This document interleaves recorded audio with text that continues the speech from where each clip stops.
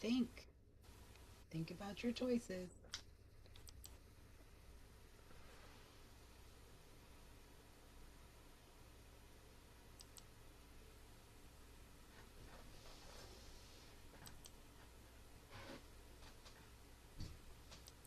Can you hit the escape button in the upper right corner?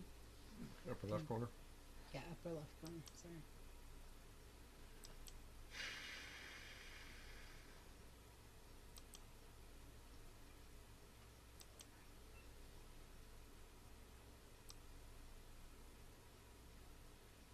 James is having his meeting today, so.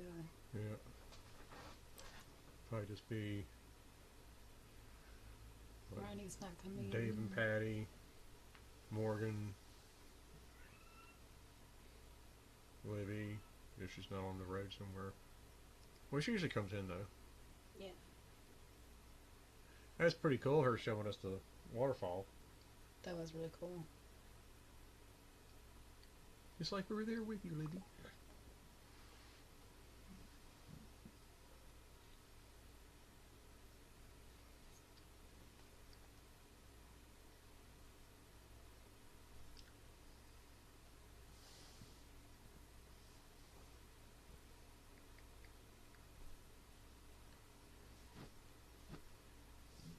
Phew, that tofu filled me up. Just hope I don't burp up that sausage. That was a lot of fat. A lot of You know grease. we're being recorded, right? Well, I hope I don't crap it out either. Just because you wanted to know.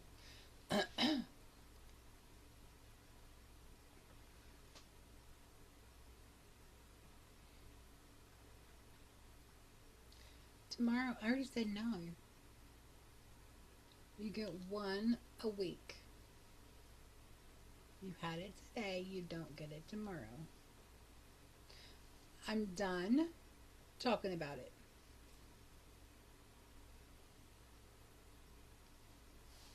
What'd you play?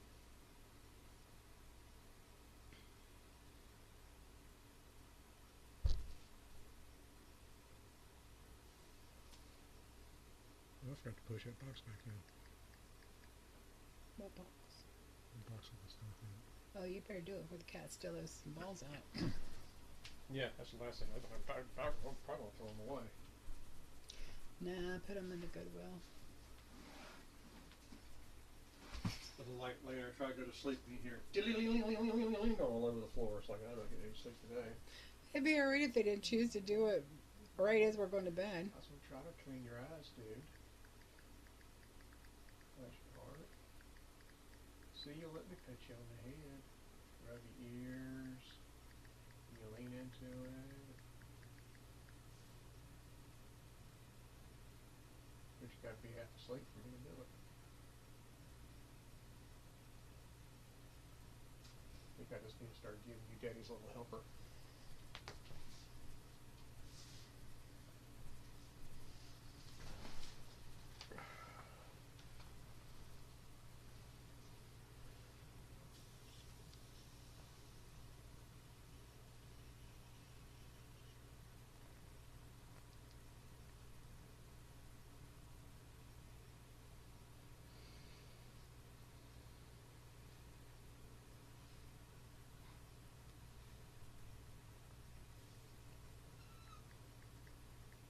Mail picked up my order in Texas on Tuesday, and it's still in Texas.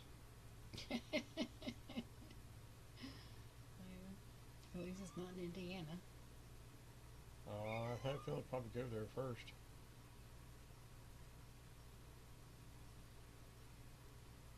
Oh, Rena. Rena.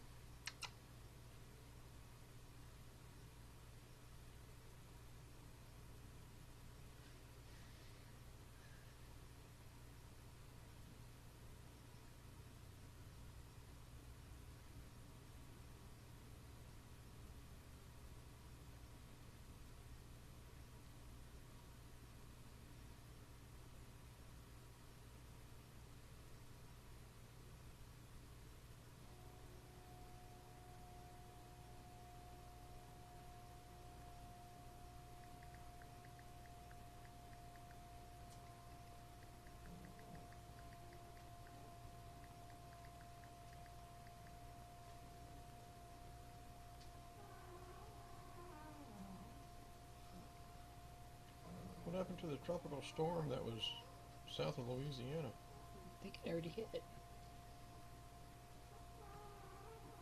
Well, it must be what all that stuff is.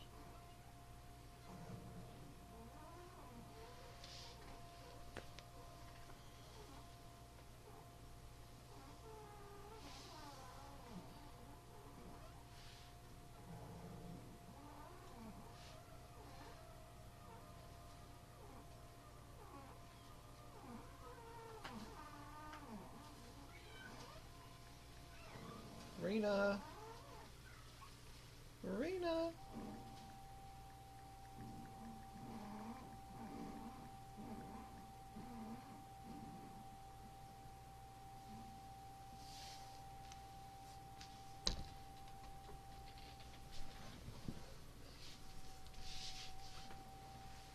What? Ever What's up? since I washed that pillow, there's like a lump on that side and it hurts my butt. Okay. Why you ask? Butt lump.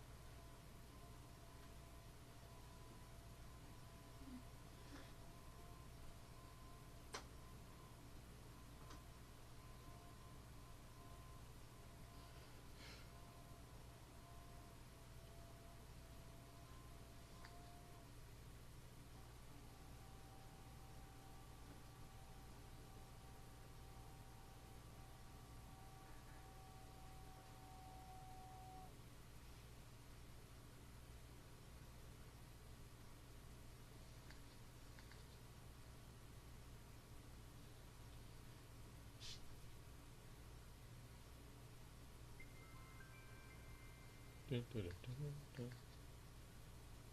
I did not know that one. Oops. That's Indarius, that's right. You didn't know that one? Bella.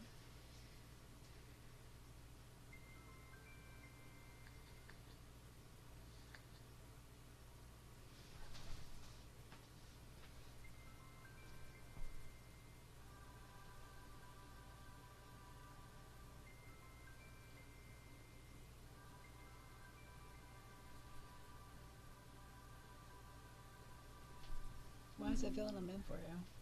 Because I found a word that's not in there. Oh. So it gives me a hint to another one. Oh, gotcha. I would like to play that game. What is it?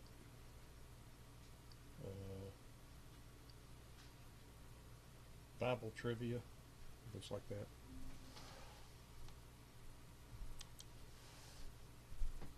Looks like what? Looks like that. Oh, okay. Does it have commercials? What up, Chuck? Hey, Chuck. ¿Qué pasa?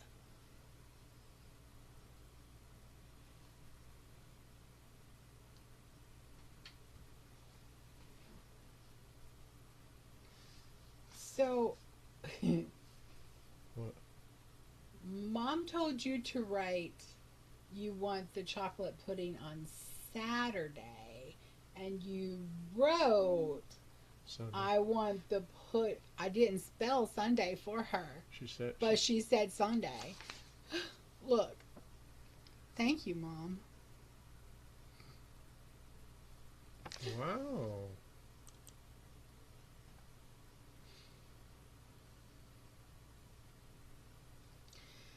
Hi, Miss Betty. Okay, you can have it tomorrow too. Yeah, you can have it tomorrow too. Hi, Betty. Hey Shabbat guys, Shabbat Shalom. I'm so glad to see little Ellie is still, Eli is still with you. Yeah, he's a Oh, pound he's and a half now. Wow, I've been praying for him. he weighed Yeah. He said thank he you. weighed 1.5 ounces yesterday and 1.8 today. Whoa, He weighed okay. 8.7. He's gonna be a little So horse. he's getting up there. Oh yeah, he was Yeah. 12 ounces when I brought him home Yeah, a he week and a half wasn't. ago, Oh my and goodness. Well, he's close to a pound over that. They're supposed to gain, what, 2 ounces a day? I thought it was an ounce a day. An ounce to 2 ounces a day, and he's like so surpassing that. But he's not fat. no, he's so cute. Oh. Let's see. Well, I just wanted to jump on a minute and say Shabbat Shalom to y'all, and I will be back. Oh, looky. Oh my goodness. Say hi. Hello. I'll be He's back a waiting for little that. later. I have to get on with my bro, you Yeah. know. Yeah, I know y'all Understand. We understand and you would love too. me We would anyway. too, but ours is at the same time. So I know. I know. But it's just once a month, so yeah. I will be back. I'll be back later. I think All he Okay. does right. it on purpose to steal viewers. Yeah. I think he was doing it Hey, before we love you did. guys. Take care. Love Have you a good too. one. See you in a little while. Hey, you too, Charles Sutton, the quiet one. I think he's still in bed. Oh, maybe he just signed on and thought I'm just going to be on here and anyway. Lay in Okay, bed see drinking you his coffee. later. See you Bye-bye, later. y'all. Another cup of coffee sounds good. Are you biting? Are you biting? Looky, looky, looky. Chew on your necklace. Yeah, it's already got teeth marks all in it. No. So when you look at it down the road, be like, that's when he was a baby. Yeah.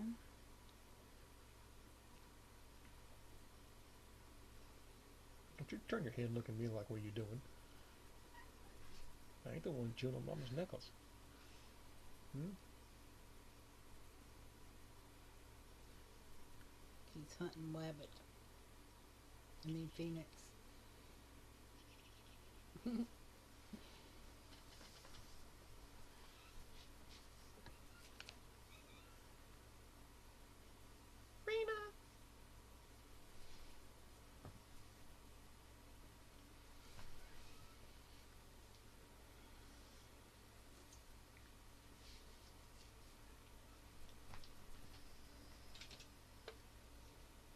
Oh, you never did say. Does it have commercials? Does it have commercials? The app. Does it have It commercials? does. It does. No. But I hate those they're commercials. pretty fast. You can go through them. In other words, or they allow you to skip through them.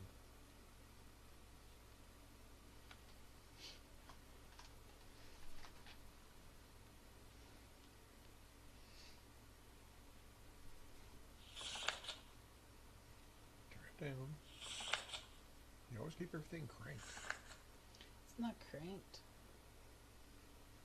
I used to have it turned up all the I way. always keep mine with a little round ball just like that. Good for you. Yeah, good for me. Just because you did doesn't mean I have to. I got this all over again now.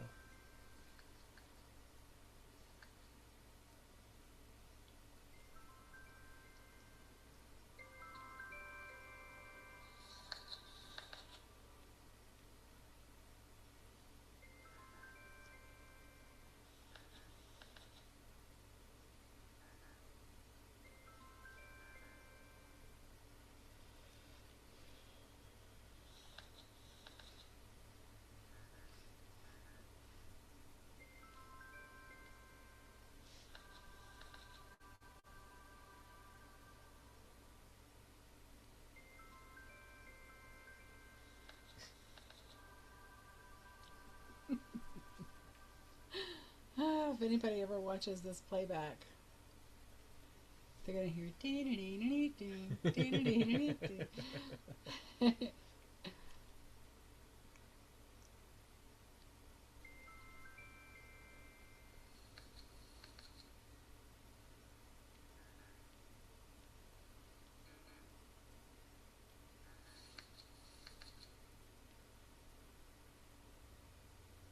True.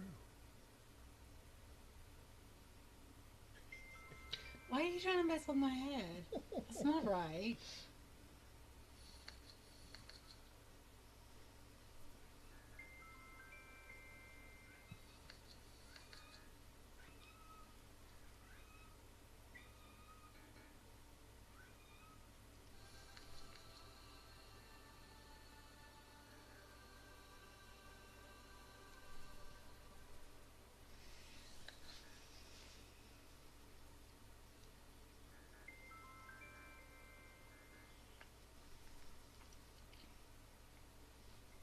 Judas betrayed Jesus with a handshake. True or false?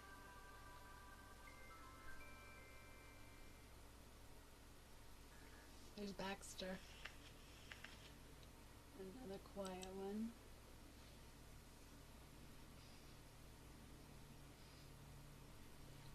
Shabbat Shalom, Baxter. Hey, Baxter.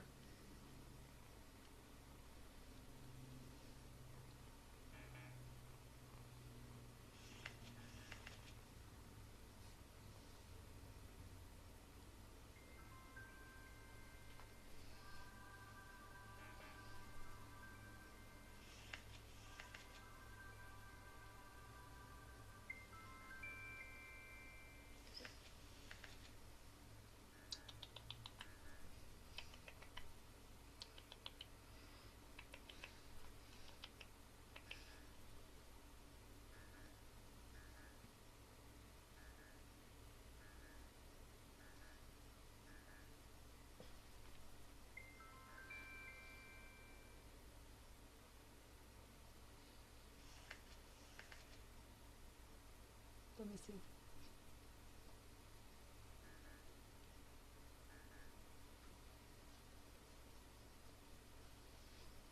Did you try lay? Yep.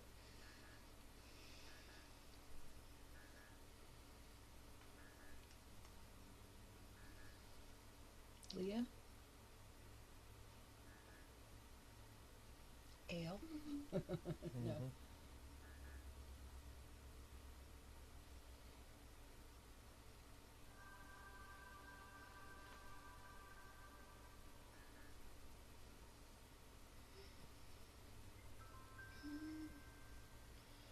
Mhm.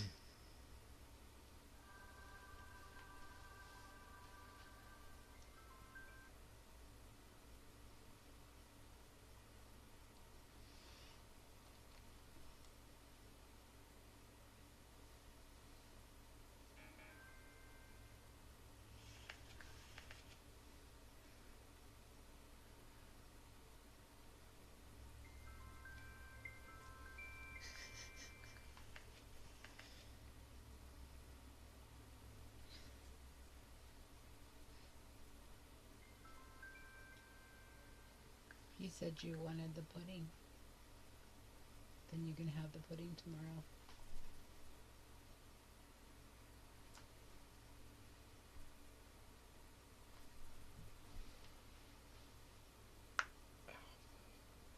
Oh, he's gonna pop that knuckle now. Yeah, it's kind of cloudy here. It's been raining a little off and on this morning.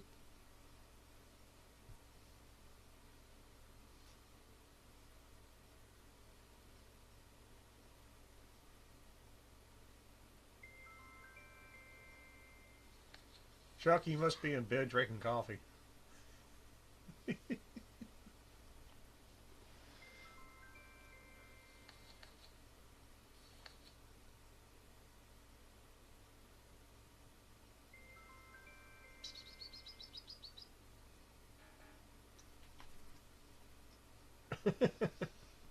Morning nap.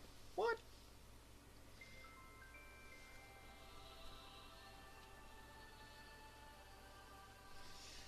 You get a That's midday alright. and a That's mid what after. Shabbat is for. You get a mid morning and a mid afternoon nap.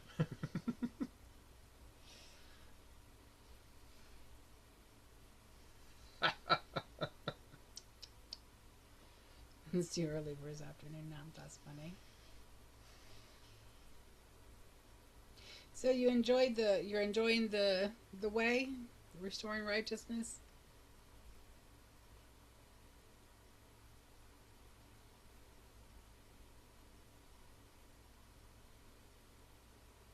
Yes. Yes, Oh, there he is. I like the focus of it. I I've read every word of it from the front cover and the back cover all the way through to first word of chapter 1. But 3 pages or 4 pages, I forget how many of the focus is very clear. and it's that's nice too because that's a way to approach that hunger that we feel, but we don't know exactly what it is. It's like you're But laying down the foundation before you get into the book. Well, you have to. I mean, you have to understand what righteousness is Mm-hmm. from a Hebraic point of view, before you can understand how it was mishandled throughout the years that followed it. well, it's a very heavy subject, and I like the approach so far. But so far, all I've done is just read all the pre-material. I got all the way to what is righteousness, and that's as far as I got. But I definitely can tell what the focus of the book is. And Uh, especially when Paul puts in his letters that no one's righteous, no, not one. yeah, that I kind of got past that some time back. Yeah. Yeah. But it's not Um, just about Paul. It's about how it's. I mean, Paul was a huge influence on how the understanding of righteousness changed. But he's not the only thing that influenced how the understanding of righteousness changed. Right. So I mean, that we cover everything in that book. well, as far as the table of contents is concerned, it looks like you covered everything. But if you're gonna deal with that problem of actually, seems to me like Paul rewrote what the relationship's supposed to be. What What was do you mean that, by Baxter? what do you mean by relationship? Well, the part on the inside that wants to be right. I haven't read your book yet, so this is just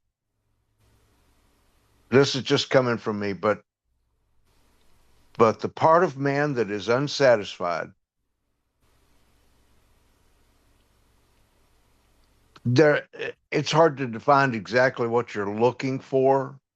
But when Right. you do stop and think about it, and you realize that really all you just want to be right, uh, and and um, and you've been told, if you've been told, as I have, that you're not going to be right. Somebody else can be right, but you can't be right. Well,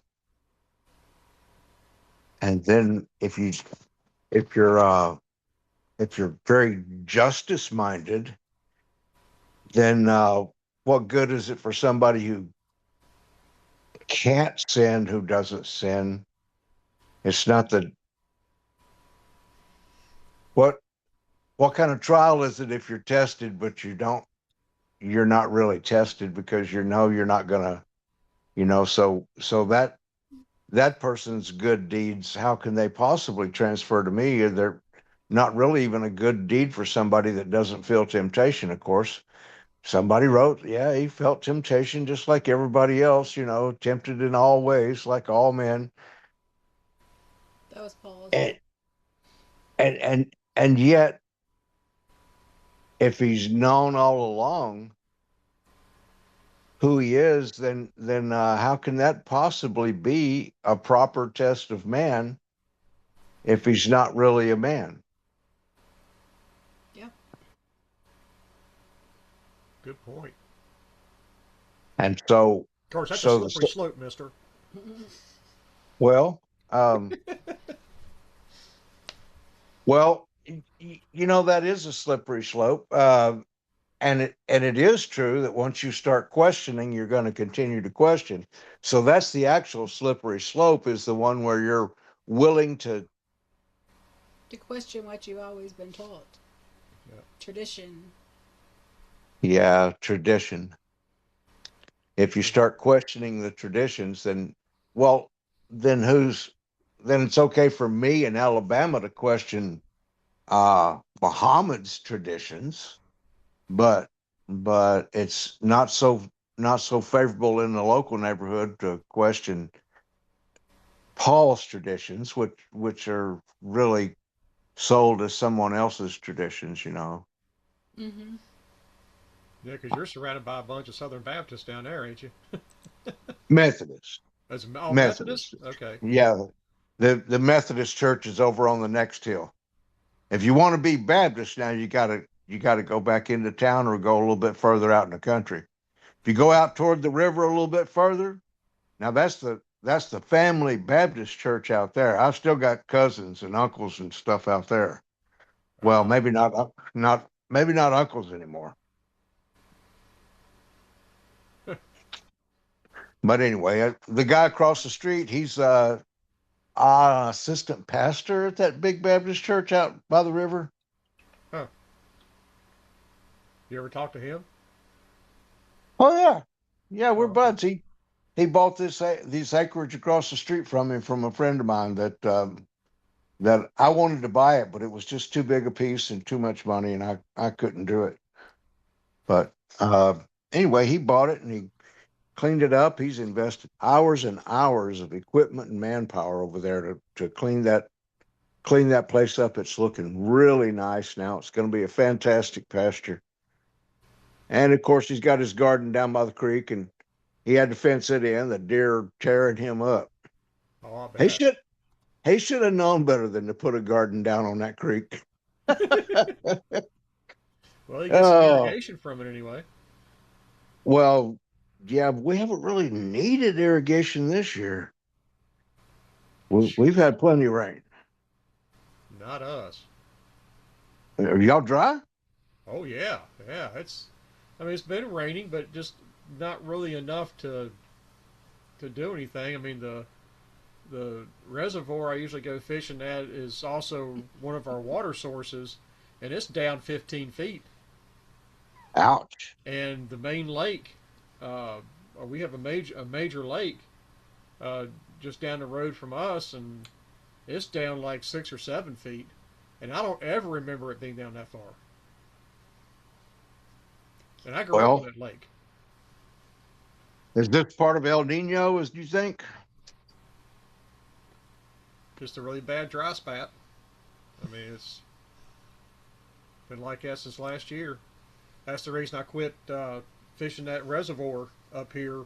Once it hit about 7 foot, I said, "Well, I can't put the boat in no more." So I quit fishing it, and it just kept coming down and coming down and coming down. Part of me wants to take the kayak out there and just get a bunch of video footage of Of how everything. low it is? So when, well, just so that when it fills back up, I know what's there. You're trying to mark the brush piles. Trying to get all the creek channels and all the points and drop offs and everything else, and just video it. And put it along with the map that I keep in the John boat. I got Yep. a depth chart map in the John boat, and that way I can look at that map and then look at the video footage. And if I could print it off or something, keep it in the book with me. I go, okay, right there's a stump field about 20 feet off of that point right there, and whatever. Some Yep. pile of rocks off this one. Yep. Yep. Yep. Uh-huh. Yeah, I know what kind of fisherman you are. You probably got one of those sonars that shows you what the bottom of the pond looks like. Well, I've got a 2D sonar, yeah. But if you're thinking about that video game cheater box as we call it, no, I won't have one of those Oh, why not? Forward facing because sonar. that's poaching. It's not fishing. It's one thing that Takes all the fun out of it's it. one thing to have a 2D sonar and get the bottom layout and everything else, weed lines and stuff like that, and fish on the sonar. But it's different to have a video game with front footage of live, what's going on right now. And they can take their lures and they can see their lures down on that screen. They can watch the fish come up and get it. Oh, here he comes, here he comes, here he comes. He got it. Like that's not fishing. No, that's called eating. Uh, We we well, we fish to eat in Alabama. they allow it on the pro circuit.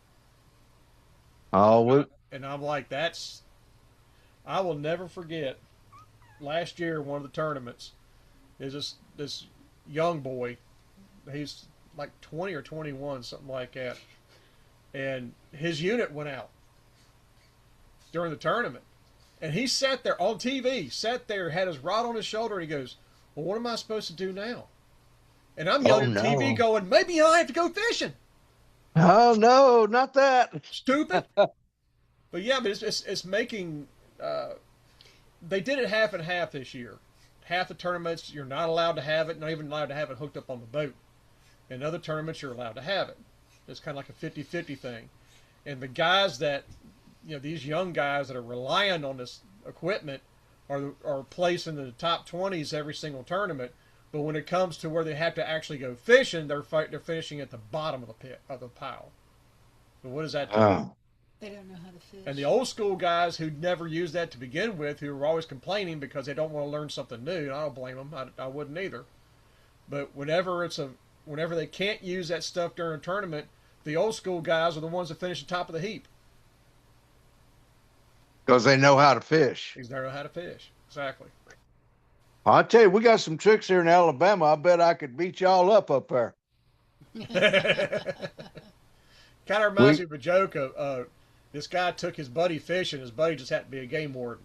And they go out in the middle of the lake. Well, he likes to stick a dynamite, throws it out in the water. There you go. Grabs the fish, and game warden looked at him and goes, "Buddy, I can't let you do stuff like that. It's against the law." He goes, "What do you mean it's against the law? We're fishing." He says, "I can't let you do that." So he lights a dynamite, hands it to his game warden buddy, says, "You're going to shut up, you're going to fish." Yeah.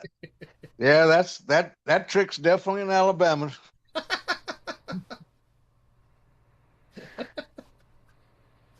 Alabama's got some good lakes. Alabama's got a few pretty good creeks too. Well, we call them rivers here, but you got Lake Eufaula down there, which is a classic. Yeah, Lake Eufaula is just that's been on the tournament schedule since the 70s. We have people. You see them get off work on Thursday.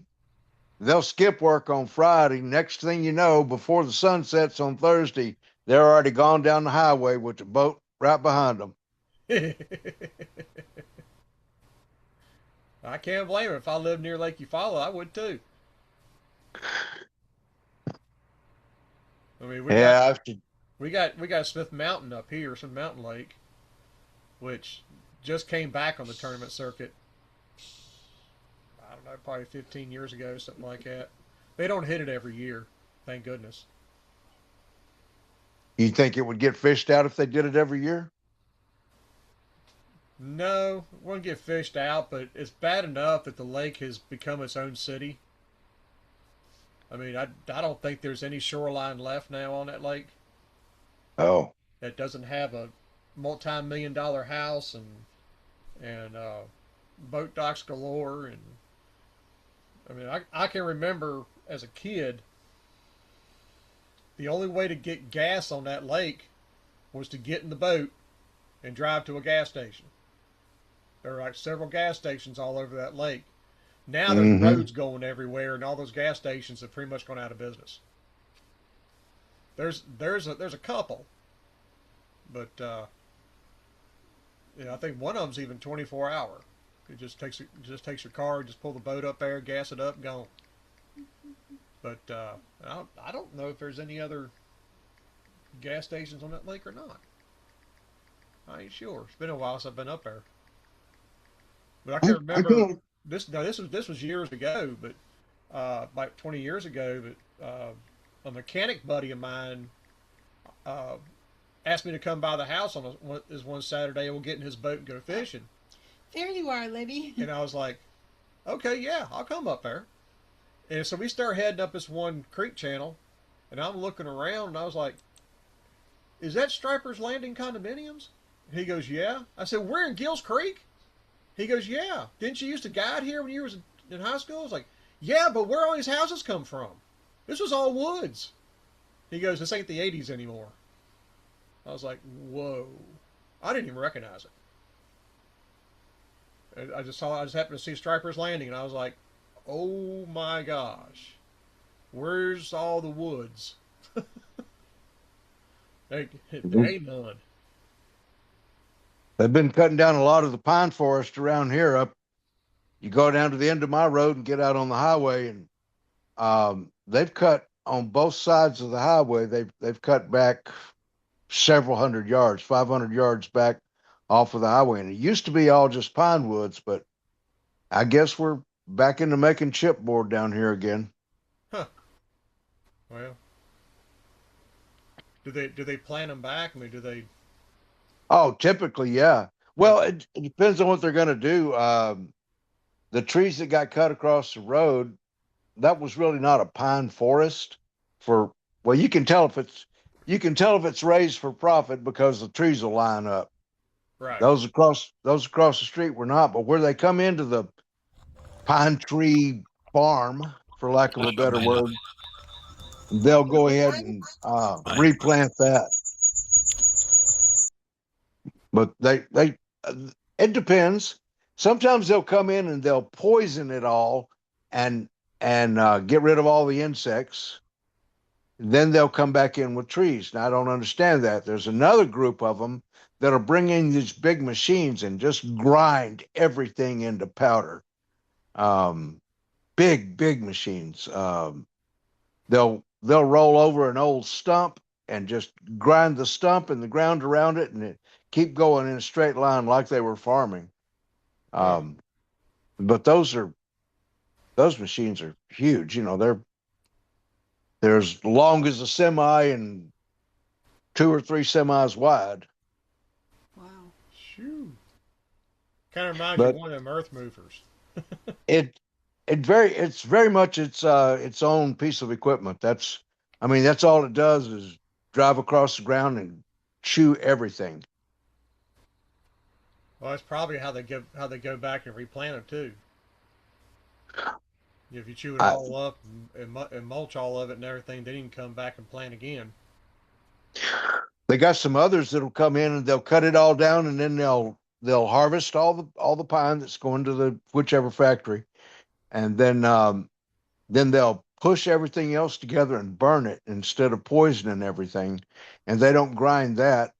Uh, but when they start burning it like that, you can almost always watch that turn into a cow pasture.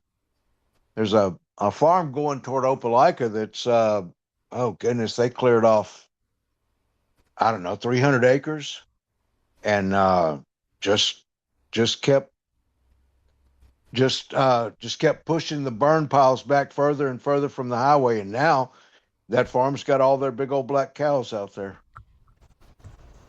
Is that Eli? Ranch. Yes, it is. Let's see. Okay, we're close on our computer. There it is. Hey, Eli. Oh, he's Cute. he's Oops. Negro. Negron. Negron. Negron. He's Negron is the term, right? he's gained he's Yeah. gained three he's gained I don't almost have three any. ounces since yesterday. They might be talking. That boy My is one speakers are pound not. 8 ounces now. Want to put my speaker on? I don't know why I shut that off. You got a delay going, Hello? going. You got some reverb. Can you hear us now? Yeah. Everyone's muted except for. So you got to guess be all muted. Why can't I hear them through your Yeah, computer? you can hear them now. I'm turning them up. It kind of reminded me of that wolf on the old Tom and Jerry cartoons. The one was always going after that Billy goat. Oh, yeah. That's too Come funny. back now, here. Yeah. Doggone, Billy. Sure did miss y'all. I don't remember that at all. Oh, and he had that whistle too. What was it? You're too young. That's why, Angel. And the older you get, you realize that's a good thing. Now you realize the older you get, the better the cartoons were. I'm only 6 years younger than him. Of course, the difference between me and you, though, David, is you had to watch Batman in real time. Yes, I So you did. had to watch for the next day to tune in tomorrow, same bat time, bat channel. Same I bat just channel. waited for the next show to come on the next Yeah. half hour. That was good. It was a fun time. I'll Robin. never forget the first time she wanted to watch that. And I told her, I said, oh, yeah, we'll watch it. I grew up on that stuff. I said, but I'm going to warn you, it's sponsored by Velveeta. And she says, what do you mean? I said, you'll see it when you start watching it. She Yeah. watched the first episode of Batman. She goes, oh, my gosh. I'm like, I know, isn't it great? Pow, bam, frump. And they spelt the words out for you. That's what she thought was funny. But you know what the funny thing is? all the superstars that played the villains were Yeah. lining up to play the villains. Oh, I know. They were contacting the writers of the show saying, "Can we please have a part in this show?" Hmm. Because what it was is they told them, "Hey, if you want to overact, have at it." Right. You know, Oh, and that was a fun time. the guy that played was it King Tut, was that Shakespearean actor, Oh yeah, yeah. and so he made sure he really hammed it up. Oh yeah. You That know, that was he said he had a ball playing that part. the Joker. The Joker. Who was the Joker? Cesar Romero, I mean, these were still to me actors. the best Joker. Oh yeah, Cesar Romero. And, That was great. And Vincent Price was begging them Oh yeah, to let him play a part in the show, so they had to create a villain, yeah, Egghead, yeah. and all of his little. Who was the Penguin? That was There was some famous actor. Mickey from Rocky, Uh, Burgess Meredith. Bruce Meredith. Yeah. Now here's the funny thing: did you know Burgess Meredith didn't smoke? No, and he smoked as a penguin. But that's why he had that long Oh, extension of the cigarette, because it kept yeah. it away from his face. Wow. There's all kinds of stories about that It, show. That show. it fit though. It fit the penguin's Yeah, look. yeah. Well, I mean, like Vincent Price when he did Egghead, everything had to be on an egg phrase, like excellent. Yeah. I remember that. That was him. He came up with that because they were like, "That's awesome, leave it in there." And he's like, "All right." He had the voice. I mean, Oh yeah. his introduction. Frank Gorshin as the Riddler was just. Oh yeah, that guy was really good. Oh, The he was Riddler. great. But then I let her see the movie, and she just shook her head. She goes, "I've seen enough." Yeah. I was like, "What's wrong with the bat shark repellent spray? What's wrong with that?" Oh, and And that then- car. With the rubber shark. That was hilarious. And Robin, You know- Robin was the original Men in Tights. Yeah.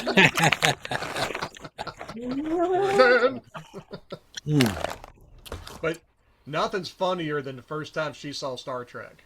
Oh. And now I'm not a Trekkie, but we all grew up watching. Oh yeah. You mean the first one Oh yeah, we all grew up watching Star with Trek. with James T. Kirk? I mean that one. William Shatner, yeah. William Shatner. But I was telling her, I was like, now look, I'm going to warn you, because the way he does Kirk is Oh, it's quite plausible Yeah. when he emphasizes things. And she's like, okay, yo, whatever. oh, The very it's first great. commercial hits, and she looks at me, she goes, oh my gosh, he really does talk like that.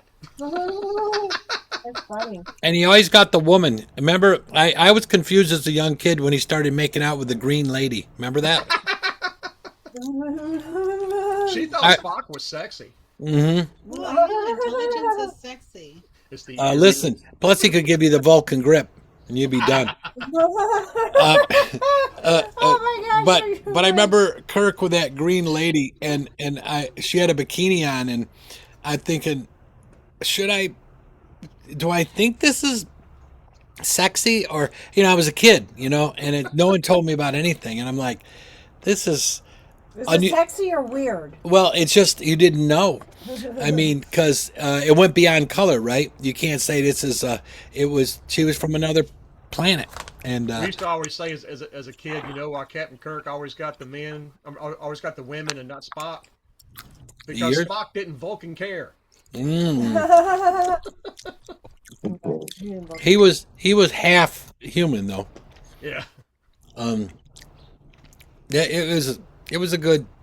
But that's I mean, that's, you had where, the- that's where that came from, though, was because he was Jewish. Yeah, priestly. Live long and prosper. Yeah. No, he brought there was a lot of good, concepts in there.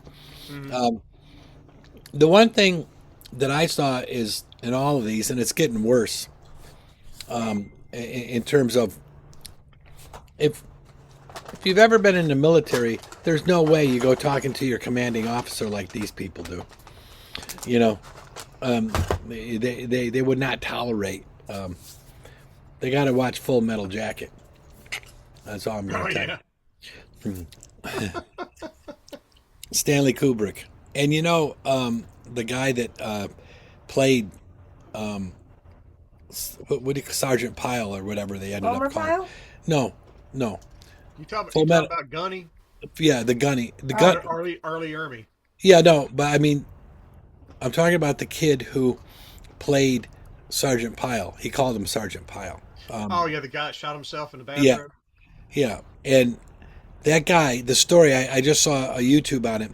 He's he knew he knew some actors, and they would come and eat at his restaurant. And he was a table server. And who was the famous actor that played the kind of intelligent Marine guy that was his friend? that's me. Ah, shoot. Anyways, there was a big star that played in there, opposite of them. He was a recruit. Um, anyways, he's Tom our Cruise? no, no, no, no, no, no. Full Metal Jacket. Full Metal Jacket. I'll look it You up. talk about the one that got in trouble for saying, "Is this John Wayne? Is this me?" Yeah, yeah, About him. yeah. He said to Sergeant Pyle, this kid, he said he said you should try out for this movie. And so Stanley Kubrick, he sent an audition to Stanley Kubrick, and he was serving dishes. I mean, he was a busser at a restaurant. So Kubrick, like 3 months later, writes back and says, "I just want you to read these parts," and he put that in it. And then he said, like 2 weeks later, he got a contract, and it said, "We want you in London like in 3 days." Is this a real story? Yeah, Oh, and wow. and the guy, he comes over there and he goes, "There's a problem with you." He goes, "What?" He goes, "You have to gain 70 pounds." So the kid gains all the weight for the show because he wasn't really that big, or 50 pounds. It was a lot. It was an enormous amount, and he gained it. And he's the story about Full Metal Jacket. He's the center of the story. How they berate him. The gunny berates him Oh yeah. and it's Especially when he finds a jelly donut in his footlocker. oh man. And he says, I'm not gonna punish you. All the rest of your platoon has to do push-ups while you eat this jelly donut. I gotta look that up. Oh God, that was good. But But it was funny with Arlie Ermy though because he didn't have a script. no. They Yeah, didn't give him a script. They said, "Look, this is what you did, so right, just do it again." right. And And he and nailed the it every single time because he was the a hard drill sergeant, from what I heard. oh yeah, I met him at the SHOT Show, and of course there was 1,100 people in the line. But I wanted to, but I'm going to tell you, he said that he went there as a consultant to teach the guy that was gonna be, and Hmm. and then when Stanley Kubrick saw him, he goes, "Oh no," he goes, "Oh no, no, you're gonna be the drill sergeant," and then he said, "Here's what I want to happen in this scene, no script like you said," and I mean, we won't see him here, but boy, some of those things that he says to these guys it's truly funny. Yeah, How he, they had to redo a lot of those scenes, especially in the platoon, because he would actually make guys cry. uh huh, yeah, It's like, dude, he's acting, but at the same time, he's not acting. no. He's letting you have it, but a Yeah, lot of guys will start crying during the I film. just loved it. I loved him. He was the perfect drill sergeant. Oh yeah, Who he always came up with this when Pyle was eating all that stuff. He would come up with what he's eating, all the worst foods you could possibly eat, and he would put him in a tirade in like 30 seconds. He'd like, oh my God, you hit about everything a bad food you could eat. Yeah, Cheetos, milkshakes. It went on and on. They were funny. Yeah. you will not laugh, you will not cry. Yeah. Kubrick was truly a very visionary kind of guy. I mean, he definitely saw things that no one else was seeing in society and everywhere else. So he was an interesting cat. Very very different than the rest of the. I mean, some of his movies are very disturbing. Actually, Full Metal Jacket should be disturbing, but I've seen it so many times. Yeah, I just think it's kind of funny these parts, you know. But he he uh, he was provocative, I guess. Is the thought wise, he was provocative in these things. Anyways, So Eli seems to be doing well. Yeah. Yes. So far, he takes his last dose of dewormer for this week, and then they get dosed every week until they're 16 weeks old. Oh, But um, if he makes it a couple of days past that, he'll probably survive. and he likes Mama, doesn't he? Yeah, that was. He does. He Uh, loves Daddy too. oh, he loves Daddy too. He, yeah, we were really concerned about giving him the dewormer after what Yep. happened last two times, and then Oh yeah. and Did did did but um did did the other cats get jealous because you're spending so much time with him, or no? yeah, some have, Yeah. but they don't take it out on them. Mm. They just kind of be like fun, you know. Yeah, they kind of pout. Yeah, Yeah. but I mean nobody's gone up to him and like start smacking him or something like that. I mean Yeah. he's a little beefcake, man. I mean whoever approaches the cage, he reaches out, he reaches through the cage to grab him. Wow. He ain't scared of nothing. I'm like, Mm. wow. I mean, usually kittens will show a little, especially if they're not family. Yeah. Um, But nobody's hissed but at him, so I mean, why would he be afraid of them? the only one that's really hissed at him was Nene, and that's actually his aunt. But Oh. but she just hissed and walked away. She didn't take a shot at him or I nothing have like problems with some of my aunts, don't we, Pat? that. Remember Lulu? Oh yeah. She didn't. She She just was. wanted $1,000. And of Yeah. course we had to put Bibbles down Monday. I'm sorry. That was the Siamese that always laid up in her arms. Yeah. Yeah, How we had to old put was Bibbles? almost 14. Oh, okay. So, But yeah, her back end just shut down. yeah, She couldn't stand anymore, and she was in yeah, a lot of pain. yeah. And that's just unfortunately they don't make any kind of pain medication for cats that Doesn't kill their kidneys. yeah, it doesn't kill their kidneys. Yeah. So Yeah. you Sad. gotta do I what you did gotta try do. the homeopathic arnica, which is supposed to help, and it helped her for one day. For one day, she walked around. She walked slowly, but she walked around for like 47 feet Mm-hmm. total that day, and but it didn't work the second day. Mm-mm. Mm, No, she that's did a sad. couple times up and down the hallway. Mm, That's about it. yeah. But other than that, we had to put her in the litter box, and we had to Yeah. put her by the water bowl, and wherever you put her, that's where she stayed all day. Yeah. That's what happened to our husky, the last one, Sasha. She, when she couldn't walk anymore, and then not eating, and she was a chow hound. When a chow hound stops eating, Well, then that's interesting because Bibble Bibbles still ate. never, yeah, she never lost the desire to eat. Yeah. She mm, is still killing her breakfast and dinner and good. snacks. Yeah.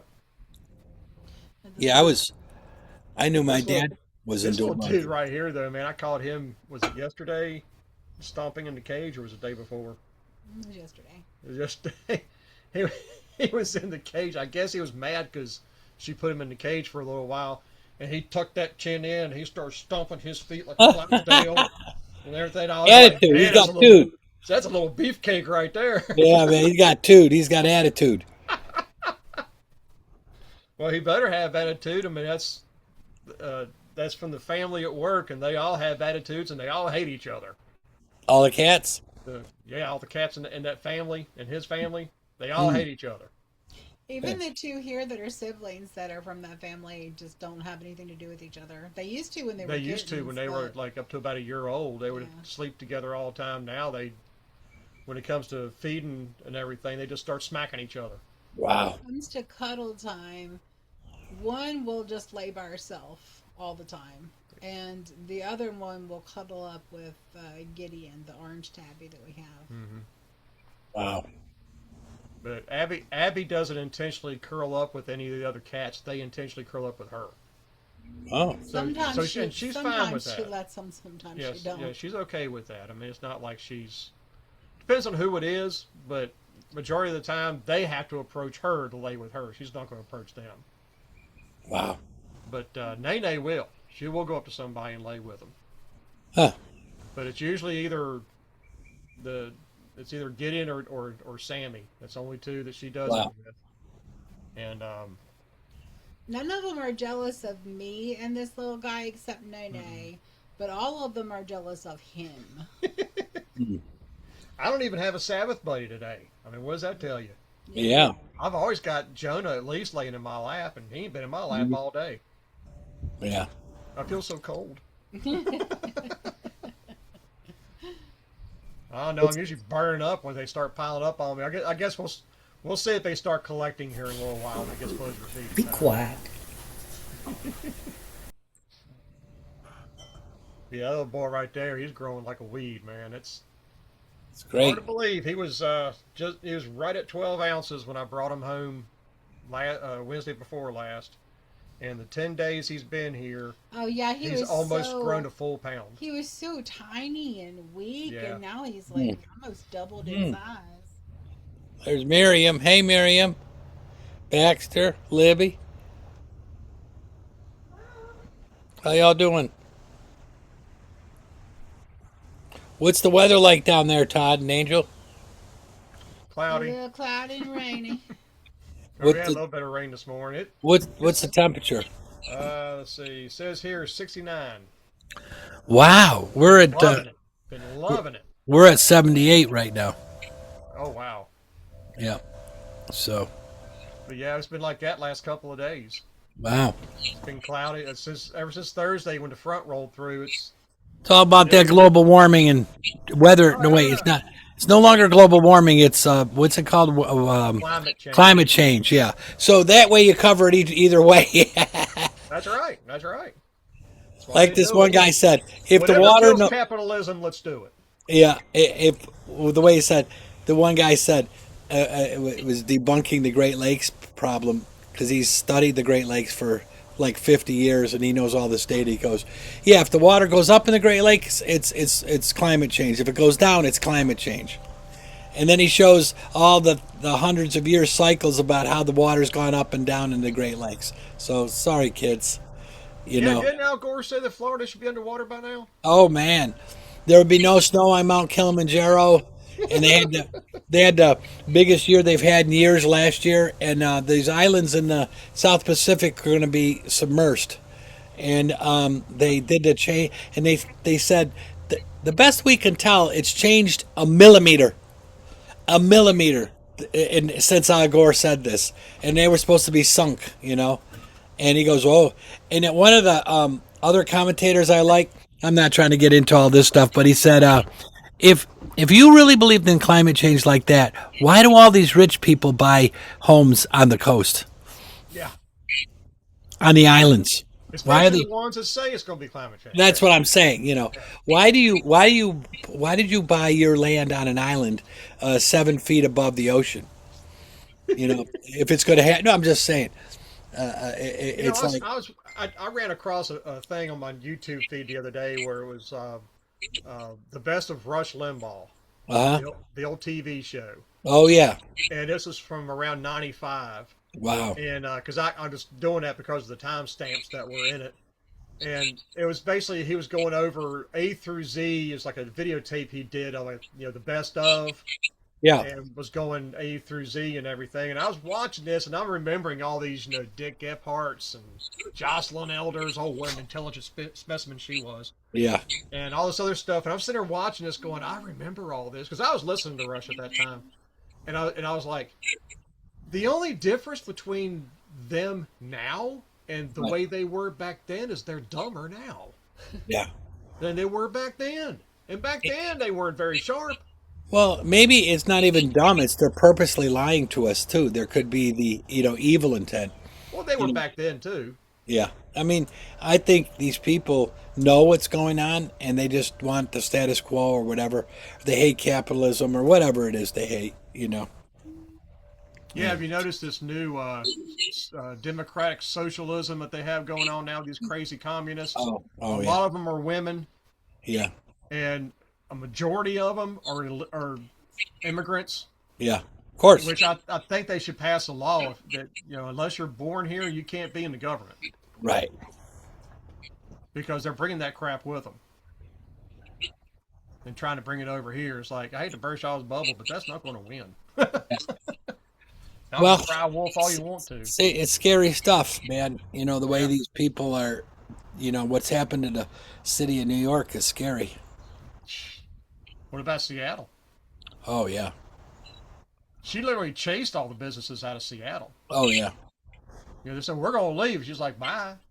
Right. Well, that's a really dumb way to look at it. It is.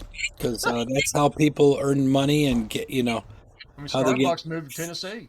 yeah. It's like, Yeah, wow. And that was like a huge building with a lot of jobs. Gone now. Was that one of Diane's pictures? Yeah.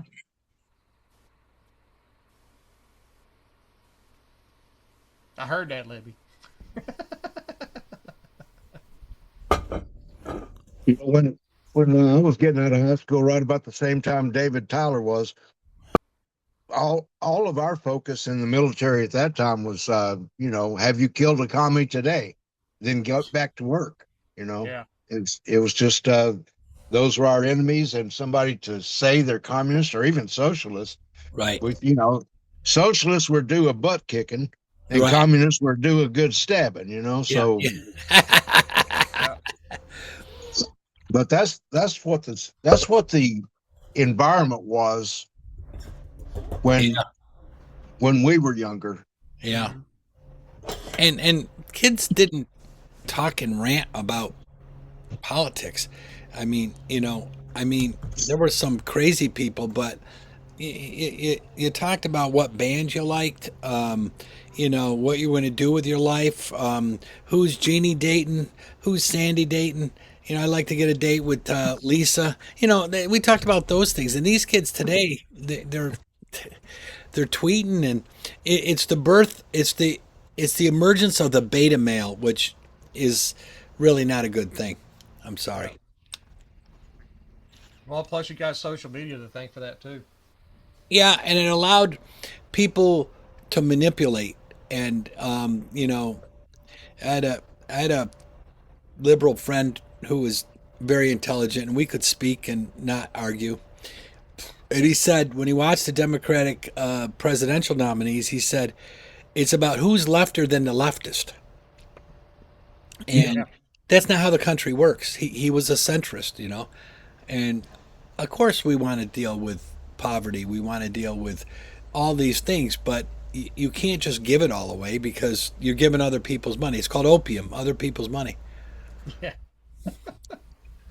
No, I mean you want I to was, give. I was watching a debate the other day, or the highlights of a debate the other day for the Democrats up in Maine. That's some real winners right there. Oh yeah, And one guy says, "Well, I want to make sure that I'm a front runner to fix our health care crisis." I'm saying, "Going, you mean the health care crisis you voted for?" oh. Okay, sure. You ever seen Kennedy take Joseph Kennedy take on the guy from Louisiana take on them? They're saying we need more money for health care. And he goes, well, wait a minute. Y'all voted for that health care, but now we need more money. It was supposed to be more affordable, and they just stopped talking to him. Funny stuff. Now the guy that had the Nazi tattoo up there, the Democrat, up Yeah, there, yeah, yeah. is he gone? Yeah, he's Yeah, gone. he's gone. You talk about nipples? Graham, Yeah, he's gone. Graham Plattner. Yeah, I was just curious because, you know, Yeah, Yeah, he's Graham's gone. gone. yeah, They took allegations of rape What a for winner. that, though. What a winner. Not the Nazi tattoo, but the allegation. the rape is what did it. Yeah, yeah, amazing. Rules for thee, but not for me. Which he's Yes. so obnoxious. That's the only way he could get any. And some just Yeah. So who's the front runner up there now? I wonder. I have no idea. AOC. Oh, there you go. Now there's a big brain waiting to happen right there. She won a contest to become the candidate. They wouldn't look She's got for a a big candidate. machine behind her. What's that? AOC's got a very, very big machine behind her. Oh, absolutely, absolutely, Chuck. No question. Well, she has to. Somebody's got to tell her what to say because she can't think of it herself. Money, it's money, man. I mean, they. I can't believe like when Mondani and was remapping out the districts of New York, according to ethnicity, he left out Little Italy, and boy, does that cause them a lot of problem. Oh yeah, I seen that. Because Little Italy ain't so little. Mm-mm. No, I saw a bunch of people talk about that. Yeah, That own all the Italian restaurants and stuff like that and everything else. yeah, And all I could think, I thought of it from a different point of view than the Italians did, because the Italians were like, well, we have the vibe of Italy here, and yeah. the restaurants and the culture and this, that, and the other. And all I could think of was, so Mondami's taking he's thumbing his nose to the mob. Oh, That's that's not not. that's That's not not. smart. No. And there's all Where do you kinds of think the mob is located? yeah. And the other there's other kinds of mobs besides the Italian now too. You got the Chinese mob, the Korean mob. I mean, you have the Irish mob. But Uh, it's the Italian mob that's known to be oh yeah, No, no, the big they're dogs. all brutal. Yeah, oh the yeah. big dog. We Y'all had a hating the family. we had a relative in the mob was became a boss. He was Santoro. That's my mother's main name. And my grandfather, Santoro, said, David, don't ever deal with a mob because you touch them once and they own you. Yep. So he he would go to the same restaurant every Sunday night to have his dinner, Italian restaurant. And when they shot him, he when they shot him, they shot him in the eyes also again, so to make a point. Like it wasn't just he didn't just get executed. We're making a point. We're shooting his eyes out, and it was in one of the big mob stories. They actually had him in there. That when he got killed. But anyways, the mob is vindictive and used to be. They never touched drugs, which they touch now, and they never would touch your family. It's only the men that were kind of put out there. All That right, all times have changed. That, changed. that all changed. There's no honor anymore in this thing Yeah. we call La Familia, Hmm. The family. and you know that oath was a blood oath. So, I mean, oof, I stayed away from that. I don't blame But it was my grandfather moved up to Rome because he didn't want to be around. They were from Flatbush and Brooklyn, and it was just too big there. It was just everybody was in it, and it's horrible. There's a new series out about the Irish mob. Have you seen that one? you. Let me just get the name for you. I'm going to tell you right now. There's violence in it, so if you don't like that, but it's really done well. It's about them struggling with the Italian mob during the building of the Javits Center. So it's kind of set back in there. And you know what blows my mind when people do that? Like all the cars are from that era, and it's like, how did they get all this? I mean, it doesn't look AI generated. It looks real. You get all these. They must have went to junkyards and got all these cars and fixed them up or something. You know? Well, those cars are around. It's just Yeah. you just have to find them. Yeah. That's just like what Bonamassa said about his amps and stuff like that. He Yeah. said, they're out there. You just got to find Yeah. them. It's the same Yeah. Well. about those cars. Yeah. They're collectors out the. I mean, there's guys around here that have got all kinds of vehicles that usually see them on like a Sunday or something like that when they're driving them. Really. But yeah, there's all kinds of there's. I've seen 2 or 3 different Model T Fords There's over a lot here. of car shows around here too. Yeah, there's a lot of car shows around here. There's all kinds of stuff, plus we have a transportation museum here too that Oh, show that's off all interesting. the old vehicles. Of course, they're all leased. They're all leased from the owners. Yeah. I think they're on 6-month leases or 3-month leases or something like that. Because you got Wow. to fire them up and run them once in a while. Yeah. Yeah. Keep the No, piston rings from drying out. I agree. Yeah. But I mean, yeah, there's when I used to go to the convenience store around the corner down here, which we don't even go to stores anymore, but I used Uh, to go there a lot, and this was like the main hub of Route 220 from the Carolinas.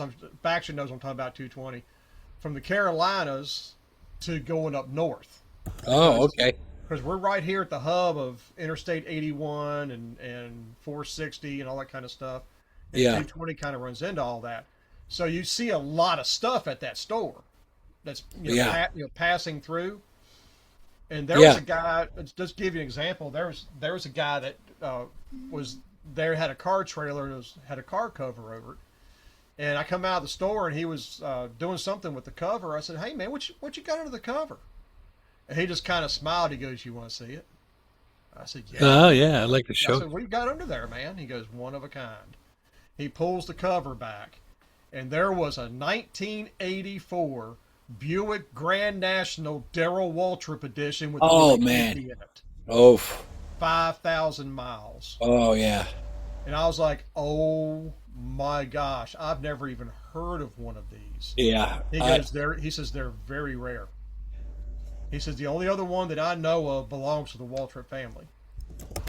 And I was like, holy cow. I mean, it had all leather interior. Like I said, it had 350 in that sucker. And it was a Rick Hendrick 350. Oh my gosh. And I mean, the tires were like this on that thing. I mean, Wow. and it was all factory original. I said, "What did you give for this car?" He goes, $5,000. Oh, come on. I was like, "What?" He goes, "A woman's husband owned it, and he passed away years ago, and she's selling off stuff to the estate. So I went to the auction, and nobody, really knew what they were bidding on. He said, I want it for 5,000. Wow. I was like, and it's got 5,000 miles, so you pay $1 a mile on that car. He goes, "Oh Oh, yeah."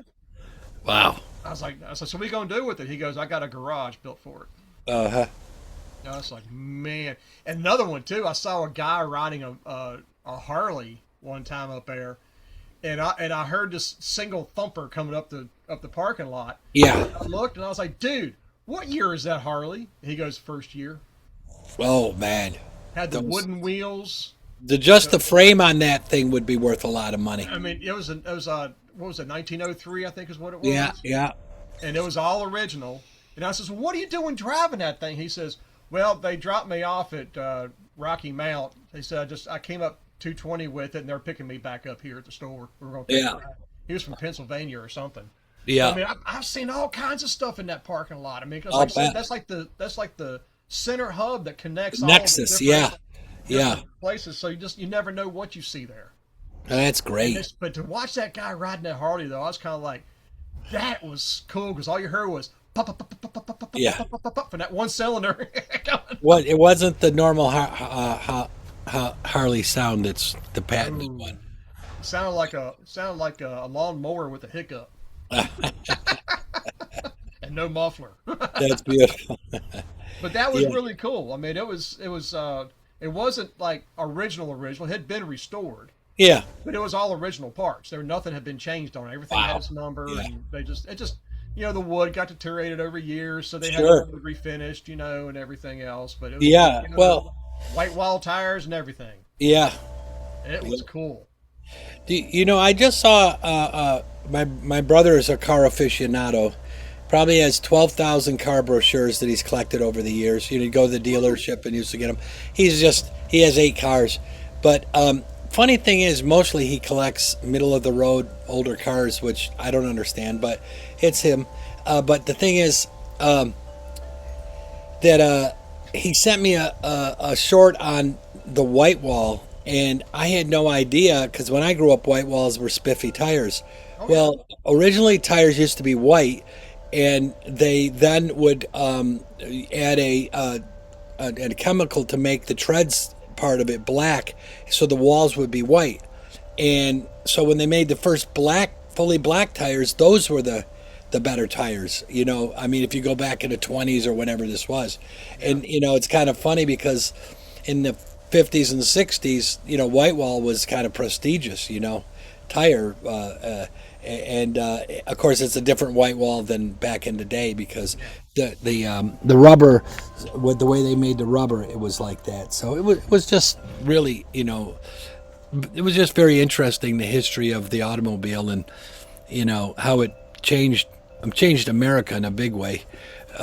And my, Obviously, my through. old my old boss had his father-in-law gave him, I think it was a 67 or 68 Ford pickup truck, Oh yeah, with a 6 foot bed, and he was going to restore it. So he had it after he got everything painted. He painted it like a pea soup green, which I know sounds weird, but it actually wasn't bad looking. no, it's probably original color of some sort, But right? it was pea soup green with the white trim, and he had the whole thing restored. The only difference was he put a modern day radio in there, but it was modeled after the original. Yeah, So it had FM, but it looked like the old original AM, yeah. type deal. And so he's asking me. He goes, well, you kind of have a taste for things like this. He says, what kind of wheels would you put on this truck? And I said, John, is that even a question? And he goes, what do you mean? I said, it's obvious. You got to have the pie pan hubcap Oh yeah, with the Ford stamp in the middle of it, yeah, white wall tires. yeah. He goes, wouldn't it be kind of goofy looking? I thought I'd just put some chrome wheels on this thing. I said, John, Oh no, if you restored this truck back to original condition, you right. need to put the original It's wheels not a on. resto mod. Resto mods are Yeah, different. yeah. He says, And you know my what? dad, He says, my all dad right. had the 58, I think, Ford F100 in red with the big round fenders, and he Oh used to take yeah. he used to take me around in that when he would do. I was a little kid, and of course, I stood up in the front seat belts. There was no such thing, and we'd stop at places where he was collecting money from the jobs he would do, and he liked the gab, and so I'd be in that truck all by myself for a long time, and it was the other car that really impressed me when I was growing up was my grandfather Tyler had a Chrysler 300 with a push button transmission. If Oh you remember yeah. those, and he would drive in that. He would drive me up into the Adirondacks with that, and it was, it. He was an electrician, and he made reasonable money. He worked all kinds of jobs, though. He made good money for working 80 hours a week, and and he Never would done drive that. he would drive that, and I thought, well, that's how all cars should have push button transmission, because I was 5 years old or something. When I was real little, Dad had. Now see if I can remember how what it was called. A Mercury Grand Marquis Mercure. Oh, If that rings a bell. you lost me after Grand Marquis. I knew what that Um, is. well, supposedly that was Mercury's like top of the line. It was Yeah. like a 30-foot car. Oh yeah. I mean, it was freaking huge. Oh yeah. And I was 5 years old, and I found all kinds of little cubby holes to hide in the back seat because he had all kinds of stuff that folded down, and I would like hide the cubby hole, fold it back up, and disappear in Yeah. the back seat. Oh yeah. I mean, it was huge. I That must have remember. been 10 foot wide. I mean, good grief! I mean, you had to have a pilot car in front and behind you as you drove Yeah. that thing. Yeah. I mean, Yeah. good grief! You can't imagine the gas mileage on that either. And then he went from that to the Porsche. Oh. There's your midlife crisis. Well, yeah. He. I when I was doing these concerts for Cedric Kushner before he became a fight promoter, but he did kind of concerts northeast is what was his thing, and that's how I met most of these people. I never played with them, but I met them. But always the Bloister cult would have that big Cadillac limo, and I don't know how big that thing was, and they'd have the flags on it, and they'd come in with that, and I'm like, you're not trying to be quiet coming into this venue. I mean, when you pull up with that thing, I mean, it's on the front of Bloister Cult Live, the live album in Okay. '75 or something, and I mean, that thing was just massive. And they all could fit in it easily, And but I never liked. I got the first time I rode in a limo, I was extremely disappointed. It was too long and too narrow. It was like being a tube. Being a tube. In a tube, is like Yeah. it's kind of like some of those small airplanes. Yeah. What did that preacher from Baton Rouge say? That's where the demons hide. I got the Lord told me to buy. The Lord told me to buy my own private jet because in those other tubes, that's where the demons are. Are you talking about Kenneth Copeland or one of yeah, those. Kenneth Copeland? Not the other guy from New Well, Orleans. Kenneth Copeland's creepy anyway. Oh my God. I mean, he's really creepy. Woo! They say he's worth $750 million. That's the Boy. latest estimate. And you're taking money from old ladies that are dying and giving you their last $100. Yeah. Well, I don't want to be anyone else on the judgment day, but I certainly wouldn't want to be him. They make a fortune. I'll give him that. Profit. They're all about profit preaching. And what about Creflo Dollar? He don't even stop. His name, Creflo Dollar. He said he needed Bring home to me. he needed 65 million for a Gulfstream, what, G550, or the big Gulfstream at the time. Yeah. 65 million, so I could go save people in the name of Jesus. Well, like that one jet that that Kenneth Copeland bought from what's the movie guy does Tyler Perry, Oh yeah. and he says he offered it to me for a deal I just couldn't refuse. There you go. And they're like, well, how much did he offer it to you for? None of your business. Like, okay. Well, whatever. Like whatever floats your boat, buddy. Yeah. Yeah. Jesse I Duplantis, yep. Baxter said Jesse Duplantis. Jesse Absolutely. Duplantis. Yeah, that's it. Yeah, those people are, in the name of God, they're ruining it.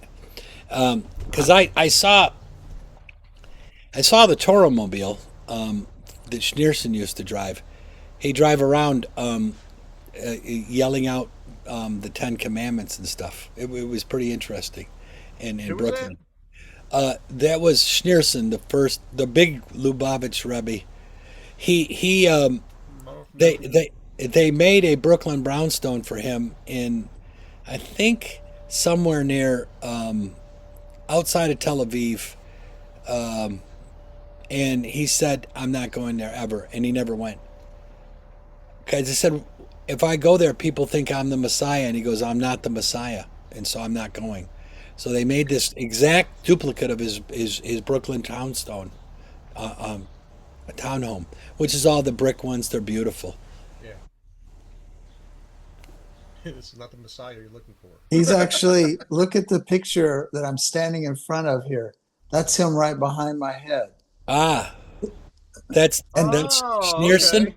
Yeah, and it says Moshiach right below. Yeah, he didn't agree with Amelech that. Moshiach. He didn't agree with that. Oh yeah, I see him, Mashiach. Yeah. Yeah, he said that there's, well, this is not just him. Of course, a lot of the rabbinical thought is that there is Mashiach in every generation. Doesn't mean they're the Right. Mashiach, but No, it means they were anointed. yeah, and I'd say he was one of those people. He's bigger thoughts than almost anybody that had lived in Judaism for a long time, maybe Oh yeah. since No, he really Hebrew. revived the whole thing. Yeah, it was amazing. Hey, there's that little kitty cat. Yeah. That is so cute. Look You at can. that. He's got his own song. Eli's coming. He's fussing right now. If he don't like something, he'll let you know about it. He don't do Well, anything about it. But I he'll let you remember know about last week he was tangled up in your beard. That was it. Yeah. just the cutest thing. I started laughing when I was talking. Oh, he That loves the was, beard. See? look at that. That's so cute. Hi. Hi. Oh yeah, he's fitting right in, man. I was That's so telling nice. David he's gained almost a pound since we've had him. Really? So he's growing fast, real fast. Wow. Wow, wow, wow. He, That's he's not going to be her titty kitty for much longer. kitty. So Okay. he's always riding right down in her shirt is where he's always riding. He's got his Oh, paws, I see. keeps his Okay. paws sticking out, and the other day he was acting like a seal. I came home from work and he had his paws stuck out. He was going. I was like, "Hi, buddy." Oh, But yeah, so far he's been doing really good. So have to wait and see. it was nice. It's nice to hear David's voice. I don't think I heard you much last week, David. It's always nice to see the picture of you and your dear wife there, but it was nice to hear your voice. That's He was refreshing. quiet last week. You know, I yeah. I mean, when I got in, he wasn't talking. I thought, well, he's always got these wonderful stories and great stuff, and He must have had a uh, big bowl of chocolate pudding. well, that's okay too. Oh, thank you about the shirt. My wife bought. Here, I'm going to show you. My wife bought this for me. It's a very cool looking shirt, and It's like a she bought sea. that for me like about a month ago. I think it's been in several pictures, and I really like it. It just has a cool, and that's what my life has been lately is going down to the beach and swimming. I've been swimming like 4 days a week down at in Haifa. And man, I'll tell you what, it's good exercise. But sometimes those waves, like yesterday, the waves felt more like Zuma Beach yesterday. Normally they don't feel like that. Normally they feel like Haifa. but yesterday, boy, they wore me out. Just an hour and a half down there, and I was like, okay, I'm ready to get on the train and go back home. uh, That's just fun to say. Haifa. Haifa. It is. And what's really cool with that, I'm just going to suppose most of you guys have been to Israel and Haifa and areas, but if there's this point where you come down on the train from Carmel, come straight into Akko, some people call it Akir, but it's Akko, and so you're right there, and then it turns and you go down into Haifa, and you go through all the little stops until you go around the tip, and then there's the beach at the other side of the tip, and it's so nice because the train takes you right there. I just walk across the street and I'm at the beach, and I'm not lazy or anything, but I just go to the first lifeguard stand on the left, and it's number 3, and I go down there and I swim. And it's so funny. I've always, when I leave the house, I always have a hat on. This is one of my outside hats, and I don't have my swimming hat with me, but it's just like surfer guys have. I used to have one when I was a surfer guy, 40 something years ago, 50 years ago. Anyway, but I will take my regular hat and then I'll put that in my bag and put on my big surfer hat because it comes out and keeps my face from getting burned like it did yesterday. But it was so funny because they used to call me, Adam Kova, and so now it's Kova, meaning like a hat. So I'm known as Hat, and I didn't have my other hat with me, and I'm not about to take this one into the sea. I wrecked my last one, so I was there, and he's like, Kova, like, hey guys, up in the lifeguard stand, and so I'm like, okay, come in a little bit, Of course, they're talking in Hebrew. One time, after I had the surgery on my left hand, my ring won't fit on my finger, so I had it on my right finger. So they were looking at me and they started speaking Russian to me. I'm like, Ivrit, Ivrit, and they're like, okay. So that was kind of funny. But now they know me really well. They just, I don't know, if they don't have something to do, they'll just yell at me, telling me, come back in, Kadima, Kadima. Oh my gosh. I get out there and it's so much fun most of the time.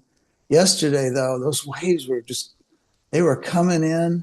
And you know how teenage girls, they want to look all pretty for their friends and their little, and I felt so bad for them because these waves were just crashing down on them, and until they figured out, go back to the second sandbar and you'll quit losing your suits. They were like adjusting everything, in a panic, and but it gets so funny sometimes, and of course they're sweet kids. Although I had to yell at them, I had to yell at 2 boys on the bus. They deserved it though. We have what's called a Ravkov card.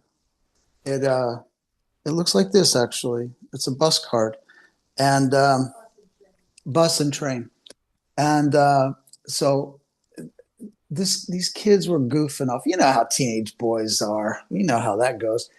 And one of them, I saw his hand go like that, and that card came from the other side of the train and went and popped off by the side of my sunglasses and hit me on the shoulder with such vigor that I wasn't sure exactly what hit me. And it lodged right in the side. And I jumped up and I ran down there to them. And they were like, and I don't know what they thought I was going to do, but I started yelling at them. And I was yelling at them in part Hebrew and part English. And they're like, okay, okay. He goes, I have my card. I'm like, come down here and get it, So we went back down there and I told him, don't do it again. He's like, Wait a minute. You know how to yell? yeah, You're I have always my so laid moments. back. Well, yeah, but if I hadn't had my glasses on, it would whack me right in the eye. Yeah. And I tell you what, we spent enough time last week with my wife, and she had to have emergency laser surgery. She had a hole open up in her um, uh, what? Yeah, in the retina in the back. And so they do these laser surgeries. But this was the right eye. She had, and the left eye had so many stitches. She's studied by doctors because they'd never seen that many stitches. they're laser stitches. And then they finally had just go in and do a whole 2 surgeries to fix the whole thing. But they did. And now she can see.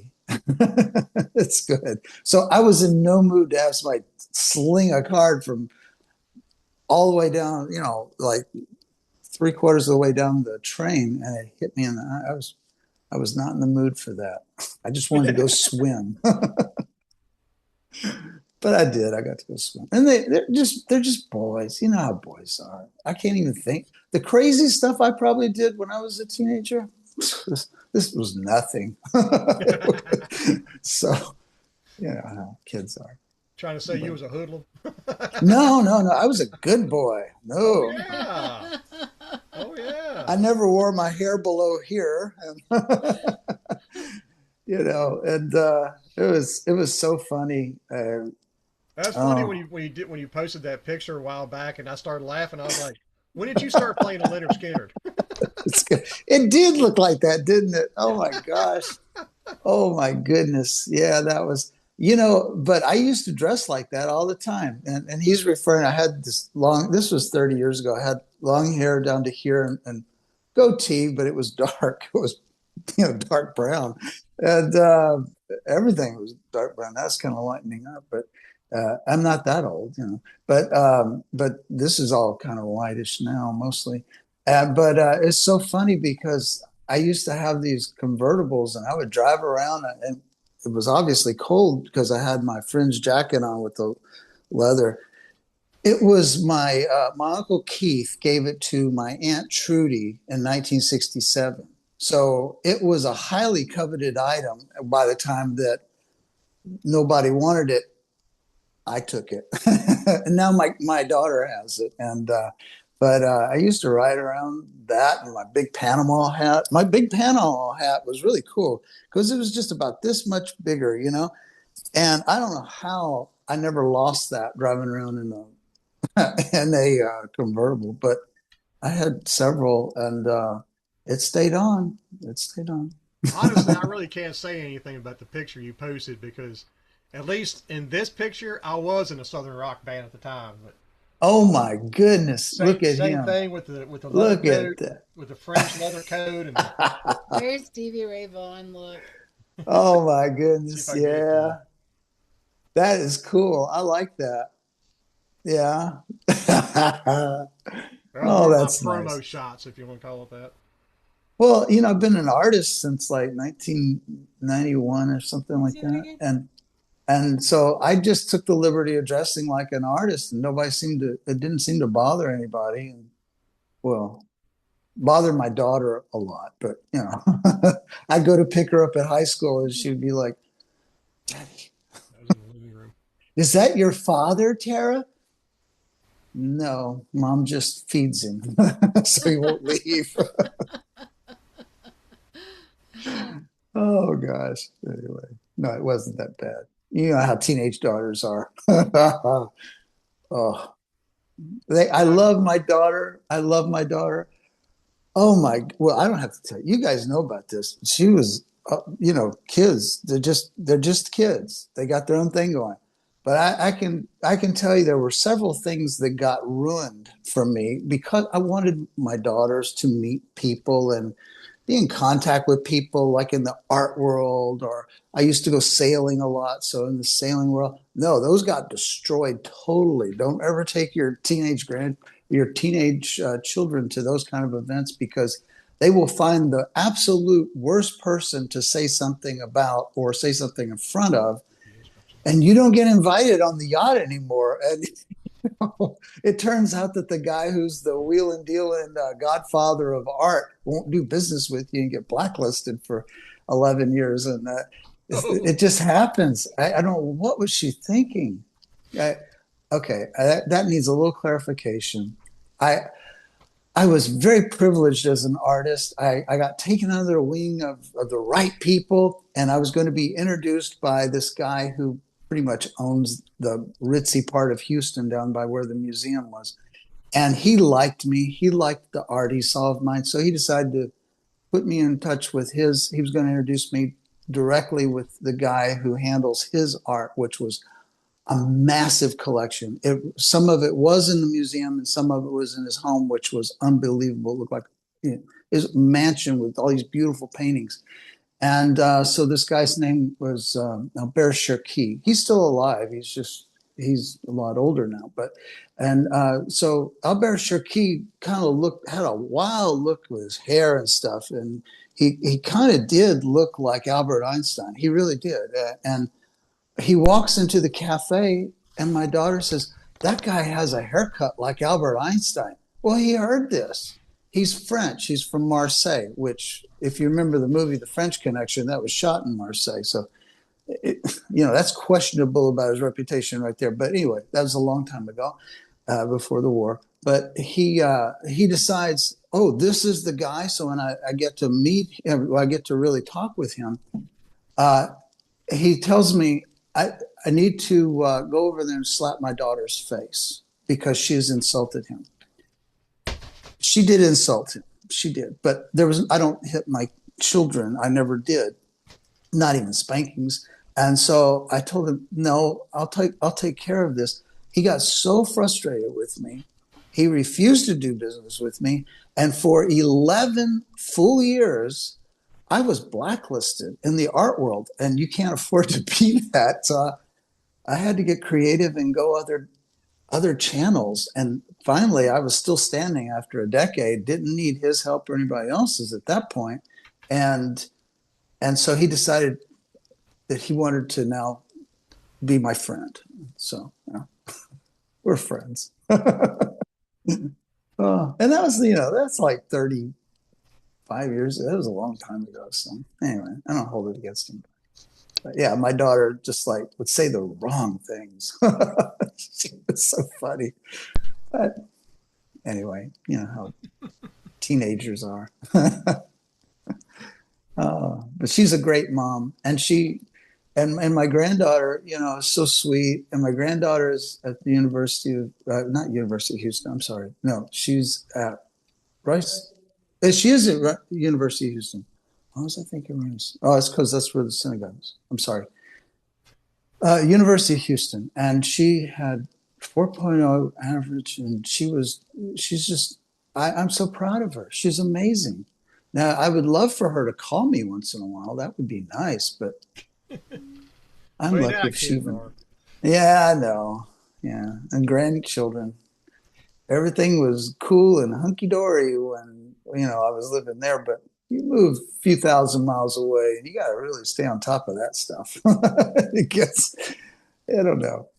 Yeah. I'm pretty sure Dad was thankful the kind of teenager I was because I had three older ones ahead of me, so I got to see what they did to screw up with. Oh, That way, I didn't do oh, it, or I would figure out ways not getting caught.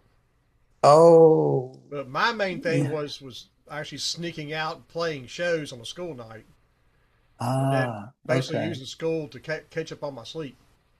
Because Oh, I yeah, would show up for that's, school and I'd show up to go to school the next morning still wearing the same clothes I had on stage a few hours earlier.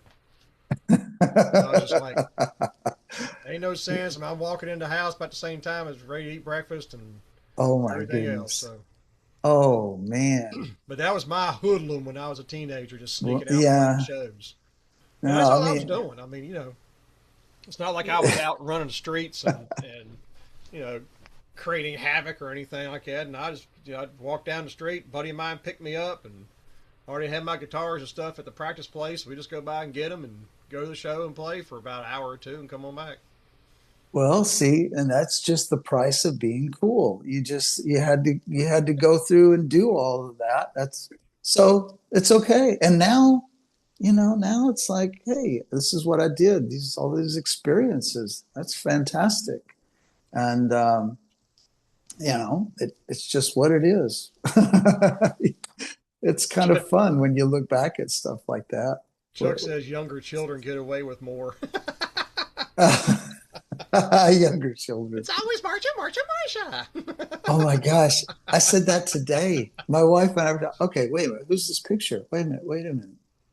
What kind? Okay. Wow, that's a nice BMW with a sidecar. Oh, that is so cool. Thank you. Wow. Didn't want to be in there, huh? That was I knew a guy that had one of those. I was more of a I was never a Harley guy. I almost was, but I was a Triumph Bonneville guy. And but I had a fellow that I knew kind of, and he asked me, "Can you come? I gotta pull this engine. I gotta go inside of it." And I was amazed how that engine, when you open that case up, that big case, and the heads are on the sides and all that, it looks like a car engine. Or I think I've heard this. I'm sure because it's Bavarian Motor Work. They used to make planes before the Second World War, and and then when the Allies took over, and all the Allies took over parts of Germany, they told them you can't build planes anymore. So they went to building the motorcycles, and of course later uh, automobiles, and they do an excellent job with that. But if you look at that motor, it's a beautiful motor. It's a spectacular thing of engineering, and it looks like the front end of a plane. I mean, you just put like about three more cylinders on each side, and you'll have yourself a good mock-up of a jet motor from the 1940s. I never thought of that. Every Tuesday, Dad was in charge of, in fact, he taught Portland, Oregon police to use motorcycles. He was in charge of that unit, basically, and in charge of the care of the motorcycles. So every Tuesday, we went, and each one of us kids would be put in front of one of the motorcycles, and we got to tear it down. Wow. Then Dad would do all the piston work and stuff inside of it, and then we put it back together. This was when I was, like maybe freshman, sophomore. Wow. You were tearing down motorcycles at that age. Yeah. I'm so impressed right now. I never would have thought of True being a grease monkey. Isn't that something? I'm very last impressed. Very long. Well, what I ask? What kind of motorcycles were you working with? It was all BMWs. BMWs. Well, that is an impressive thing. I have a feeling that I would not have been invited to that little tear down the engine party if I didn't have the. You have to use this particular size clamp on a piston to shrink in the a piston. Oh gosh, I can't remember the verbiage either. It was a very long time ago. The rings, piston rings to bring it out without damaging anything. Yeah. And so I had one of those. So I have a feeling that my beautiful toolbox was why I got invited to do that. But I was always doing stuff like that. And, a friend of mine had this Yamaha SL or SX 750 650. I'm sorry, 650. It was a 1975 model, and I thought it was so beautiful. And a few months later, he wanted to sell it, and I'm like, but it's so beautiful. And it's the only Japanese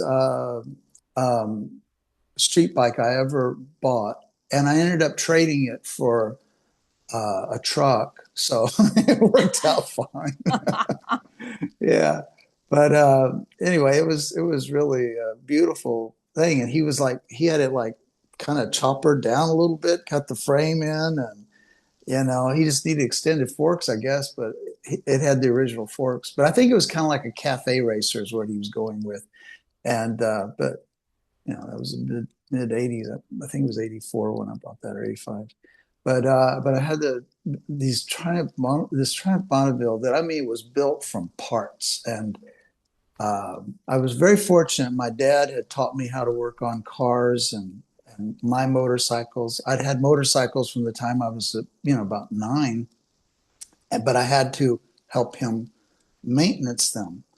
And that was crazy days of motocross and all that. And we were always breaking stuff, bones and motorcycle parts. But yeah, we had to do that too. Good for dads that teach us how to do those things. I think so too. Yeah, I mean, a BMW, that's impressive. It is, yeah. Ah, of course, you're talking about Japanese cars. Yeah. That buddy of mine at work, he's Oriental, and Yeah. I got picking on him one day because we were standing outside by his truck, and this Oriental dude drives by us in a Toyota, and I was like, "Do y'all even realize how racist you are with the vehicles you drive?" And he looked at me and goes, "What are you talking about?" And I was like, "Every Oriental person you see, they drive a Japanese vehicle." I said, "I can count on one hand how many times I've seen an Oriental drive like a Ford or Chrysler or a Mercedes or something like that." He says, "Well, that's not right." I said, am I wrong about this?" He goes, "No, we don't all do that." I said, "Mal, what kind of truck do you drive at home?" He goes, "Well, it's a Nissan." Well, okay, maybe you're right. I was like, Well, he's got a Ford now, but yeah, I always rag him on stuff. I mean, he loves it.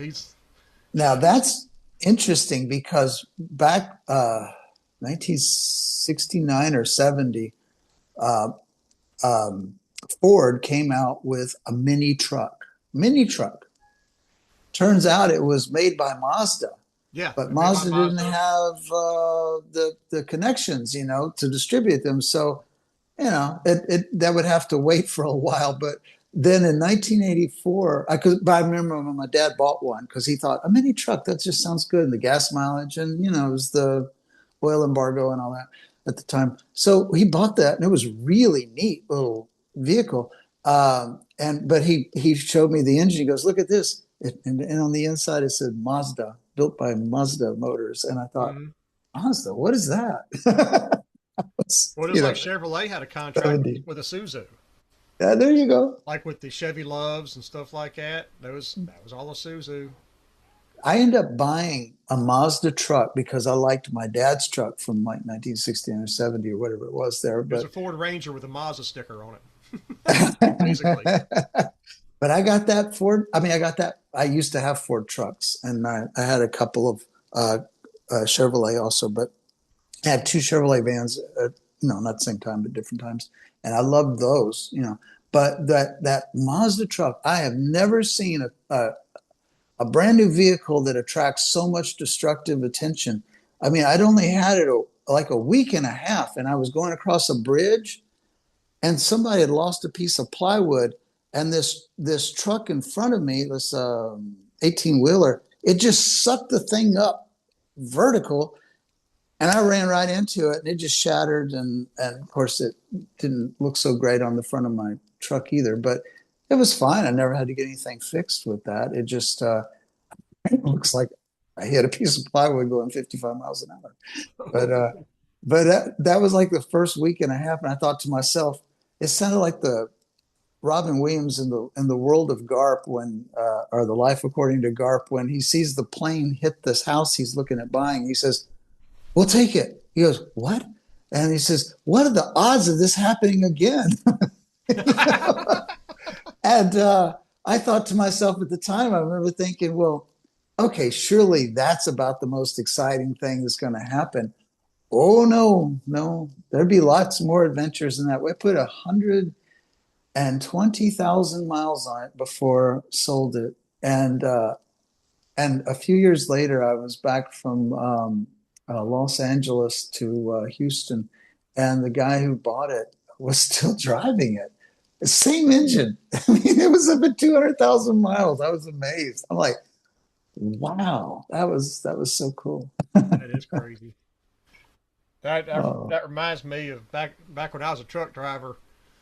Uh, you spend a lot of time behind the windshield and your brain starts working. And I would see all these different vehicles, and I would start making up names for them. Like uh, Ford was always first on race day. Effed over rebuilt Dodge. Dodge was always made or was it Mopar was made of putty and rust. Chevrolet cracked heads every valve, oil leaks every time. That kind of stuff. And I started coming up with I stuff love too. I that. was like, Nissan. What is Nissan spelled Nissan. backwards? Nothing. And I was kind of like, And that was back in the '90s. So a lot of the imports that are gone now was big in those days. Like Yeah. Daihatsu. Hatsu. Was big back in the '90s, and they make cheap little Oh, cars. And man, we always passed them on the yeah. interstate because they wouldn't be doing the speed limit. And I came Yeah, up with, they, and I came up with, Daihatsu means dumbass import has always traveled slow, unfortunately. oh my goodness. And then of course you got Hyundai, which they were still new back then. And my thing was, haven't you understood? Never drive an import. That's what I was.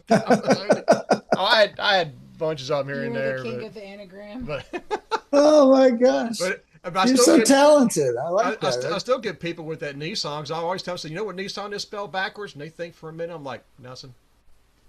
They're like, oh, I get it. Oh. you know, That's great. That's really great. the I life of a love truck that. driver back in them days. Oh my gosh. Double clutching everything. Yeah, it No, it was. wasn't an 18 wheeler, but it was Oh, like the biggest of the box trucks that you can drive without a trailer. ah, So I those. That's still very impressive. still Yes, had the air brakes and all that stuff in it. I mean, it still had. that's a fun thing to learn, especially if somebody says, "Here, just take the wheel. I gotta, I need to sleep for a little bit," and just like we'll be there.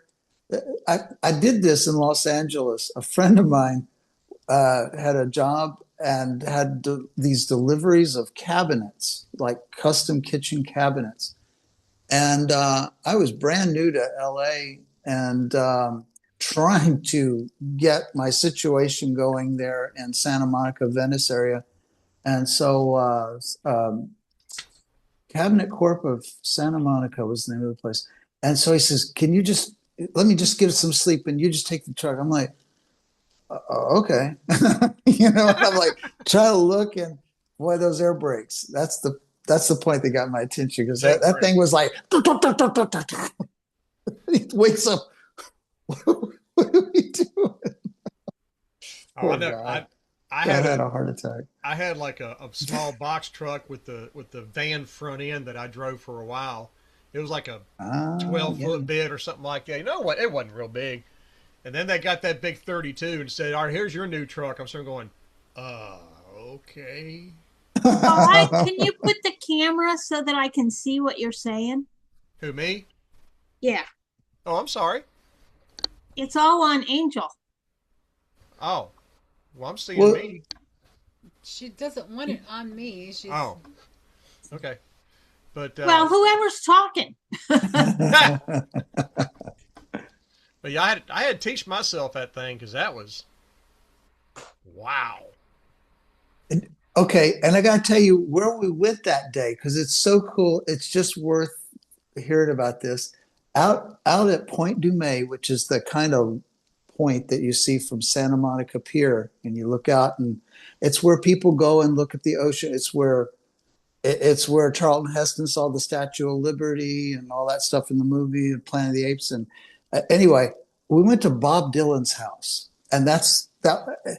And I didn't get to see Bob Dylan, but he had the coolest looking flowers and in his front yard. And I thought, well, I got to drive this thing over here. Let me go meet Bob Dylan. But he just wasn't home.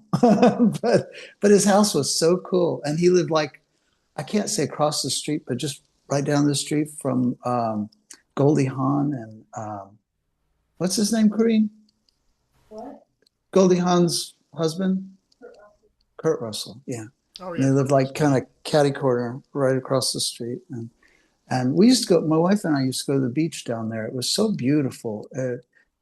I love that. If you guys go to LA, go to Point du May. It's right by Zuma Beach. Zuma's on the north side, and Point du May is on the south side. And they try to keep you from knowing how to get down there. You just park on the road, but you got to watch out. It doesn't say no parking. And then you take a little trail down. It's just beautiful. And of course, that's where they filmed the Planet of the Apes, the original in '68. And Charlton Heston saw the Statue of Liberty. He's like, oh no, and, you know. I'll leave it at Been that. a long time since I've seen that movie. Yeah, but it's really cool because it looks exactly the same. And if you like, and then on Zuma Beach, right on the opposite side of the cliff, there is where the I Dream of Jeannie pilot was filmed, and the rocks look exactly the same. It was in black and white, but you can pull it up on YouTube, and it looks exactly the same. Yeah. He used to go surfing at Zuma, and I wouldn't recommend that. You know? Some bad boys out there.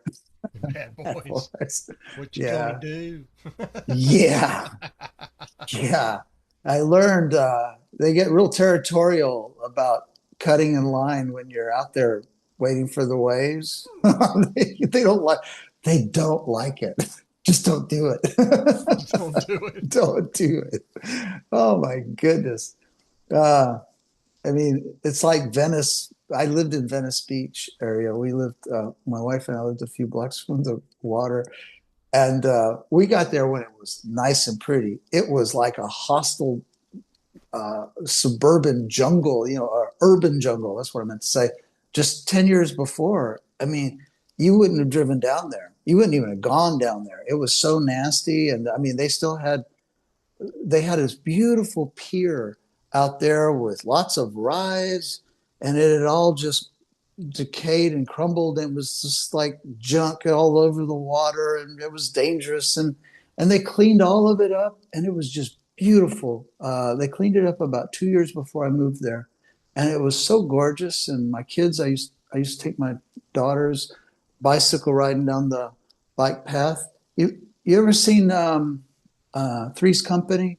Mm-hmm. And it's like, come knock on her door. Okay. Yeah. Well, and you have John Ritter riding his bicycle, and he sees the girl and he falls off the bicycle. That's the Venice bicycle lane. And my daughters were pretty young at the time. I used to have to tell them, okay, this is a bicycle lane. So if anybody's just jaywalking, and I told them what that meant, but if they're walking on here and you got to run over them, you got to do it, you know, because they shouldn't be walking here because people could get hurt. And they reminded me of that years later. I said, remember when you told us to run over people? I said, no, if you have to, don't hit somebody head on, you know, just have to bump into somebody. Oh, I love Venice. Defensive driving, yeah. That's how we teach kids to drive in Alabama. If you see a deer, run over it.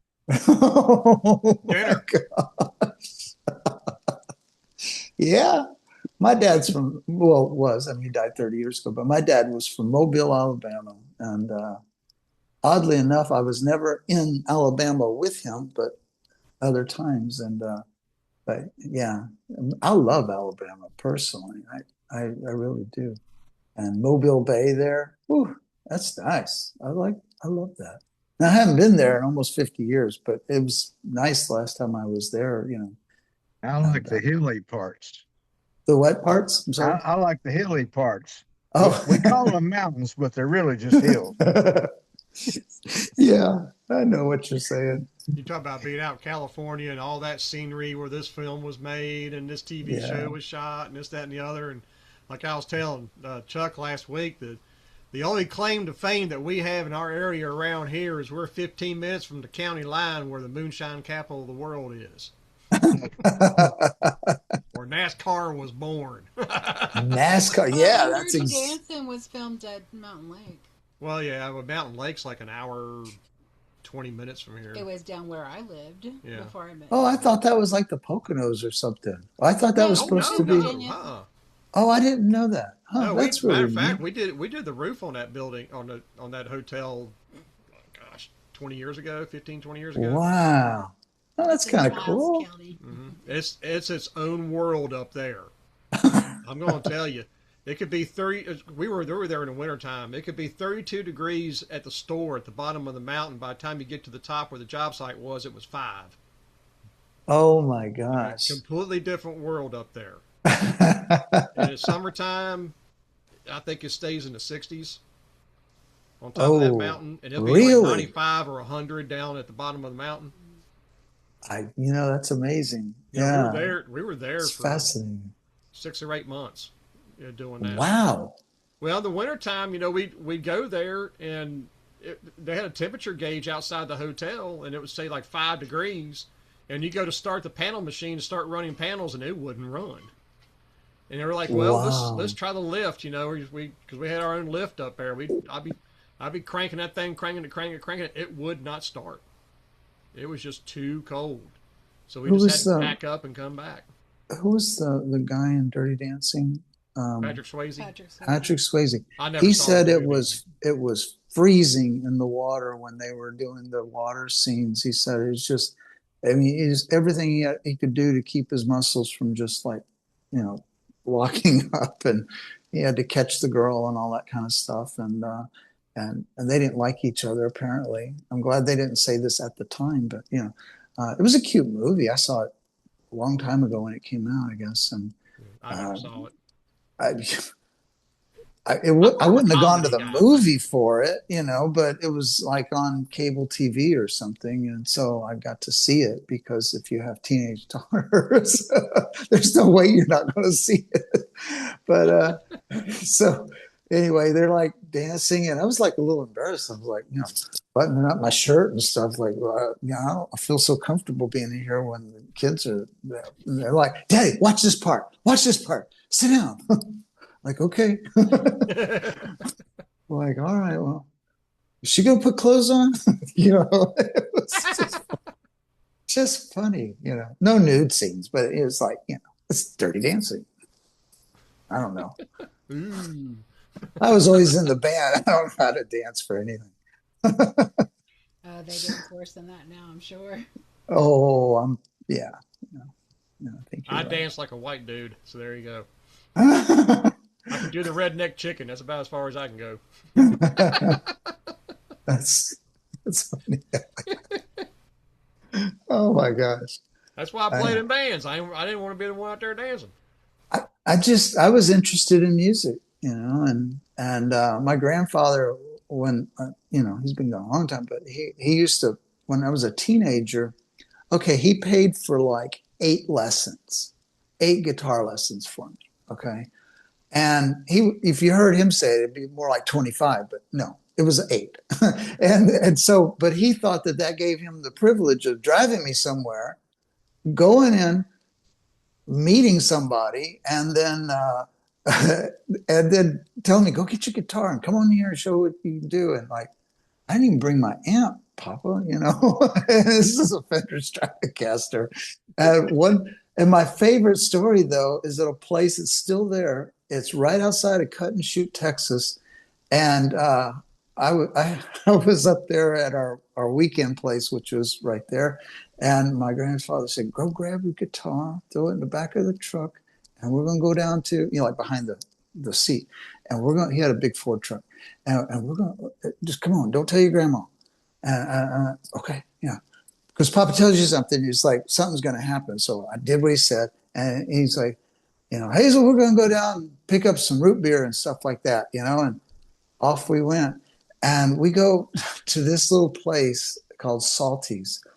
right on Caney Creek, right there, cut and shoot. And we go in, and I mean, there's nobody there but the owner.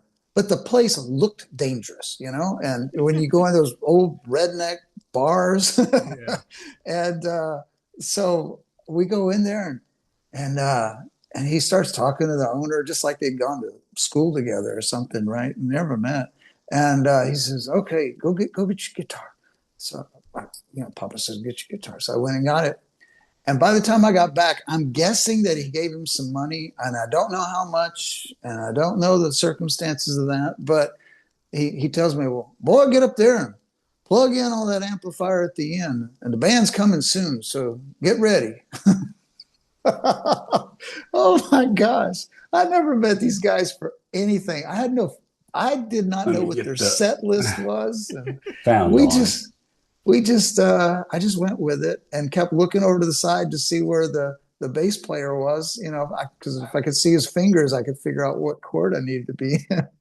Oh my goodness. You, That was fun I stuff. can still remember back when I was about 10, and my dad had a good friend of his that was also a patient of his that uh, he played Chet Atkins better than Chet Atkins, put it that way. Oh, that's And nice. he was a teacher, Yeah. and he played an old '61 Les Paul SG. When they Oh first my changed the body style over, goodness. he had you know had Les Paul on it and everything.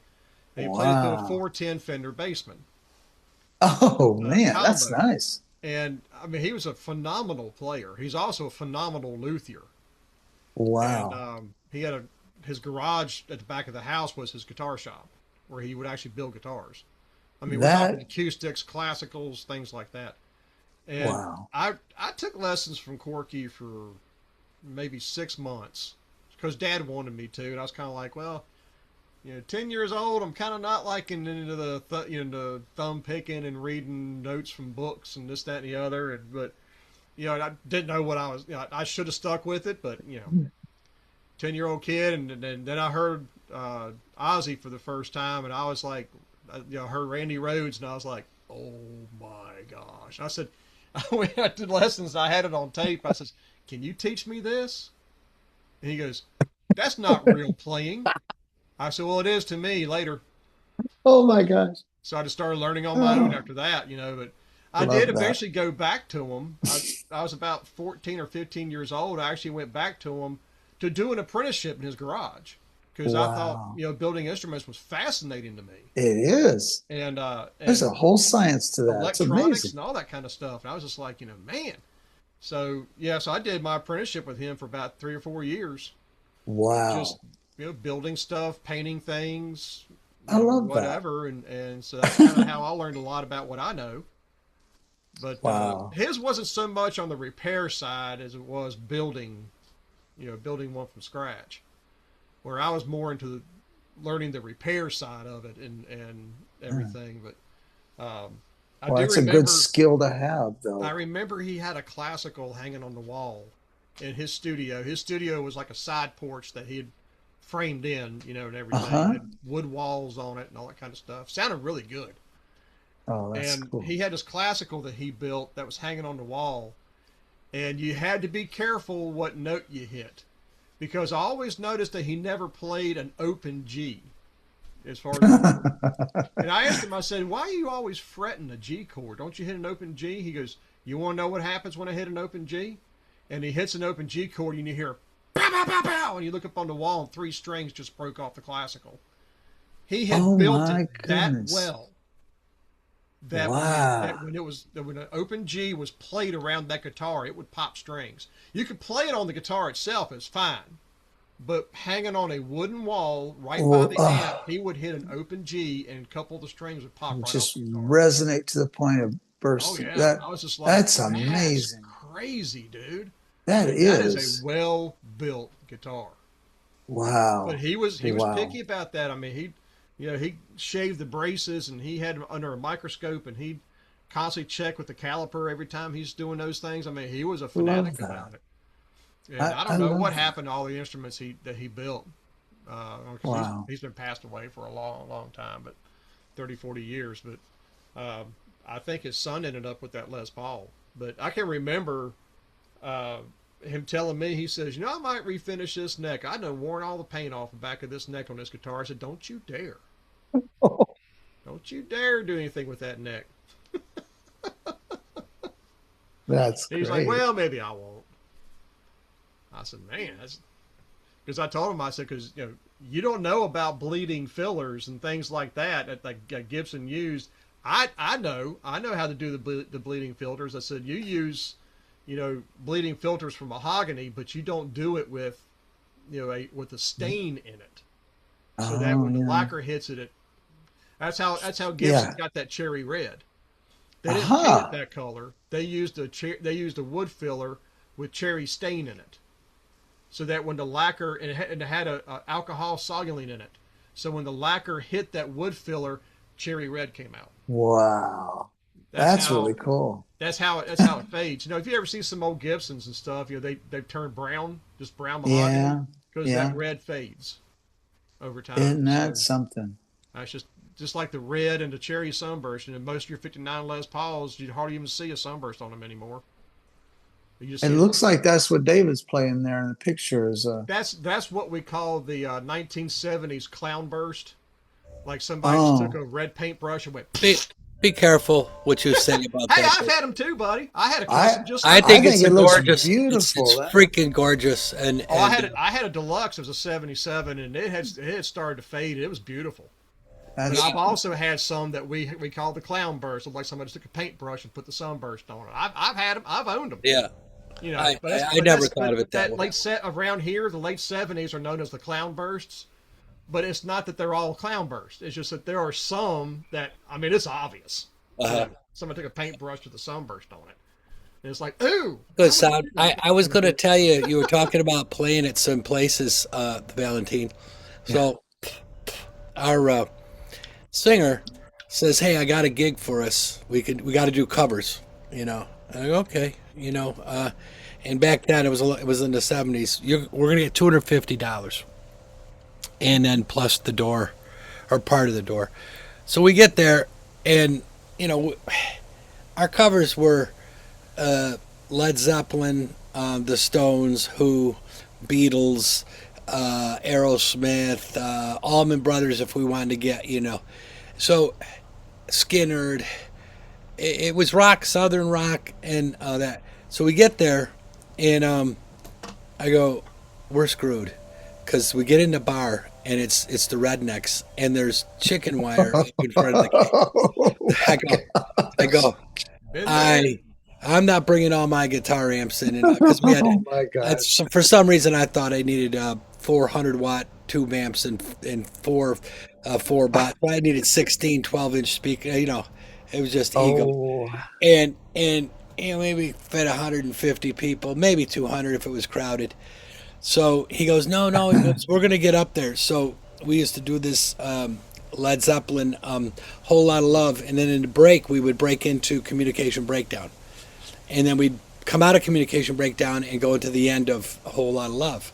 And people that loved it loved it. You know what I mean? And I had the echo and the what's that thing called? Yeah, with your hands.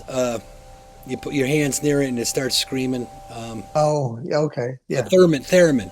Thurman, Yeah. yeah. So the middle of a whole lot of love, a lot of that is a theremin through an echo. So Oh, yeah. wow, that's cool. So anyways, so we play the first song, and they just turn around, all long neck buds. They just turn around Oh, and shake their heads, and I go, man, we ought to get out of here before, because there's a lot of these boys, and so they go play country. Well, I knew some country songs, maybe five, but who could sing them? I mean, we didn't practice them. So yeah. we what saved us is we would go into Allman Brother jams and just play them for 20 minutes, and they accepted that. Ah, okay, So okay. we got our $250, and the guy said, but no more. And I thought, Wow. those beer bottles are coming at this thing, and it's like, that's why we needed a Ooh, manager that could understand where do you play You Yeah. know, we played at this one place in Baltimore. It had 5 floors. I don't know if you, it was right on the water. It had 5 floors, and each floor had a full bar and a band playing. It was always Wow. rock bands. Yeah, I got to think of the name of that club. And we played at these good places, and we were loved. But when you're in the wrong place, you know, and it's Yeah. not that I couldn't go to a country bar and listen to it. My dad played country. I would have loved listening to a country band, but I wasn't. Back then they played everything in majors, and rock played mostly in minors. Really.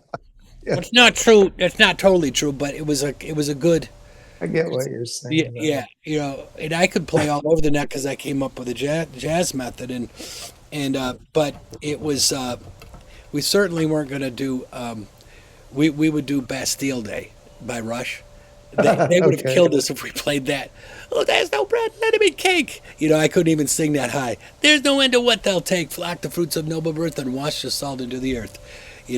Bastille Day, and they had no stops. And that lead is so beautiful, but they wouldn't let us play. So we used to play 3 hour and 20-minute sets with a 10-minute break. So Wow. uh, so Wow. we didn't play the last set, and the guy and the bartender said, "Yeah, I think we do that." Yeah,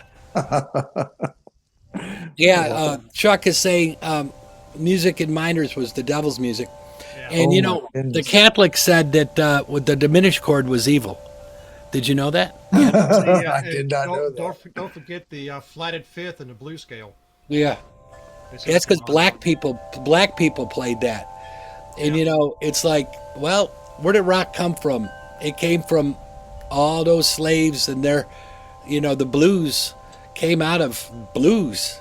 That's why BB always would say, if you don't pay your dues, you can't sing the blues. And it was fun. We played a lot of that. We played a lot of that stuff you know, so you could break it into blues. All those great bands in the beginning would Led Zeppelin would. I don't know if you know this. They loved Elvis. Robert Plant did, and in the middle of their songs, they'd play like Hound Dog, or like it was unbelievable because I'm watching them thinking I'm going to hear all this Zeppelin, which they played, but in the middle they did all the Hound Dog, Burning Love, and they did them in a Zeppelin way, but it was like, wow, this is they were paying respect to where they came from, or what they Yeah. liked. And the R&B too. The Stones do a lot of R&B. In fact, their first album is Yeah. just R&B covers, really, just about, and they morphed it like the Beatles morphed it. I But liked that album with Mama's frying chicken and bacon grease. Come on, boys, let's go down the road of peace. yeah, yeah. It had great songs on that Oh, they album. did. I Yeah. love that. I love some of their covers that they did, and uh,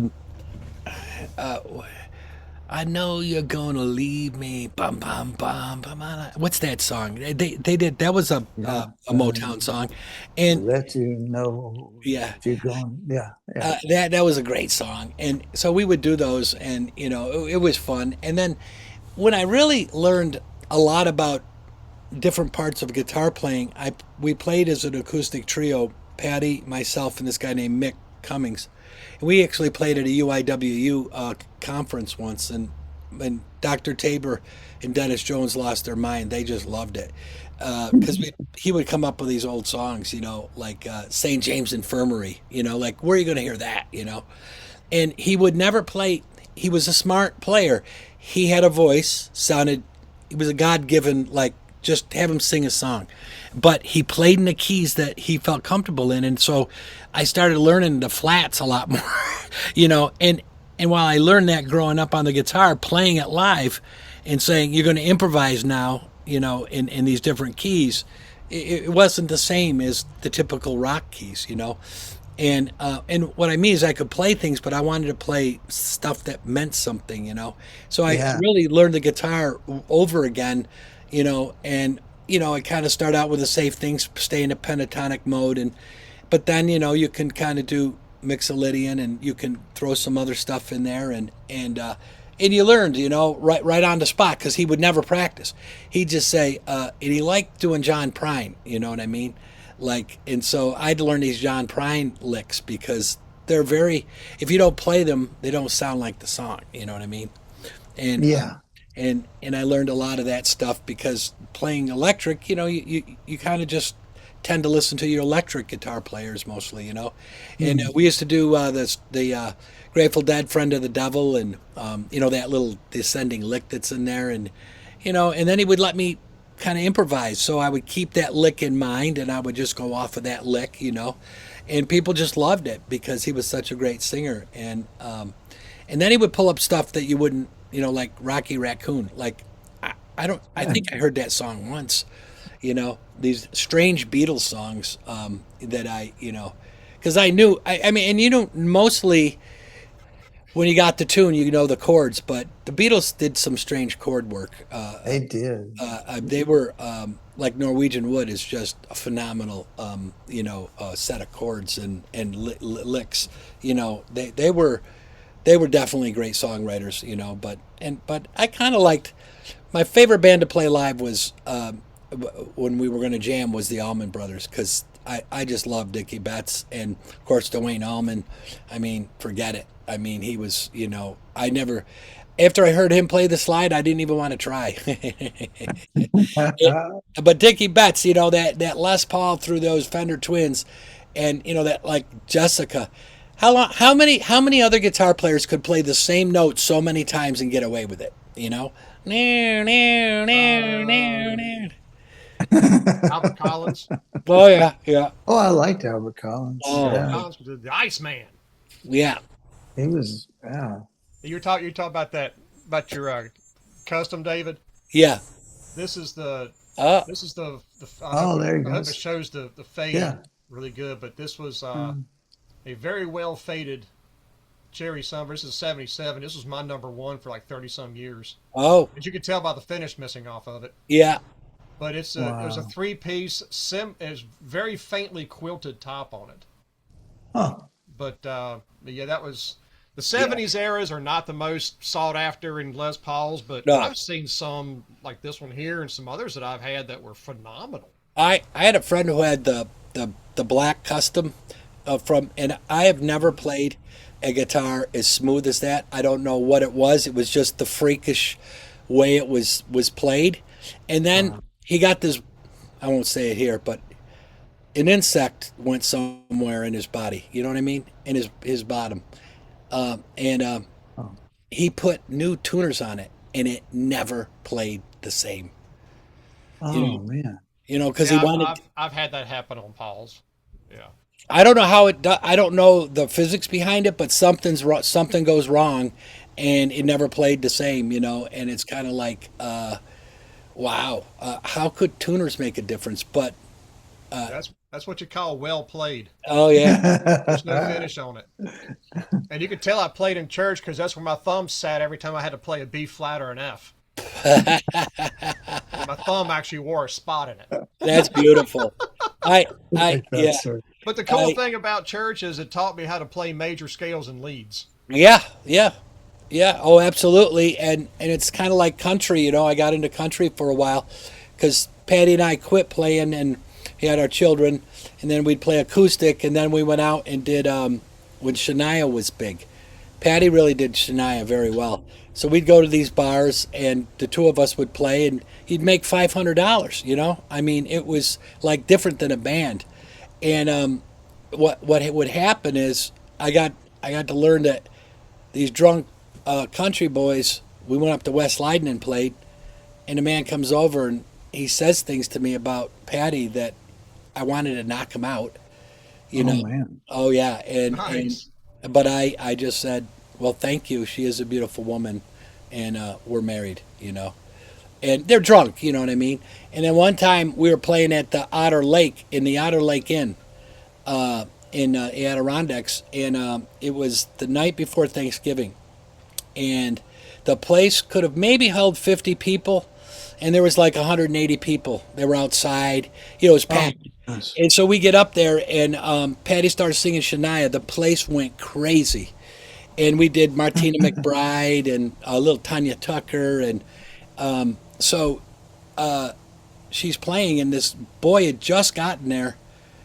He was in his navy whites, with the what's that, the 13 button pants, and Oh, he's drunk, oh, and and he comes up to me and he said, "I would like to 4-letter word your wife," and I'm wow. yeah, and I'm trying to respect him because he's in the service, and this Marine gets up and hits him so hard he goes horizontal in the air and lands on the ground.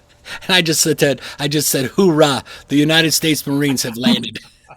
Oh my And they took him gosh. out, and I wasn't going to do anything like that. You start a fight.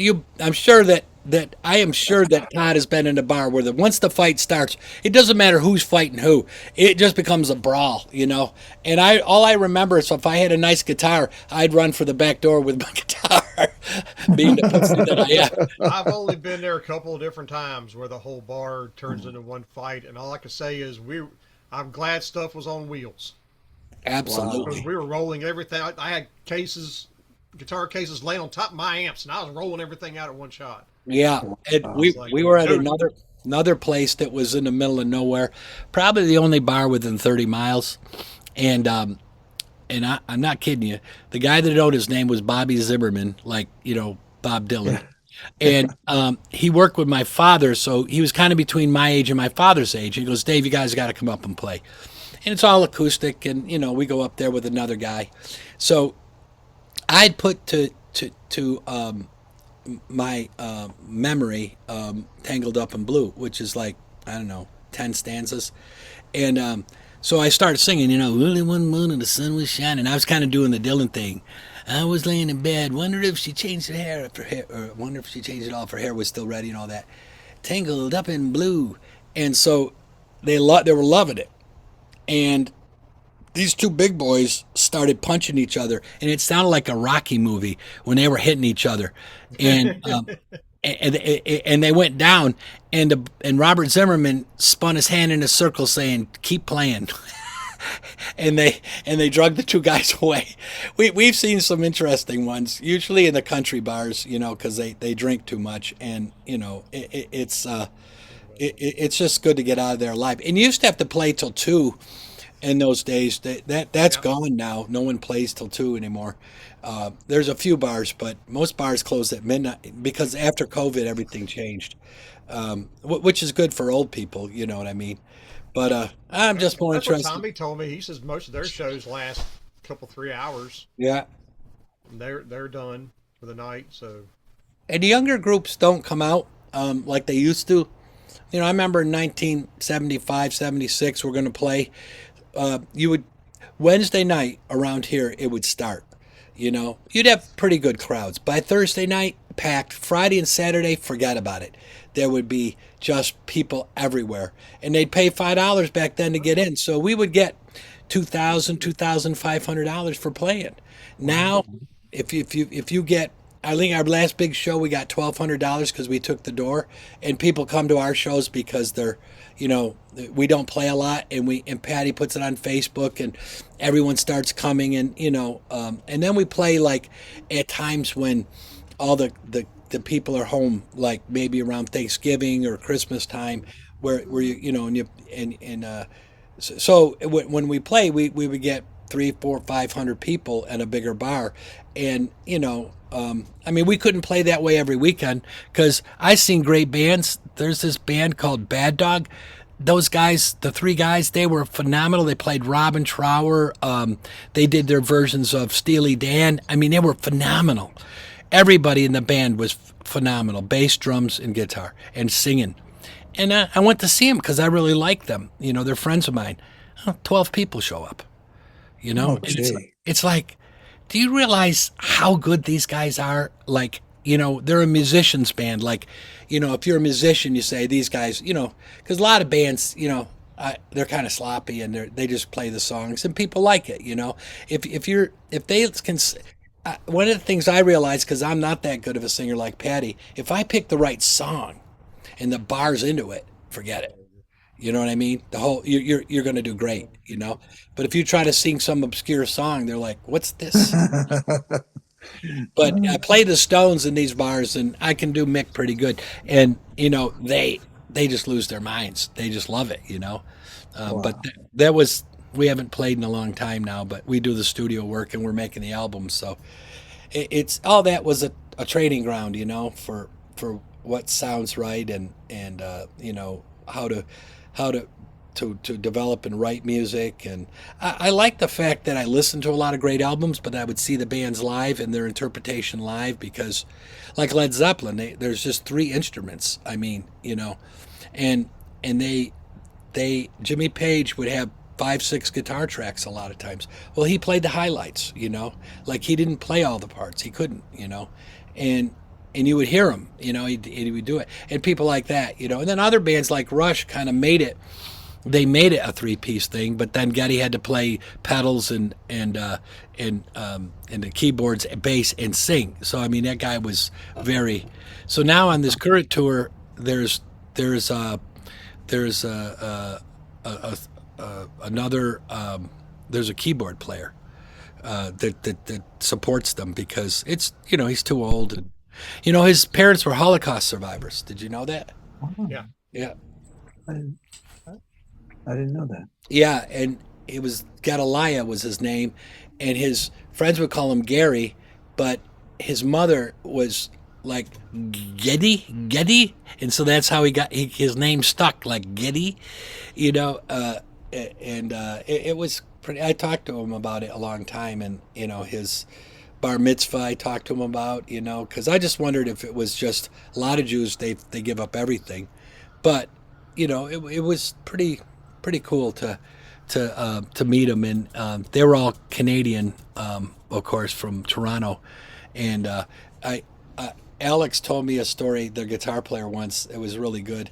He would go to this. I forget famous guitar store or music store in Toronto. He'd go there on Saturdays and he would grab a guitar like a 335 or a Les Paul and he would play it for about an hour and they're like, okay, kid, get out of here. So when they got their first money from their first album, he went in there and he said, I'll take this guitar, that guitar, and this guitar. And they go, kid, stop it. And he goes, I'll pay cash for them. And they're like, oh, okay. At McGannigan and Quaid or something like that. It's a famous store. And it's like, he said, I would go there. And that's why I like the Les Paul and the 335 is because that was what I liked playing when I was a kid, you know? And, It and then I didn't don't a know if light you know the, rig didn't like early on didn't a light rig fall on the Les Paul and break the headstock off of it or something? yeah, yeah. Yeah, he Wow. his That's why I primary played guitar through the 70s to the middle to early to mid 70s was the 335 Tobacco Sunburst. that brown. Yeah, well, I thought that was a brown one. Yeah. Well, it was Tobacco Sunburst. Oh, okay, okay. I played it, trust me. Had the trapeze tailpiece on it. Yeah, yeah, and so did mine.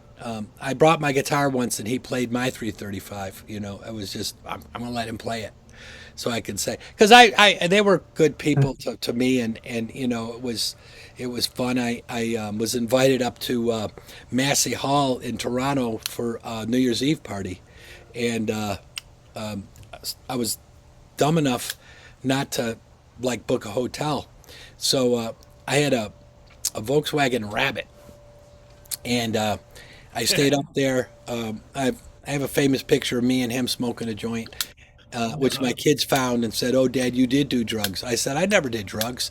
"Oh, Dad, why are you smoking a joint with this guy?" I go, "Well, it was Alex Lifeson. What was I supposed to do? He passed me a joint. Was I going to just say no?" And you know, I was young. But here's the thing: I get out in my car, and it's like 12 below zero. I'm in Toronto, Canada. Gee And whiz. I went to every hotel and begged. I said, I'll sleep in a broom closet. And all of them said no. So I said, you know what I can do? I'm kind of high. Had a few drinks because he liked that hard, heavy liquor. He used to drink a lot of bourbon and scotch straight, you know, or on the rocks. And so, you know, I shouldn't have been driving. I rolled the windows down so it would keep me awake. And I drove all the way home, which was four and a half hours. Oh, You know, gee. after about 3 hours, I don't think I was high or drunk anymore, but I got a little frostbite on my cheeks. Oh, Those man. were the days. Well, young and dumb, and well, you know the other word.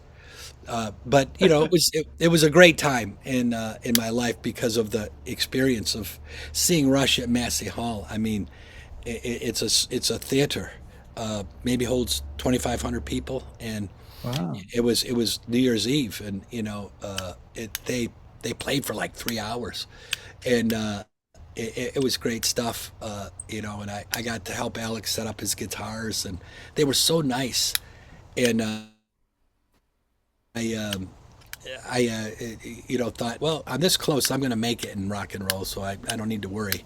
But little did I know there was a lot. I went to LA after that, and it was like,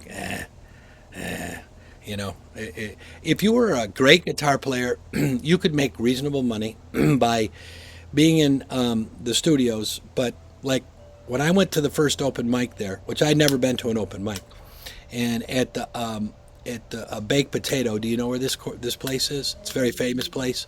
It's in North Yeah. Hollywood, and so Oh, like the Tonight Show band goes there and practices, and I saw Abraham Laboriel and Vinny Caliuto and you know, other great musicians would play there.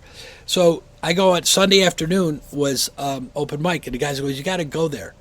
So I walked there. I had my 335, and they said, "You don't need to bring an amp. There's like 3 amps on the stage." I walk in there, and the guy running it is a guy named Larry Carlson, and you know who he is? I've heard the name. I I've heard name. Yeah, Well, but he's one of the best studio guitar players.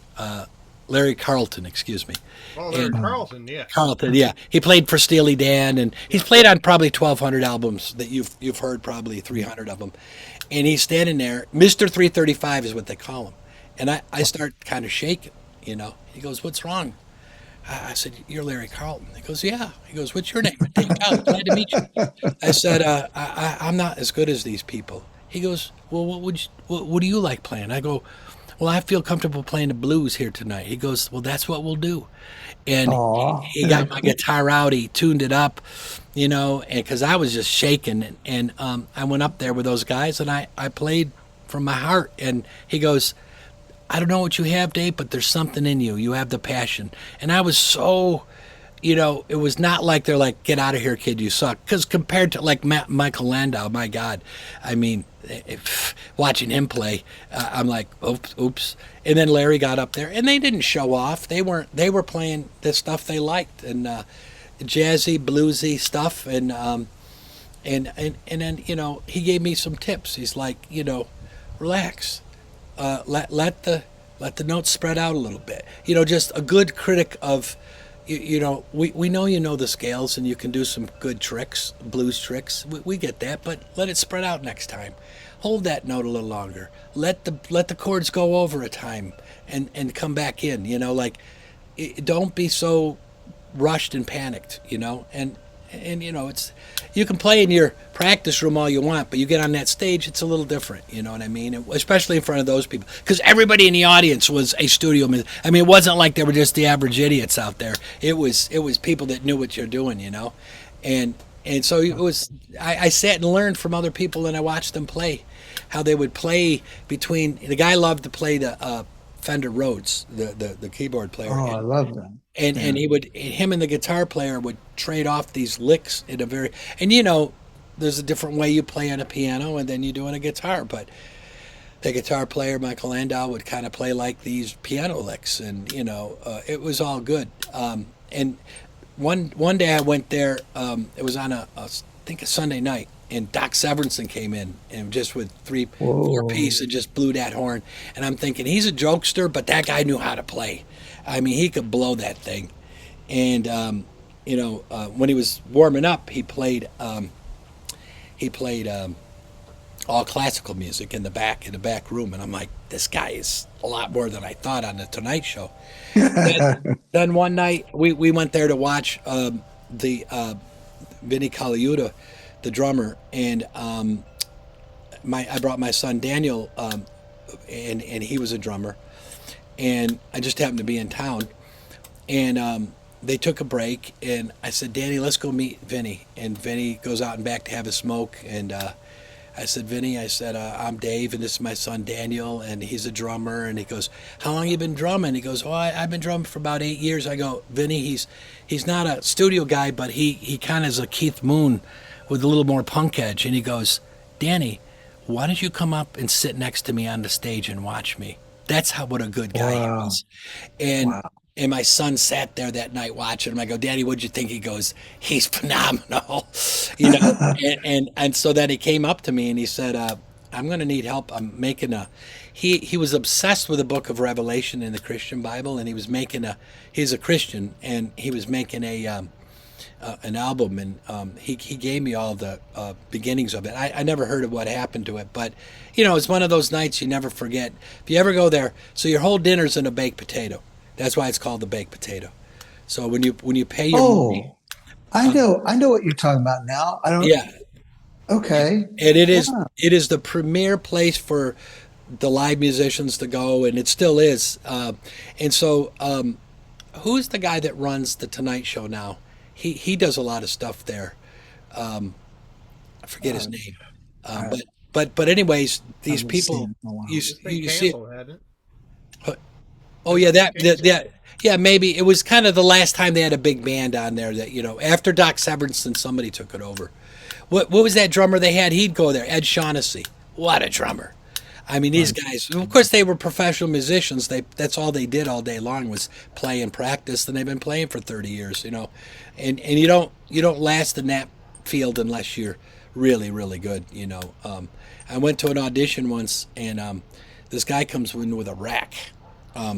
19-inch rack full of all these things. And I go, what do you got all that for? He goes, I can play any kind of music that they ask, from, Wow. heavy metal to blues to pop to folk to, you want us to play reggae. And they were experts in every type of music. And so that's how the good studio musician is. They're chameleons, they like a certain type of music, but they play everything. And to me, that was very fascinating to watch. So you could then the other thing you could do is if you got on a tour, the tour was like this. The star usually had their own bus or flew on a plane, and the other 12 drunks and drug addicts were in a bus and had one shower and one toilet, and and you got good money, but it was you're playing the same 18 songs every night. And you're playing too loud. No, you improvised in that lead. I want it exactly like the album. Well, I've played it 38 times like that. I just wanted to throw a little. No, you play it. So really, is that music? It's a job, and it wasn't music anymore to me. That part of it, and some of those people became really big and famous and all that, and but the other thing is if you wrote your own music, that's how people who are not that good, how do they get big? Well, they wrote their own music and they had a hit or two, or somebody liked the style, and they made a living out of it. The ones I feel sad for are the one-hit wonders, because you'll see them 40 years later and they play the whole night, and the last song they're going to play is their one hit. you know Maria Muldaur was like that. I loved her, but I went to see her in Salt Lake at this club, and she played for 2 hours straight, and you're like, when is the Oasis song coming on? Midnight at the Oasis, and that's the last song, but it's so beautiful of a song. But she had really good blues players with her from New Orleans, and kind of jazzy, and they did a lot of really good stuff. I just never heard it before, because you kind of lost her from the 70s, and she was old but did it. And another one, there's it would go to kind of like the Hard Rock or the House of Blues, and you would see these great players that were older that couldn't draw a big enough crowd, and you would go watch them there and it was really, you would see great shows. I always didn't understand it, but I always saw Robin Trower in maybe 1,000 seats, but 500 seats, and he was just phenomenal still. Till I think he might even still be playing, but his singer died, but he has a guy that sounds just like him, and the drummer's phenomenal, and he's got some really good he updates the songs, and he's really good to go watch. A lot of these guys are dying now though, so and some of them shouldn't be. Like I saw a David Lee Roth video. That guy should just stop. Oh gosh. He, Ooh. he comes out. He goes, "I ain't talking about love." He can't even sing. Nah, his voice is gone. Yeah, and he just, he thinks he's still the rock star icon of the 70s and 80s. Another one is the before he quit was the really famous guy that was Sweet Caroline, Neil Diamond. Yeah. He would just talk, and it's like, dude, you were phenomenal. Just let us remember you when you were that guy. You know what I mean? It was just. That's just like Tesla now does everything in drop D. Oh, because they can't sing. Well, because Jeff Keith can't hit it, and if you listen to him, it's like, dude, just retire. Yeah. Because the stuff sounds awful and a whole step down. Just Yeah. call it quits. There's music that's in drop D that's meant to be in drop D, but that's not that. Well, we ain't talking about Motley Crue. I'm talking about, but just just to hear that, it's like, oh. But what you're talking about as far as playing in a room full of musicians reminds me of that joke. How many guitar players will take a screw in a light bulb? 10. One to screw it in, 9 to stand around and go, I can do it better than that. Yeah. Oh, yeah. I never had that feeling. First of all, I saw some guitar players that were just mind-boggling, and you wouldn't even know their name. You know what I mean? Yeah, then I saw players that weren't that good, but they had a good style, and they fit the band well, and they played as team members, and I admire that. You don't all have to be virtuosos, and one thing about here locally, yeah, back when I was growing myself up, back in teenager playing and everything, the guys around here, I don't know how it is now, but the guys that were around here when I was growing up, we were very particular about you got to learn how that was played by a certain individual. Yes. You didn't just play it. You played it like the guy did. If you're going to do it, you might as well do it the way he did it. Number one song I look at is if they play Sweet Home Alabama. I know immediately if they don't know what they're doing. No, the one that shows me they don't know what they're doing is when they play A Whole Lot of Love by Led Zeppelin and don't swirl the D. Ah, yeah. Because you have to hit the fretted D, the open D, and you bend the fretted D to make it sound out of tune. Yeah. That's how Jimmy played it, and you never see anybody do it. Oh, I play it like Which tells me you never listened to it. But we had guys here that were perfectionists on certain things. I mean, I can remember Todd Janey was the guy to go to if you wanted to learn Van Halen. Uh-huh. He knew all of his tricks.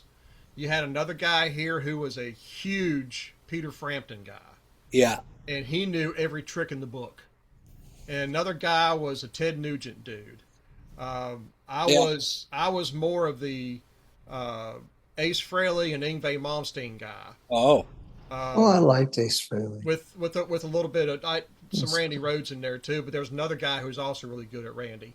Yeah. And there was another guy here who was big into Tesla, so he knew all of Frank Hannon's tricks. And that was just for the first album. Yeah. But he knew all of his tricks, and so I learned. And we would sit in a circle. We used to call it the Circle Jerk Convention. And we would all sit in a circle in this one music store. Wow. And we would draw a crowd because people were like amazed that each of us knew every nuance of these particular players. Yeah, yeah. And we would sit around and steal off each other. Yeah. Because it's like, well, when Frampton does that one run, and do you feel like I do, what exactly is he doing? Well, he's using this pedal, that pedal, this pedal. Oh, yeah. And he'll dial in the sound of the pedals that the store had, and there it is. Yeah. I'm like, whoa. And he's like, but you think he plays it here, this and the other. No, he plays it here. Oh, yeah. The tone's different. I'm sort of going, right. Never thought of that.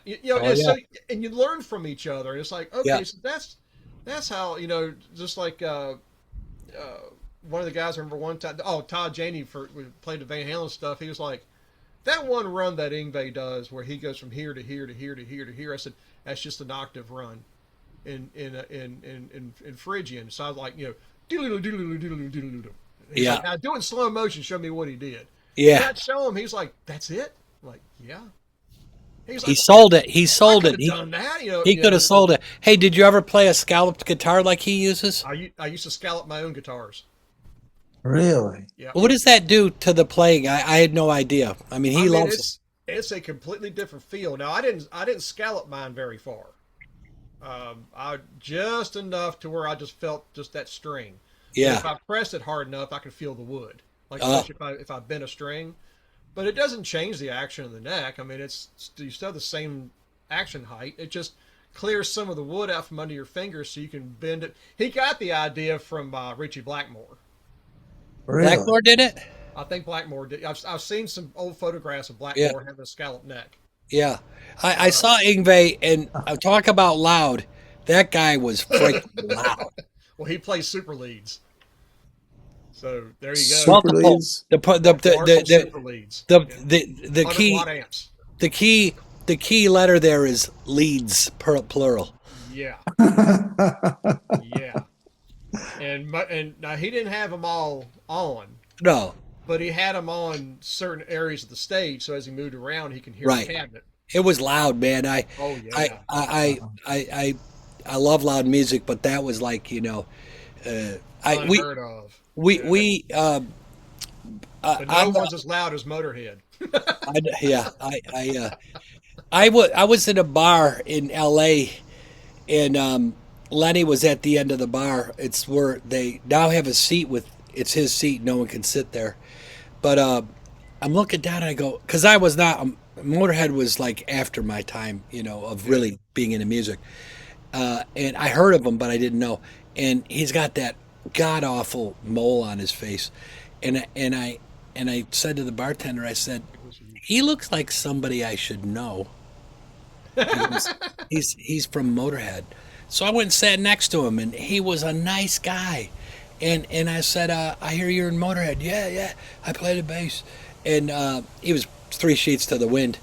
And he kept talking about It was Jack Daniels, wasn't it?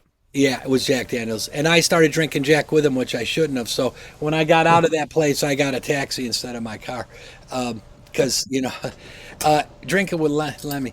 But what a normal guy he was. And he's like, I go, what are you thinking about now? He goes, I can't seem to pick up a girl, if it was my life depended on it. I was thinking, well, maybe if you got that mole removed. There's a meme with the mole starts talking on Lemmy. Have you ever seen that one? Patty got that for me. But My buddy Tommy, when he was stationed in San Francisco in the Navy during the first Gulf War, he was always going to the music stores and stuff like that, and there was a lot of clubs, and everything where he was at. Well, there's this one club where they had an upstairs apartments all in there and everything, and at one time Lemmy was living there. Oh. And he was at the bar one night, and he saw Lemmy at the corner of the bar. All right, he always had the quarter seat. And he just walked up to him and introduced himself. He says, "I know you're a busy man. I just want to come say hey, and I love your music and everything." And he says, "You want a Jack?" And he goes, "Sure." So he sat down beside Lemmy and had a shot with him. Yeah, yeah. And, I drank probably 6 shots with Lemmy. I shouldn't have, but he just did one. yeah. But Well, we were drinking at the bar together. But he said the same thing. He said he was a super nice guy, very, very well mannered and everything. Yeah, and, down to earth, no rock star attitude. Like Yeah. the night I introduced Patty to David Lee Roth. What a jerk, David Lee Roth. and Eddie comes out and he's hugging me and I have really good pictures with Eddie and I said, Eddie, now that you kind of hit it big, would you give me an autograph? And he signed my card. Look out for Dave, Edward Van Halen. I mean, it was just that's the kind of guy he was. It was good. And some people just aren't nice. They were very arrogant. And tell you another guy I met was Charlie Daniels. What a nice guy. Oh yeah. That guy was God fearing, humble, and I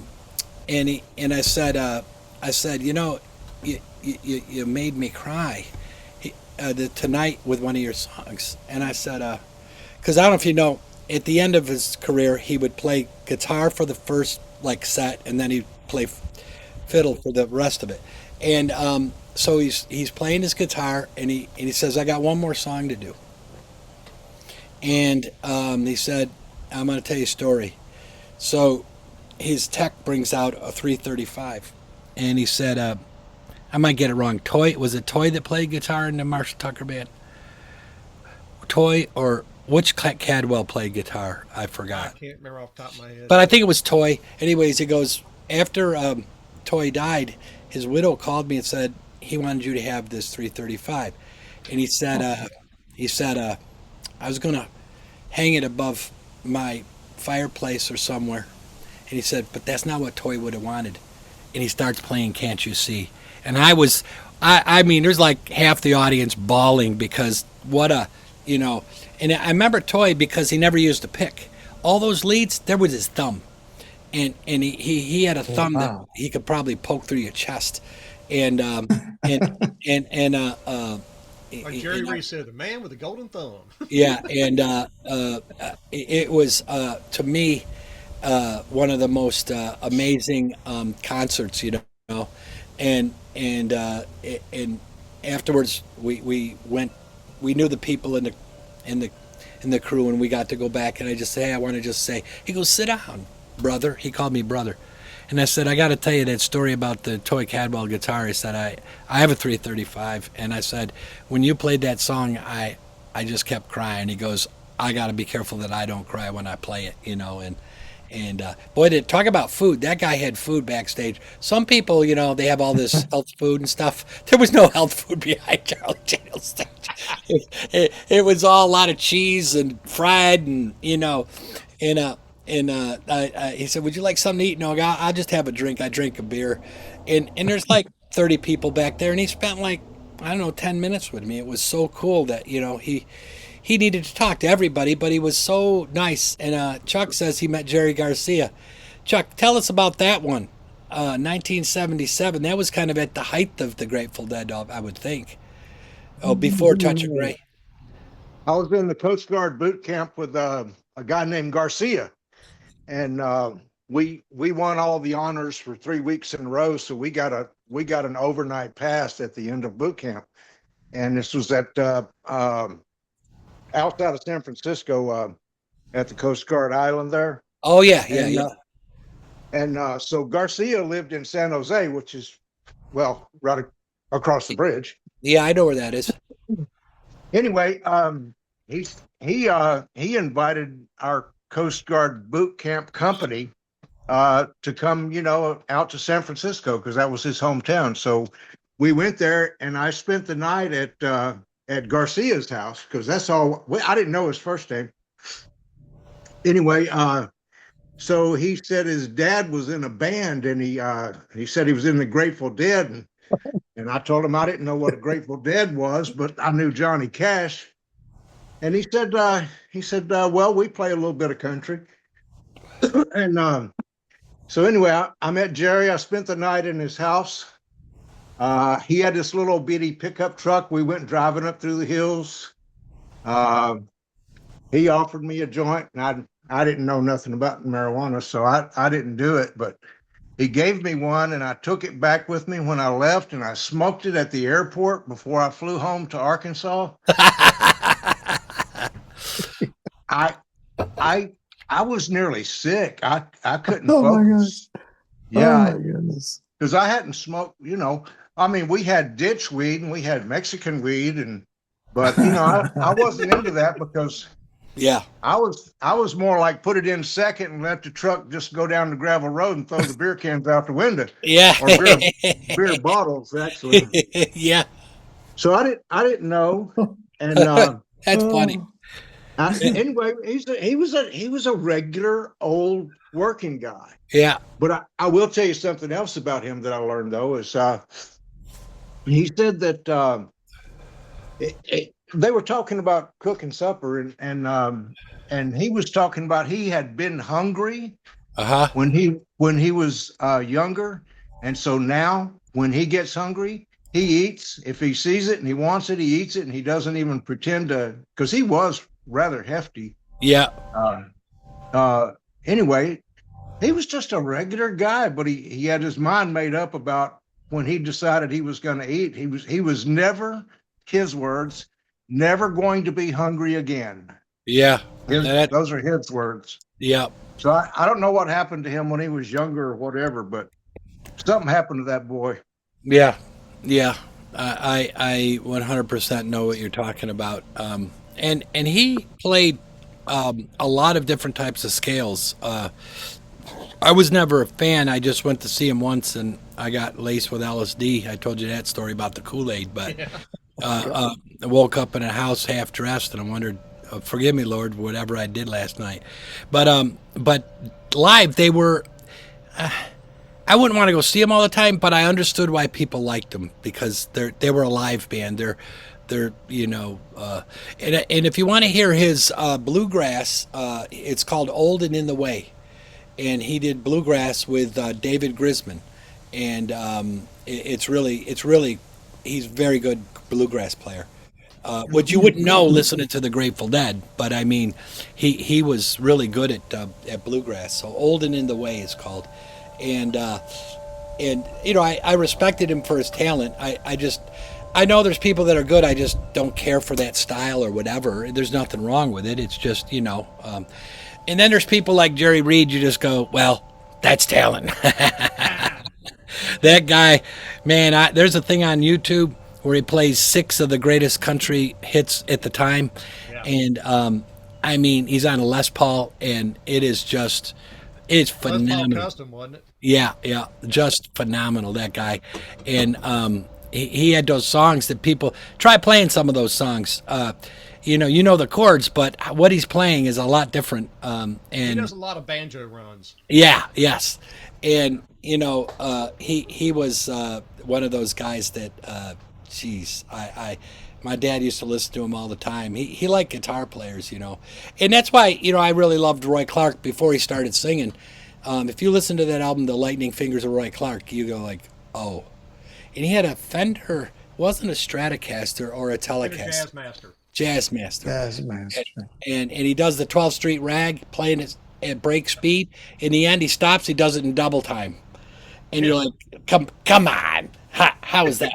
I mean, he doesn't miss a note, and there's no distortion. It's just that little reverb through a Fender Twin or something like that, and I mean, he could really play. And he was funny. He never took it too seriously. He was always joking. And then when he roll his eyes, and when he started singing, my dad didn't like him as much because he would sing correctly, but his voice was just not that good. And that's the thing, man. You are a guitar player, and you're a great one. You never hear Alex Lifeson sing. You never hear Eddie Van Halen. You'll hear him in the background vocals. You never heard Jimmy Page. The one that surprised me is Keith Richards, because I love his song "Happy." And I didn't know that was him until I started studying the song, and I go, that's not Mick Jagger. And I look it up, it's Keith Richards singing. And I'm like, not a half bad singer, But when Mick Jagger's your front man, you don't get to sing much, Like George Harrison in the Beatles. I mean, All Things Must Pass. There's a lot of good stuff on that. There's some crappy stuff. It's like the Beatles' White Album. There's really good songs and really horrible songs. I don't understand that. How would you mix these stupid, and it was like they were filling space, but they did a double album. So they're called album fillers. Yeah, why would you do that? And they're not even good album fillers. And a double album every that with the white. Yeah, and it's kind of like you listen to some albums. Like the first Boston album, there isn't a bad song on it. Oh man, I mean, that was good. Well, that was just did all of it. Yeah, and that was 50 years ago, wasn't it? Yeah. 76. One band was that band. One band. Well, the singer was the singer though. But Brad Delp came in to sing, but Tom played every instrument on that album. Yeah, and he learned the guitar from Barry Goudreau, their guitar player. So Tom wasn't even a lifetime guitar. He was a piano and organ player, and he learned all that stuff. And he's a very strange guy. I'm gonna leave it at that. There's women on the channel, so I won't go into it. Guys, I'm gonna get going. It's 10 o'clock. It's good to see all of you. All right. Good to talk Blue with Tov, you. my friend. Thank you for coming on. Tov, Shabbat Shalom for you guys, and keep us in your prayers. Yeah. We're not sure if we're going to war. We're not going to war. Yeah. I know. So we got our bag ready for the shooting down to the big bomb shelter. So we'll hopefully not have to use that. I But hope you don't. I pray that you don't. we last night we started thinking, okay, do we need to sleep in our clothes? What's going Yeah. on tonight? But Baruch Hashem, everything's Yeah. okay. You bet. Good See you guy. guys later. Have a Yeah. great week. Hey, Bye. Yeah. Chuck said a while back, younger children get away with more. That's true because I was the oldest, and whenever something was wrong, my dad would say, David Francis. And my brother got away with bloody murder. But at the end, my brother took care of my parents, and without my brother, he would take them to all their medical, appointments, and I was really grateful for what my brother did because, we had a business, and he worked for the government. He could take time off, where it was hard for us, and he did great. He did the work of God at the end, and we always did great things with my parents. Like I said last night, I remember we were going to the Shavuot in western Louisiana that Jodel Onstadt had, and we I upgraded him to first class with points, and my dad holds my hand because he got on first, and he holds his. I'm walking back to the regular seats, and he held my hand and he said, David, I've never flown in first class, thank you. And things like that you just never forget. And we had we were in the wilderness, and Dave and Sherry Cole got us watching The Walking Dead, and it was the wrong time. It was the first season, and it was the wrong time to be thinking about zombies when you're out in the middle of the swampland. you're talking about Charlie Daniels earlier, David. Yeah. This is some of the few pictures I even have left from back then that didn't get burned by my first wife. Uh-huh. That's backstage at Charlie Daniels Wow. at an outside concert. Oh. I was waiting for the encore. He asked me to join him on the encore. Wow. And the guitar player, you can see, he was sponsored by Washburn back in those days. Who was the guitar player at that time? I don't remember. Uh-huh. I honestly don't. This was around 1990 when this happened. So Okay. And there's another shot of backstage. Wow. Wait a minute, see if I can get. Yeah, you see all the guys on stage are facing away from me, but Yeah. Wow. Charlie was in the front. But yeah, I was in front for a majority of the show, and then one of the guys came up to me in the crowd, and he says, "Weren't you in that opening band?" I'm like, "Yeah." He goes, "Well, Charlie wants to see you when he goes on break." And I'm like, "Okay," because he did a break thing, and the band did their own little deal, so they can be themselves, kind of thing. Yeah. And plus, it gave him a break. And so guy brings me around back and everything, and he goes, "I enjoyed you on that Les Paul."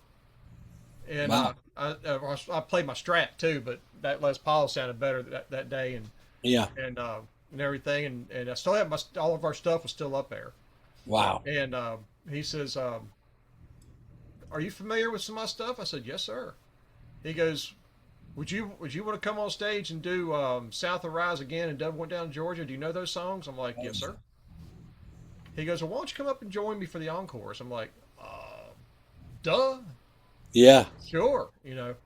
So that was kind of fun. And of course, at the very, once he hits the fiddle parts and Devil Went Down to Georgia, all the intros and stuff, he just kind of looked at me and kept nodding at me. And I'm sitting going, "Nah, man, I ain't going there. I ain't going there." He says, "Come on." Wow. So I was twinning with him. Oh, wow. With that.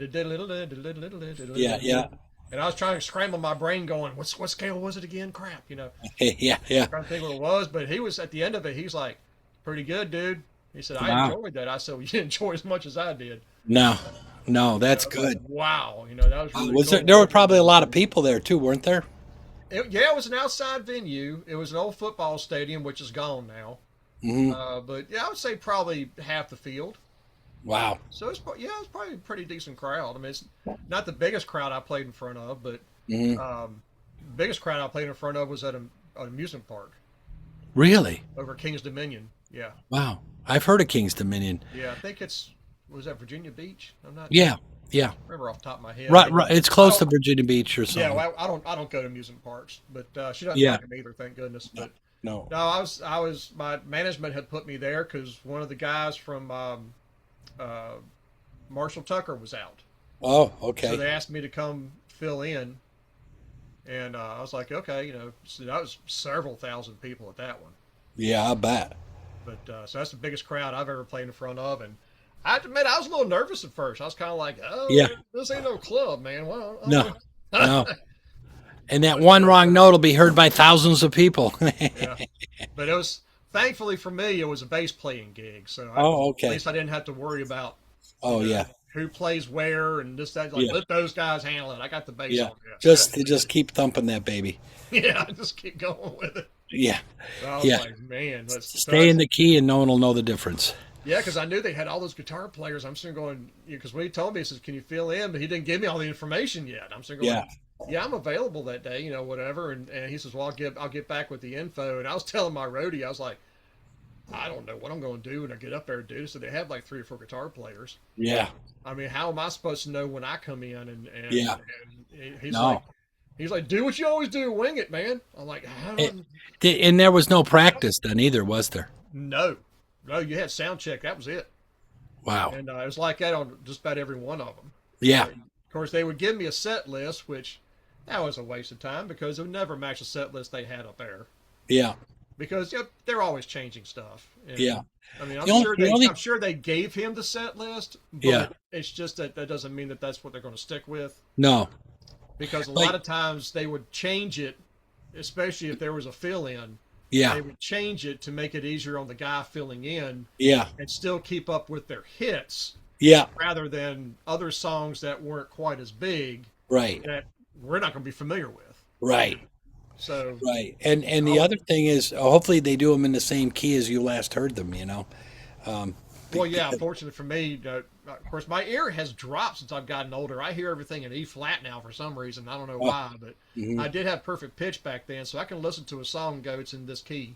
Just Yeah. by listening to it, and I would listen to it and be like, okay, okay, okay. And of course, my roadie's like, do you want to go in the back and get one of the guitars and figure this? So I said, no, it's in here. I got it. Yeah. Yep. And, the of only- course, they didn't play it quite the same way. Once I got No, it. that's the other thing. And you don't know all the stops too. Sometimes they, live, they'll put a little more emphasis on it. Rush did that. They would. They'll put stops in something to get the crowd going or whatever. Yeah.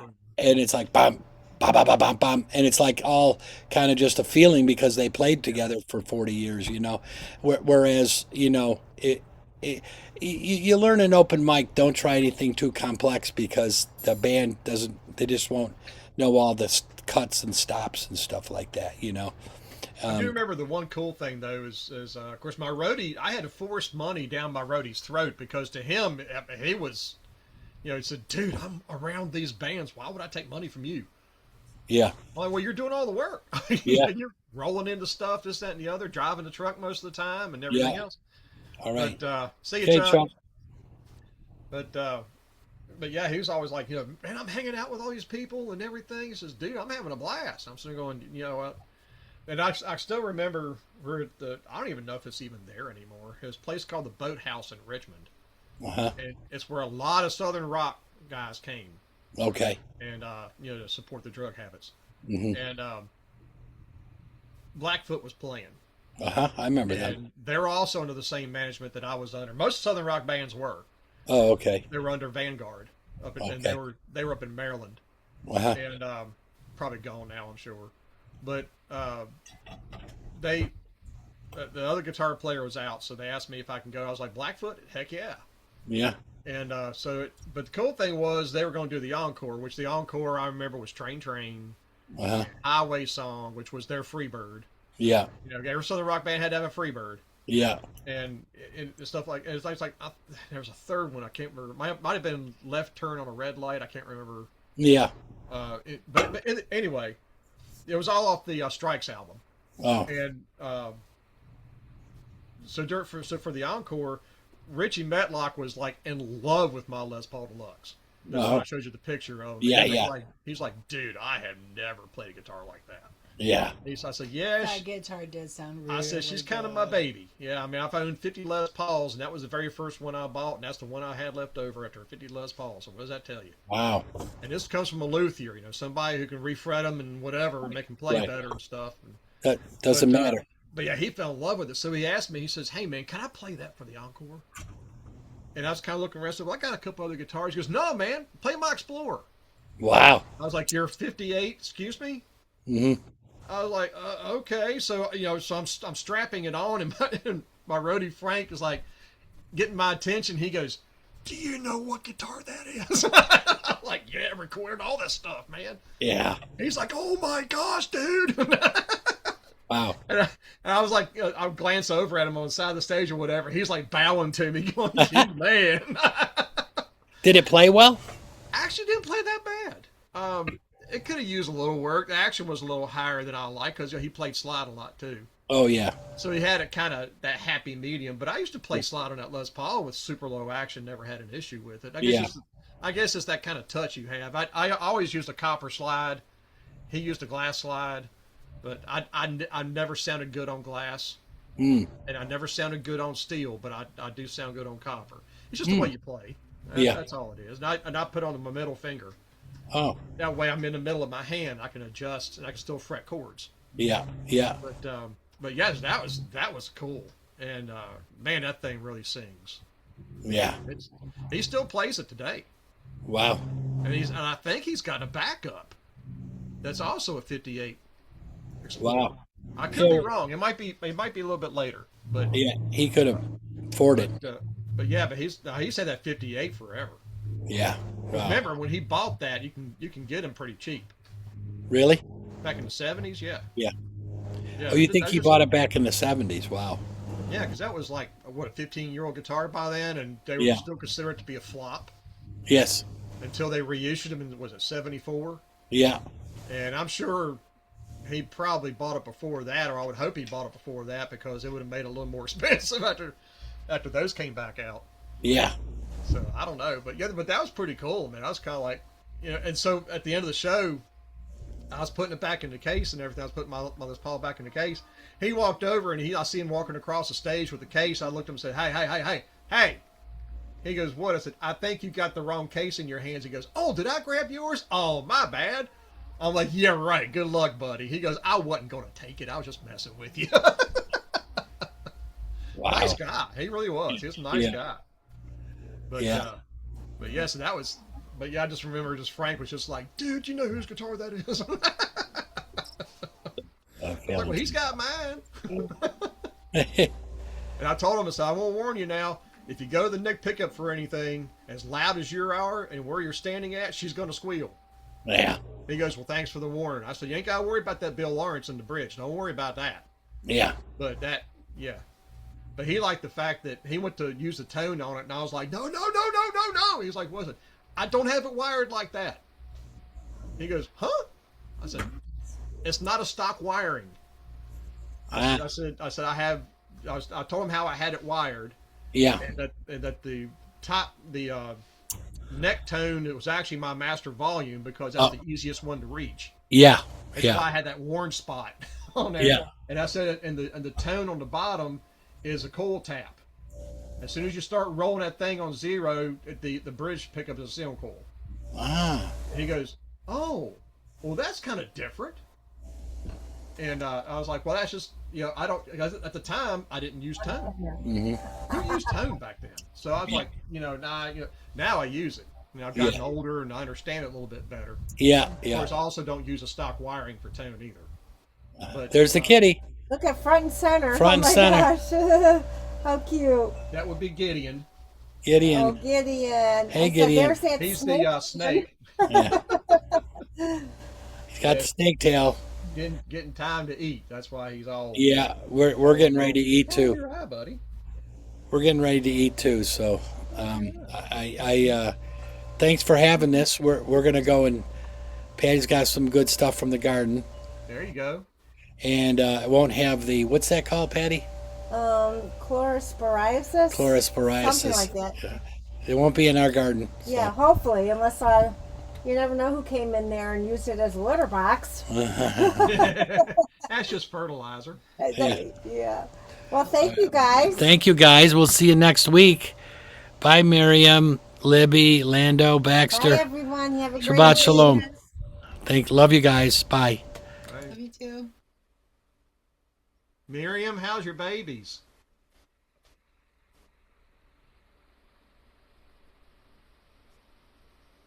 Oh, Miriam. Oh, my babies are great. And I was just trying to sign out as well. Time to eat here too. We all have to, not just my babies, but me too. We gotta get that nourishment in. That's right. Yeah. Y'all been great. I love y'all. I have to go to Shavua Tov. Baruch Hashem. Glad you came. Thank you. I will do it as long as you are and God allow. You know, because I love y'all. Great. Thank you. Baruch Hashem. Baruch Hashem.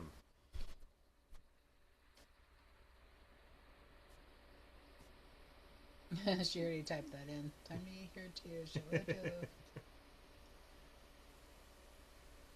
Oh, Hey, Libby. Baxter, Libby, you guys have anything you want to talk about?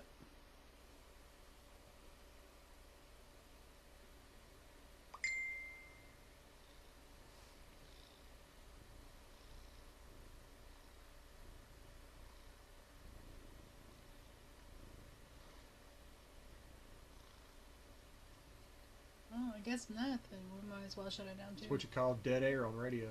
Yeah. Started out with it, we end with it. Well, I guess we'll be getting dinner here pretty soon too. Definitely got to feed them.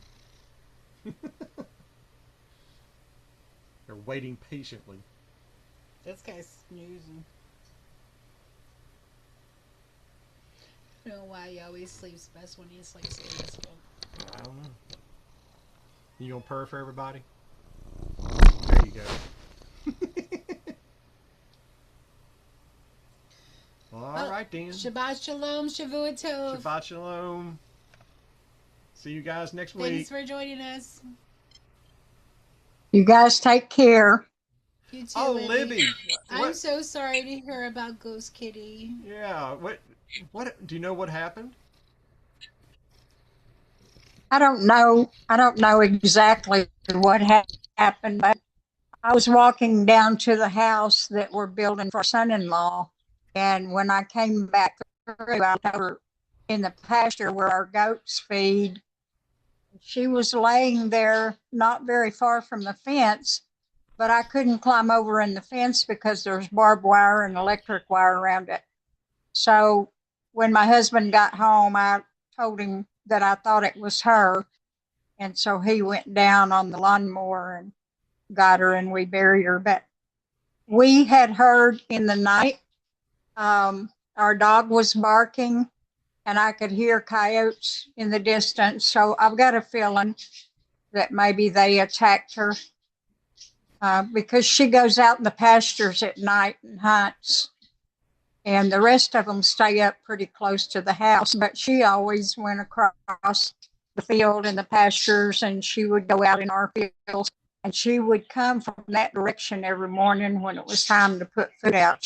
That's where she showed up from. She would always come from that direction.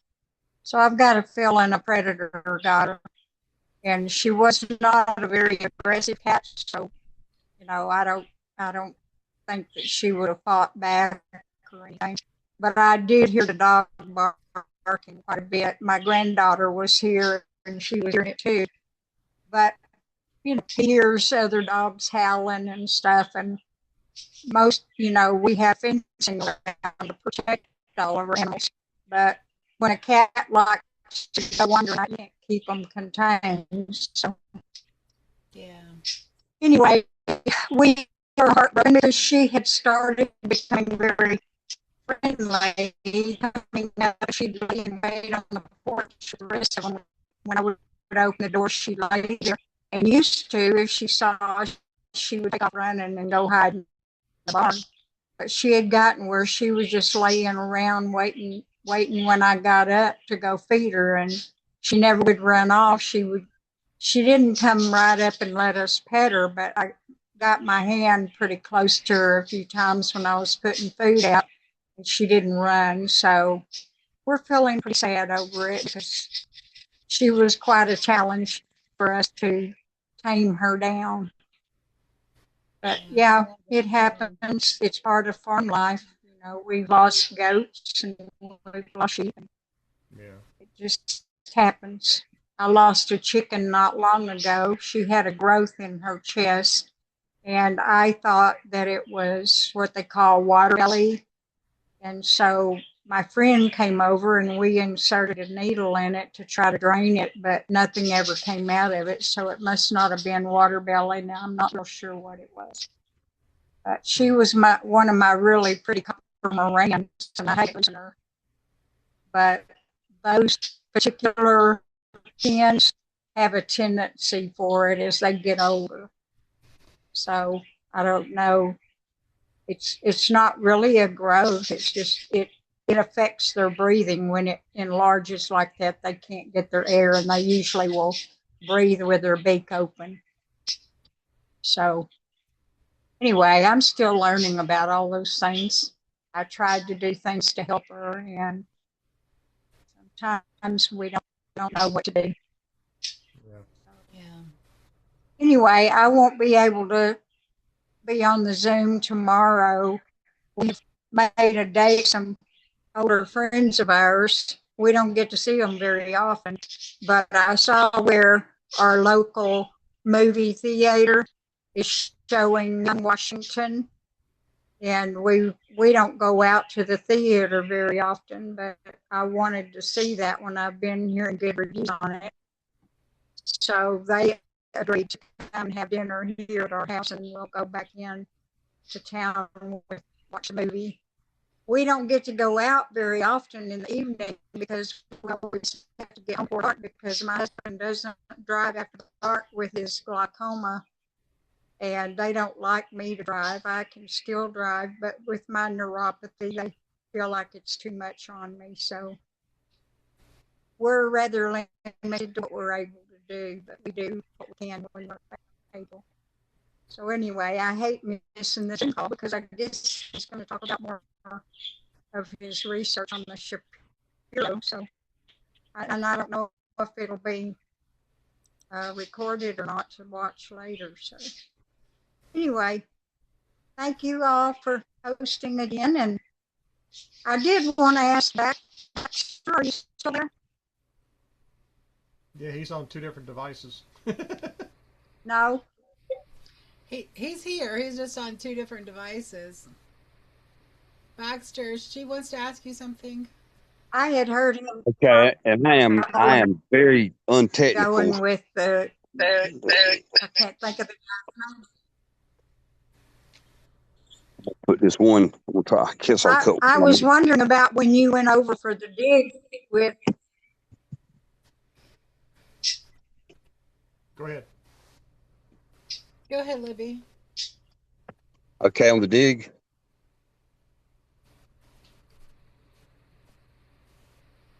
I was curious when you went over on the digs with Ron Wyatt,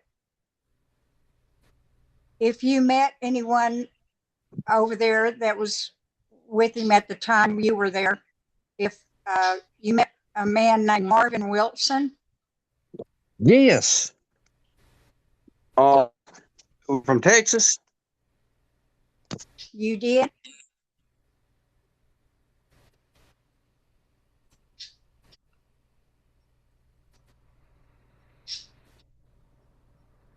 He's having trouble with his mic, I think.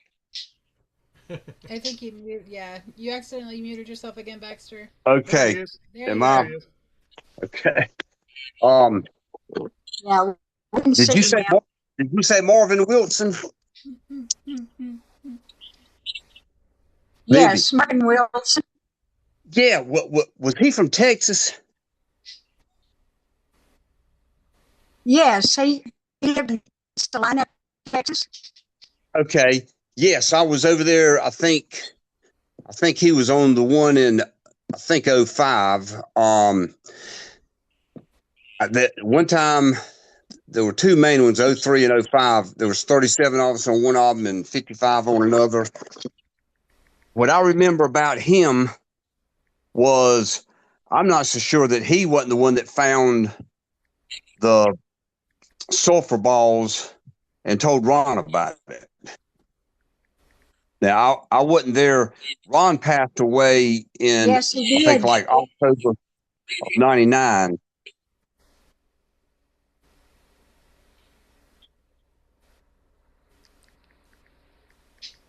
Yes, he was the one that got the sulfur balls because he brought us one.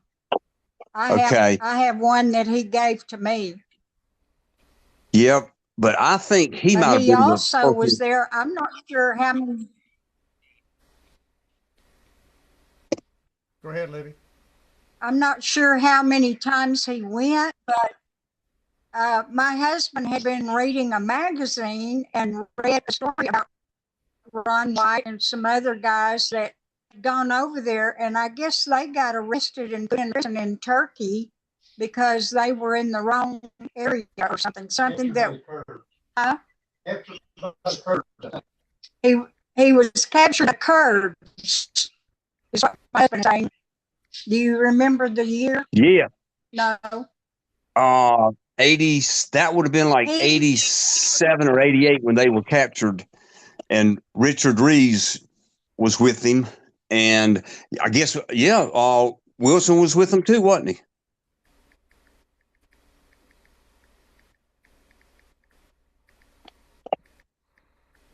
So were you that year? And I may be in a bad area with my internet, but I do, if I'm following you right, Wilson, he was with Ron and Richard Reeves when they were taken captive by the Kurds or whatever. And that's correct. And Ron said, I mean, just some strange things happened. He said that that Ron was sitting in the middle of all of them, and they physically couldn't see him. And he was just, anyway, there was some divine things. I was only with Ron one time, and that was on a tour. There were 22 of us in 1998, and I had just found out about, I mean, he told me about the Sabbath and all this. I mean, that was my first rodeo, so to speak. I didn't know about feast days or anything. I just, but it was very eye-opening to me. I had seen a couple of his videos, and then I had the long story, but I had the opportunity to go over there, and I did it, and I'm glad I did. And I was so blown away. I told my wife, I said, honey, I don't know if the Sabbath, Saturday, or Sunday, but we're not obeying it. And we got out of the convenience store business, and about a month and a half later, and then the next time I was able to, that they had, that they went over there, I took her over there, and Ron was supposed to be there, and he wasn't, but Richard Reeves was his right-hand man. And so I ended up going over there with him probably about 12 times. But anyway, I do remember Wilson. Seems like they were old people, very nice. Maybe his son would have been with him. And if I'm 68, yes, I think his son was with him. Yeah. Well, he passed away I think this last year or the last, I'm trying to remember if it was 24 or 25 that he passed away. And he was a close friend of my mother and father. And we went and attended his church a couple of times. He had broke away from the Worldwide Church. And I don't know how long ago from that, but my parents were real close friends to Marvin. And my mother had a heart attack, and we went to the hospital to be with my mother. She was having open heart surgery. And we were sitting in the waiting room waiting our turn to go in because she was in ICU and they were only letting one person in at a time. And Marvin was the pastor for her, and so he had gone in to visit her. But his wife was there in the waiting room, and she was talking to someone else, and my husband overheard her talking about him being captured. And my husband had read the article in the magazine and he knew about it, but he didn't know Marvin at the time. And we found out later, that he was close friends with my mom and dad. They were still living in Texas and we were up in Arkansas at the time. So it was rather an interesting story. And then, we went down a few times. At the time I was singing specials and they found out that I sang, and we went down to their church and I did some specials, and he was giving a gathering at his home that evening and showed slides of his trip and talked about, being over there. So when you started talking about Ron Wyatt, I thought, what is the chance that he might have met Marvin Wilson? So I'd been wanting to ask you that, and I never got an opportunity. So I'm glad you shared that with me, and maybe we'll get a chance to talk some more later about some of it. My husband knows a lot more about the story because he tends to ask a lot of questions. I sit and just kind of listen. So he asked questions, and he talked to Marvin quite a bit after he found out about it and he had the article about it. So anyway, it's a small world sometimes. We find It out is later, but it is a small world. very. There's a thing on YouTube that it's a television station interviewing Ron White and his two sons, and it's like 1988 or something. It's a Nashville, Tennessee station, and he talks about it a little bit, and it's pretty interesting. It's pretty easy to pull up, and I don't know what to.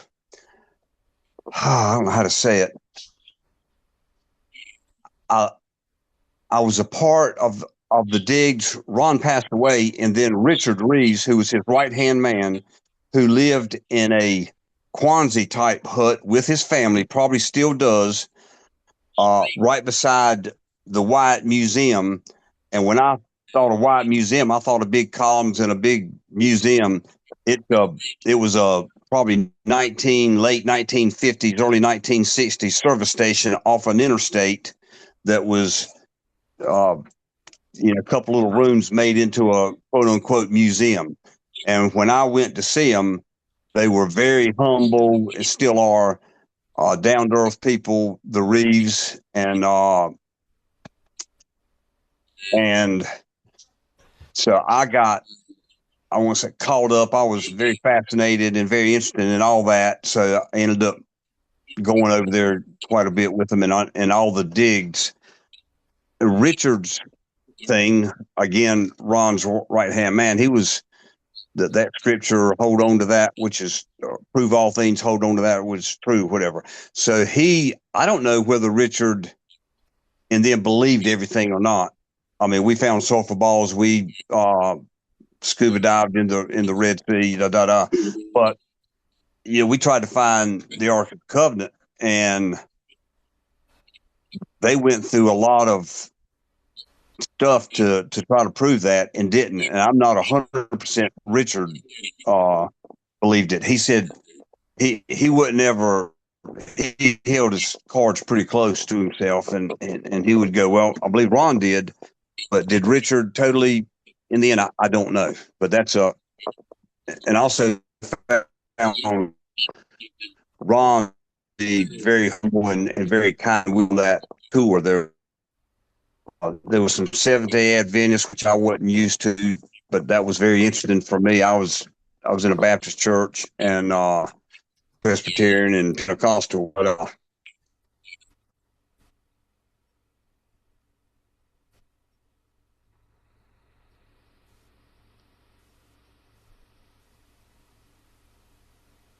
he froze. was with them, and because I think there were 5 of them or something. Well, it is interesting how our journeys cross paths, and Yeah. sometimes we don't know at the time, but then we reflect back. And it's interesting, when my husband and I met, we met through one of the young men that he went to high school with, because he had gone to the Worldwide Church of God's Imperial School in Big Sandy. And he came up to Dallas to take a young lady we were in the Dallas church, I was, and this young lady, he was supposed to take her to her parents' 25th wedding anniversary, and it was a formal occasion, so they all had to dress up. But he saw me at church and kept telling his friend he wanted to meet me, and my friend, or his friend, kept saying, no, she's too young for you. I was 15 at the time, 16. 15, maybe just turned 16. And his girlfriend, her brother was friends with my brother. So, I mean, they knew, who I was and all that, but they also knew that my dad would not allow me to go out. And so they were discouraging my husband. But long story short, we ended up dating a full year. He made friends with my dad, came to work for my dad. And of course, that convinced my dad that he was a good guy. And, so we married a year later. But in the process of us dating, I find out that he actually had a crush on one of my aunts that was just a couple of years older than me. He would see her at the feast, and we would go to the feast. So, I repeat, our paths crossed, but we didn't know at the time. Yeah. We were in the same general vicinity, but we hadn't met yet. I wasn't grown up enough for him to take notice at that time. But it is interesting, the path and the journey that we take, and we look back and find out, that we were very close to the same path, but just hadn't crossed it. Anyway, thank you for sharing that, and hopefully we can talk some more later. Like I said, my husband remembers a lot more of the story, but he's not one to get on and show his face. He sits in the background and listens, and then so at some point maybe we'll meet up and we'll talk more about it. Anyway, Absolutely. Thank you, Todd and Angel, for hosting. Sure. I'll go ahead and sign off and let you guys get to your family of kitty cats. I'm sure they're ready for the buffet. Oh yeah, they're waiting ready. Shabbat shalom. Well, Shabbat shalom. Bye, guys. Todd, Angel, we won't get into it, but I did take y'all's advice. I did mention it to my wife, and we had to talk about it. Wouldn't mind going through it with you some other time if we have time. And she wasn't shocked. I think I had kind of mentioned something before, and she just said, "Hey, it's a very delicate situation," and I'm used to getting things done. If something gets on my list, I get it done, or if it's on my mind, I tend to take care of things. Sometimes I may do it too quickly or too maybe not overly well thought out. So anyway, but I did say something after I talked to y'all, and so it's out there. But it's a delicate, her words were so delicate, so I got to be careful. And anyway, invading somebody's life like that. But anyway, I don't know. But anyway, I still might need your counsel on it later on. And if at least you talked to her, so there you go. Yeah, well, and I wasn't overly, I don't know what word to use about that. I'm glad I did, but it had probably come up 30 years ago, because anyway, or something like it, because she wasn't, she said, I think you said something before or something anyway, but, I mean, we're good. What I wanted counsel on was, what action do I take with the girl? And am I invading privacy? Do I have a right to even say anything? So Well, I don't know. Look at it. You let her tell you. You let your wife tell you that. Yeah. No, you mean about the other one? Well, I mean about the About situation. Don't take it in your own hands. Let her decide for you, because she's the one you're going to be concerned with how she feels about it. And if she calls it a delicate situation, the delicate it's going is to be a not so delicate much, situation. and the delicate part is not so much her, my wife, is the other person, and invading their quote unquote privacy or their life. Well, then I wouldn't worry about it. I mean, that person's not even involved in y'all's lives anyway. Well, if I'm You saw her out of the blue after how many years, whatever. So it don't matter. I wouldn't worry about it. I think well, he's kind of hoping that the boy is his son. Oh, is that what it is? well, that's if it's a possibility, then I want to. Should I? Mm. And I'll tell you one thing. I was working on a wheel, and before my sister, got him, she says, "Look, I don't want to deal with, too many complications." Or that's not the word she used, but she got on me about doing my wheel. And if there's somebody that needs to be included, then I want to honor that if they do. But then again, am I poking into somebody's life that I don't need to? But just, I guess you kind of have to be there, be me, so to speak, when I've been around this person. I can't, maybe I'm reading too much into it, but if I am, share some DNA. Do they want to know? But as far as my wife being, she,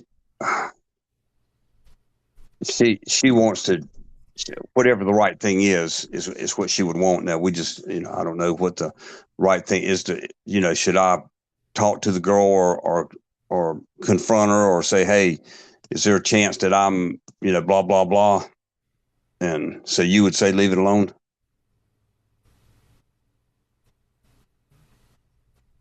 I mean, it would definitely be a discussion that I think you need to have more with your wife. Um, but I don't know. That's a, like she said, that's a delicate situation. Yeah. Yeah.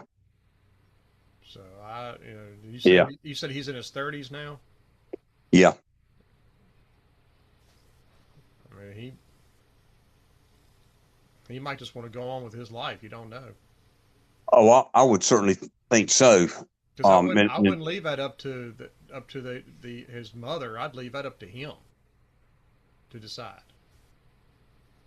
Well, first I want to know from the mother, hey, is there do you think there's a chance that I'm, got some DNA there? Well, and then it's up to her. you could always call her with your wife there and say, "Look, this has been bothering me for years. Am I this kid's father?" Just Yeah. cut straight to the Okay. chase. And if she says no, then that's your answer, and you can let it end there. Yeah. I'd rather do it face to face, although that may be more whatever, but If you do it face to face, I would make sure your wife is there. yeah. Just because it's going to affect her life too. Yeah. And you don't know what the other woman's thinking. Yeah. Okay. That's all I got to say about that. Yeah. Well, thank you. There you go. Okay. But all right. Well, I enjoyed your couple fishing lure videos, or trying to think what the last one I saw, but keep it up, man. I tell you, they're still, the shorts are the way to go right now. I mean, yeah, I do. I try to do 2 or 3 a day, just to keep the algorithm going. I mean, it don't take very long to do them. It might 10 or 15 minutes just to put out 2 or 3 of them, and because I'm trying to find certain sections I can use or whatever. But as far as the videos, I mean, I was actually debating on doing videos on Wednesdays too, but I was kind of like, man, it's a lot of material, and it's it's like wow, and Yeah. trying to come up with stuff and everything else. And there's a lot of stuff to talk about. I just have to think of it, Yeah. And like tonight, right after Sabbath, there'll be one of my spraying videos where I'm painting lures. And, Okay. so that'll be out tonight. But right now, I've got, like on the truck talks I've got enough stored in the computer right now to carry me for about the next 9 to 10 months. Wow. So I just haven't edited them. But That you had put out. Wow. but what it is especially this time of year, daylight hits at 6. Yeah. And so I'm sitting there in the parking lot just waiting for somebody to get there to unlock everything, and so I'm usually there. I'll do like 2 a day. Yeah. And but and then for 4 days I'm doing 2 a day, so that's a month right there. So in a month's time I can do 4 months. Wow. So I've been, matter of fact, the ones I'm editing that's coming out right now, I think I recorded those back in April. And so I'm still trying to catch up, and I got to think about it the other day. I was like, oh man, I got to think of something. This, that, and the other. I started thinking like, dude, you're good for the next 9 to 10 months. Wow. Don't sit here and fret about it, and you're good for a while, man. Just So Saturdays is the only videos you got to worry about. Yeah. So you got plenty of backup. I got plenty of those, and sometimes if I just don't have time to do a Saturday video, that's when the truck talks come out. I'll do like a special edition truck talk or something like Yeah. that. That's just because I just didn't have anything ready for Saturday. Yeah. And so they still get viewed. So that's where the special editions come from. This is because I ain't got nothing ready for Saturday. Well, you mentioned that reservoir was down 15 feet, and then is it down 7 now? Did you say, or? No, the other lake that I grew up at, the main lake over here, which is in 2 different counties, it's down about 6 or 7 foot. And wow. I think it's funny because there was a house I had to go measure a roof on over a boat dock. And the guy who was building this house is the guy who created Angry Birds. Oh. I just recently found out. And all that metal that I made for that job right now is sitting because the guy who was building this creator's house quit. He canceled the contract. He got out of it. He said he got tired of this man changing everything every other day. I mean, this guy's putting like $100,000 doors on this house. I mean, this guy's crazy. He's already done put 4 roofs on this house. Because after a roof goes on, he'll look at it and go, I don't like that color. Can you change it? Wow. Yeah, he's becoming eccentric. And I mean, you can imagine how much he's worth. And that'll do something to your brain. Evidently tens of millions. But what I think is funny is where he's located at is a golf course on the southern end of this lake. And all these $1 million houses are all over this point and around the cove and this, that, and the other, and everybody has these, I'm not kidding, like $100,000 and $200,000 boat docks. And right now, there's no water under them. Wow. That's what I thought was funny. It's like, hey, how's your money working out for you there, Slappy? Oh. You got all your boats sitting up, on these chains and everything, sitting above water and all that, but there's just mud underneath the docks. Wow. I think that's hilarious. That to me is poetic justice. Yeah. Wow. Yeah. That is interesting. Because when I came around the corner, I'm familiar with everything on that lake. And I came around the corner, I really wasn't paying attention. And I started walking to the boat dock and I realized, hey, where's the water? I mean, it's kind of a shallow cove anyway, but I was like, where's the water? It was like 10 or 15 feet in front of that dock. Yeah. I was like, holy cow. Oh. And that was when it was 5 foot down. Yeah. Now it's, let's see if I can pull up. Let's see. Oops, wrong one. Let's see. Smith Mountain is down 5.5 feet. So it hasn't quite gone down as far as I had thought. That's a But lot. still, that's 5.5 feet. And I don't remember that Yeah. lake ever being 5.5 feet. Wow. 3 or Wow. 4 feet, yeah, I can remember back when I was a little kid, you know, Yeah. everything, and you could see all the mud banks and stuff like that. But you know, to have docks sticking completely out of the water with nothing underneath them, that I've never seen. Yeah. So Wow. that was crazy, and that changes patterns. That Yeah. you know, it makes the fish change because it changes that thermocline. So now they're on different types of structure that they're just not used to being on, and that can kind Wow. of stress them out a little bit. Yeah. Yeah. Which is the A same thing whole for other the ecosystem. well, it's the same thing for that lake that I fish up here, which is on the videos I call it Lake X, Yeah. and it's although one of my subscribers already figured out where it was, and he lives up in Delaware. He's like, I know what lake you're on, buddy. Okay. But Wow. because he said, I said he said yeah, you showed them one map with one island right there, so I just started looking. He says, I know where you're at now. Oh, I was that's like you're funny. gonna fish it. He goes, no, not really. Yeah. But Oh, yeah, that's funny. once it started going down 4 foot down to 5 foot, I mean, they just plumb shut off. I mean, I didn't Wow. see anything on the graph. I didn't. I mean, there was just all I saw was grass lines and maybe a fish here and there. Oh my They gosh. weren't congregating. I mean, usually they congregate when water drops like that. They'll get on the next major structure feature and they'll kind of congregate to a school. Yeah. They weren't doing it. Wow. This is October last year. Last time I was up there, Yeah. and I didn't see hardly anything on the graph the whole time I was up there. That is Like, crazy. okay, I'm done. Yeah. Wow. Which tells me they were just kind of hovering, you know, Yeah. spinning out in the lake. Which when they get like that, they're not feeding. Yeah. So That's I fair. actually wouldn't be surprised if they're schooling around with the stripers, just chasing schools of shad around everywhere. That's probably what they're doing. Yeah. But because Wow. that's 15 feet, that's and the depth at the dam is only 70. So it's it's down pretty good. That's huge. That's unbelievable. Wow. Now that's not the lowest it's ever been. I heard the lowest it's ever been was like 33 feet, but that was like in the 80s. In the 80s, I think when that happened. I'm not sure. Wow. I'd have to ask I have a cousin that works up there. I have to ask him. Yeah. But I think that's what he told me. It's like 33 feet, something like that. That's I mean, they were like driving around and looking at house foundations and stuff that was all over that lake, and because it was a community through there.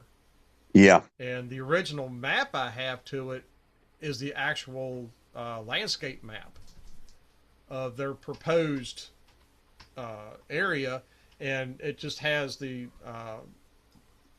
longitude lines in it, and you just take full pond with a blue marker and draw around it, and that's where your lake level is. Yeah. It shows every house, every road, every farm.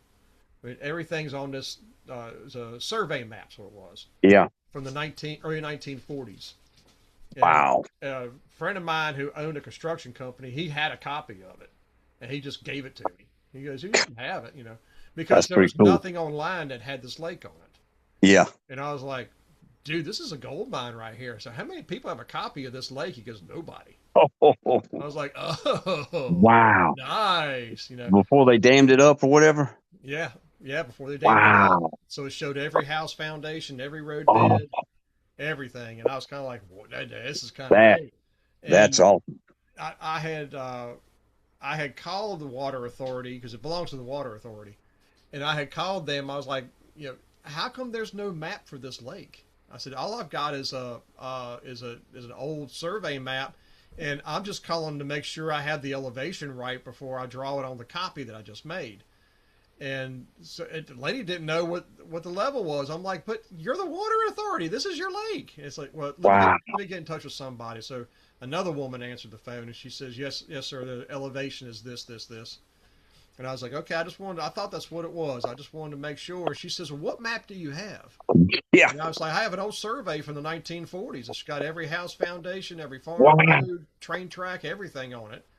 And she's like, well, where did you get that? I said, guy that owned M&M Construction here in Roanoke, he retired, sold the company. I said, but he's the one that gave it to me. And I told her, I said, but y'all don't have anything online that shows any kind of depth contour. Well, about 2 weeks later, I'm looking around online again because I was like, well, let me go see what the water level is. And I ran across this Carvin's Cove depth chart. And I was like, well, where'd that come from? And it was from some map website or whatever. I clicked on it, and lo and behold, there's a topo map of the lake. Wow. I was like, uh-huh. You got to motivated and inspirated. Apparently I had, because Yeah. she said that there was nothing that they had, and all of a sudden 2 weeks later it pops up online. Boom. I was Wow. like, well, I'd rather use that than the topo map I have, because I can print that off and put it on and laminate it so it won't get wet. Wow. Yeah. Wow. But yes, that was crazy. So because I remember I was told a buddy of mine's dad, I was like, Pops, you won't believe I'm holding. I was on the phone with him. I said, you won't believe I'm holding my hand right here. He goes, what? I said, a topo map to Carvin's Cove. He goes, you lie like a rug. I said, I'm being dead serious. I said, this is the survey map for the 1940s. It's a copy of it. I said, but he goes, well, I want one. I said, well, I'll stop by the shop one day and have Tommy put it on the blueprint copier, and Yeah. about the size of a blueprint. Yeah. And he goes, okay, And then I called him like a couple of weeks later and said, never mind. I said, they got it online now. Oh my gosh. I said, I printed that off for nothing. Yeah. Yeah, that's you got the original. Let me ask you, Ross, he did something. Are we able to go back to old Zoom meetings and listen to them again? For part of them, yeah. On YouTube, yeah.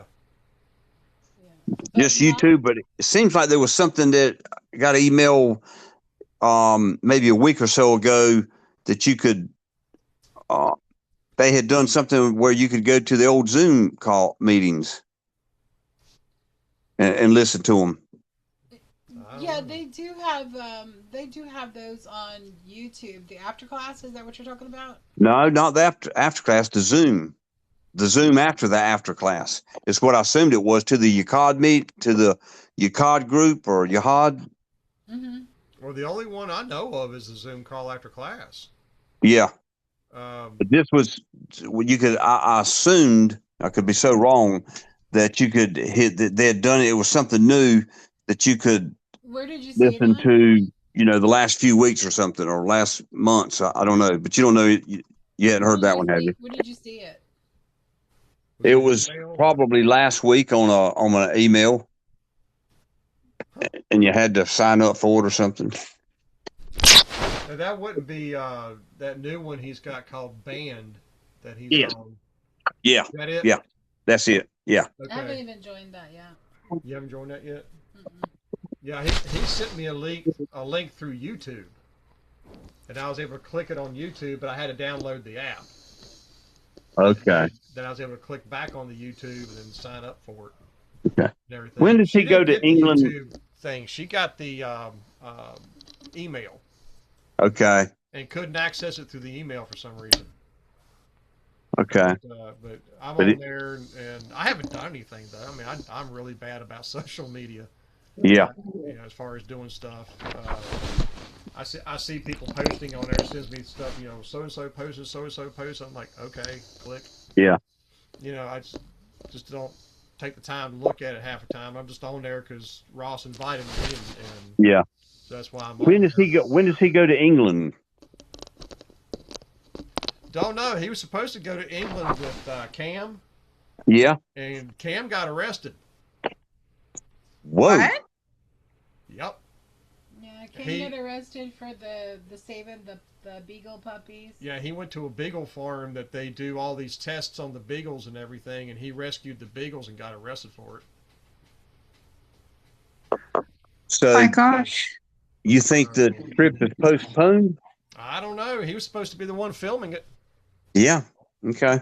So I guarantee he can't leave the country. And it was before the September meeting, wasn't it, or Labor Day meeting? I don't remember. Okay. Do you remember when that was, or? Oh, yeah. Hey, everybody. Sorry, I am very late today, guys. Yes, you are. Shabbat shalom. I see your smile, Todd. I know you love me, even though you like to tease me.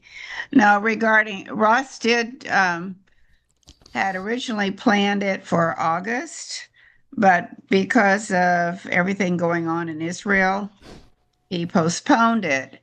And then what he mentioned in a newsletter or something not too long ago that everything connected to touring or any visits to Israel has been indefinitely postponed due to the conditions going on in Israel. But tell me more about Cam. I did not know Cam. Anything about Cam? Where did you find that out? He sent out an email. What was it? A couple weeks ago. I thought we saw it on YouTube. Oh, he sent out an email. Who sent it? Cam did. Oh, well, I thought I was on his. I didn't see it. So is he still in jail? What? No, I don't think so. Don't know. Probably not.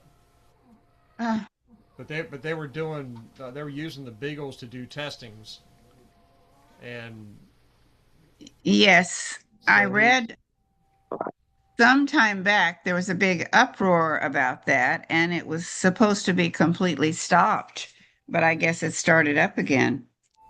yeah, because he went and started rescuing beagles left and right, and they arrested him for it. Mm. There's something on YouTube also. Some things are just best left to do it legally. I mean, you can only do what you can do, you know.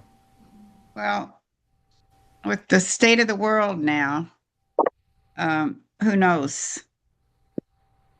Yeah, and hey, he took action. I tell you, I probably wouldn't, but good, you know, he took action. Yeah. Maybe paying a price, but wow, did what he could do. Wow. Well, Cam has taken a stand on a number of things that he has been extremely criticized for. Yeah. Regarding compassion to animals, basically, along those lines. Well, it's just like what we were talking about last week about the there's a difference in people who have pets and people who don't. Absolutely. There's a big shift in personalities and tolerances and everything else, and it's like, you know, whenever I meet or talk to somebody, I could tell if they have a pet just by the way they talk, or they act. Yeah. Right. And it's, you know, it's huge difference. Huge difference. That's I true. know about it. You're right. Yeah. Wow. Yeah. So did Valentine get on today or have any updates? He did. Yeah, he was here for a couple hours. I'm sorry. I wish I could have been with both of you guys. So tell me everything that was said. Y'all don't record your meetings, right? Oh gosh. Well, I mean, so what did Valentine have to say? He was talking about his time in California and where they were living at. I was talking about all the places where films took place and TV shows took place, and they're still okay. There. You know, they're still there, and one of the things he's talking about. You might have watched this TV show, Betty. I don't know if you did or not, but Three's Company. But I used to watch it a long time ago with my girls they liked it. On the introduction to the show, when Jack's riding his bike down that path and he turns to look at a girl and wrecks his bike over in the sand. Yeah. Well, he lived just down from that, and was walking with his daughters on that trail, and told us, you know, gotta watch out for the bikes because they'll run over you. Okay. He said it was that trail that was on the TV show. That's funny. That they recorded that and other stuff. It's just kind of funny. And then we talk about music for a while, but because you got Dave on there, so you know eventually. Yeah, of course. Of course, no, Valentine's a musician too, so talk right. about that a little bit. And he was talking about the guy that kind of helped him with his art. Kind of blackballed him for like 11 years, but struggled through it, and I didn't realize he was the artist that he is. I mean, he evidently made a living out of it, didn't he? Yeah. Yeah, he did. Wow. Quentin is amazing. Yeah, he still does. I think he gets royalties off a lot of his stuff too. Okay. Good for him. And He he has goes so down to many talents. He's very talented, in photography Okay, hang too, on. and art and music. Um, You can share the. Yeah, I'm going to share the YouTube video that Kim shared. Yeah, he's facing 12 and a half years in prison. what? Yeah. Single crime, yet I just got charged with a felony for rescuing beagles, and we're facing up to 12 and a half years in prison and up to $25,000 in fines. And I wanted to share, not one person named in the Epstein files has been charged with a single crime, yet I just got charged with a felony for rescuing beagles, and we're facing up to 12 and a half years in prison and up to $25,000 in fines. And I wanted to share my perspective of what's happening, because this is about so much more than just these beagles. Like my buddy Pete said, another one of the arrestees, in Wisconsin, you can literally legally break into a car window and rescue a dog from a hot car. But if you enter a facility with hundreds of documented cases of animal abuse violations to rescue beagles who have never even seen the sunlight, then you're a felon. So think about that for a second. That's the same state, it's the same species, and the same act of compassion, but one makes you a hero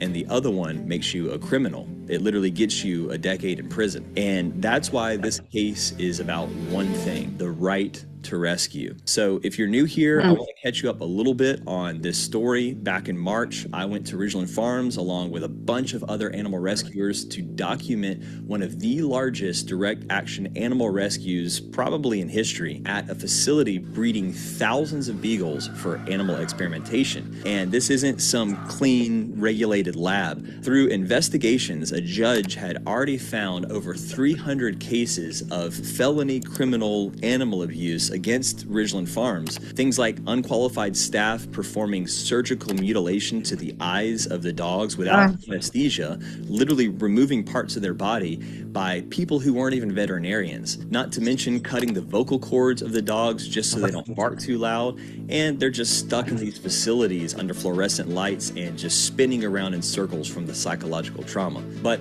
after all this, a special prosecutor looked into that evidence and declined to charge them. Not one single person at Ridgeland Farms has ever faced a criminal charge.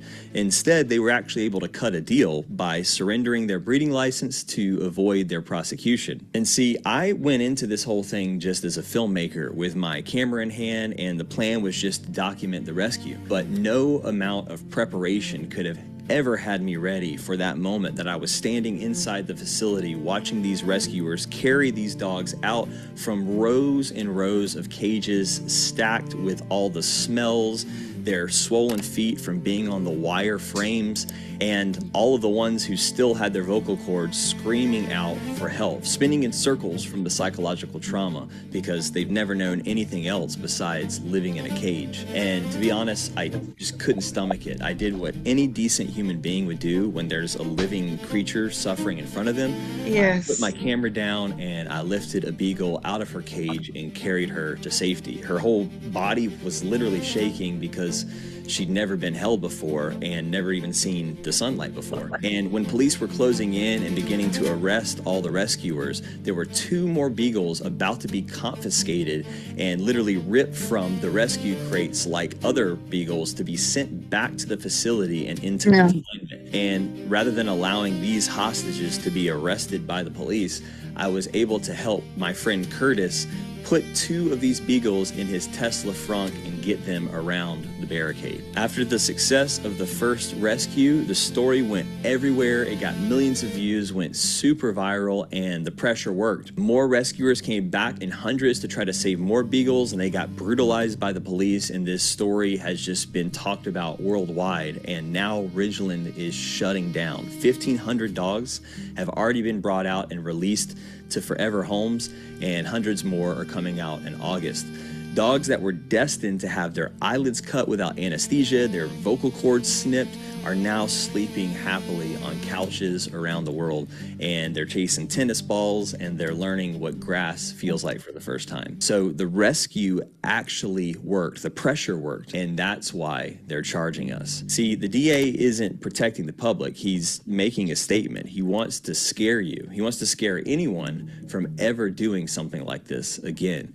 Because just think about the precedent. If an ordinary jury of people looks at this evidence and says that rescuing an abused animal is not a crime, then the right to rescue is established. It doesn't stop at this one facility. This could be the final domino in turning over the animal experimentation industry for good. And they know it. The administration has already said that they're going to phase this out. We're just applying the pressure. And this playbook of protecting the criminals and arresting the people actually trying to uphold the law is nothing new. After 9/11, the Patriot Act era, Congress passed something called the Animal Enterprise Terrorism Act, written by industry lobbyists and passed by almost no debate.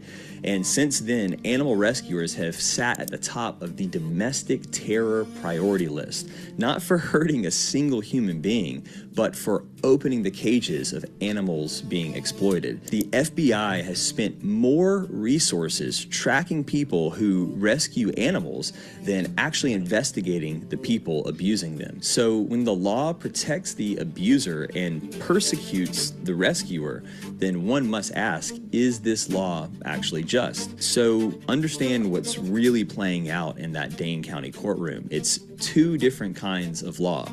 There's the corporate law, which says that these beagles are just property, $2,000 a head. That's literally in the criminal complaint that 22 dogs valued at $44,000 were stolen or something. There's the corporation of Dane County working with the Corporation of America to defend the corporate interest of the people who actually cage and mutilate puppies. But then there's God's law, the natural law, that says that these are free creatures, living beings that we were made to steward and serve and protect, that they're not property, not inventory, and definitely not subjects for us to test on. And God's law always wins. I know it does because 2,000 years ago, Jesus the Nazarene and his movement put their necks on the line for the greatest direct action animal liberation of all time. He stormed into the temple, flipped the tables, and freed the animals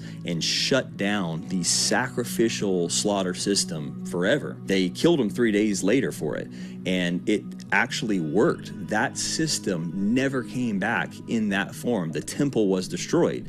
That temple courtyard was like the Ridgeland Farms or corporate slaughterhouse of the ancient world. It was a place where exploitation hid behind religion and behind law, unjust laws. And Jesus didn't take the time to write a letter to some authority. He walked in and set the captives free.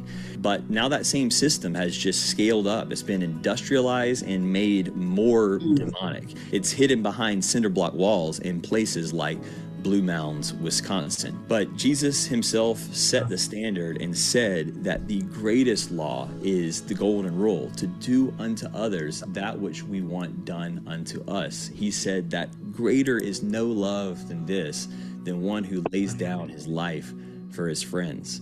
And all of God's creatures are our friends, and dogs are specifically man's best friend. So our first court date is August 24th. Stay tuned, and I'll be showing you exactly how you can stand with me and the other 50 almost co-defendants and defend the right to rescue and speak up for animals being experimented on. You have a chance to stand and be a voice for the voiceless. And if you're new to this story or you just want to hear it from my perspective, I made a full video, the blizzard, the Tesla Funk rescue, and all the behind-the-scenes footage of this beagle rescue, and that video is right here on this channel. And if you truly want to understand what led me to put down the camera and pick up the beagle and be so inspired about the historicity of Jesus and the Nazarene movement, then watch my film Christspiracy. It follows my journey of asking what would Jesus do about animal exploitation, and what I found was a 2,000-year cover-up that connects directly to the corruption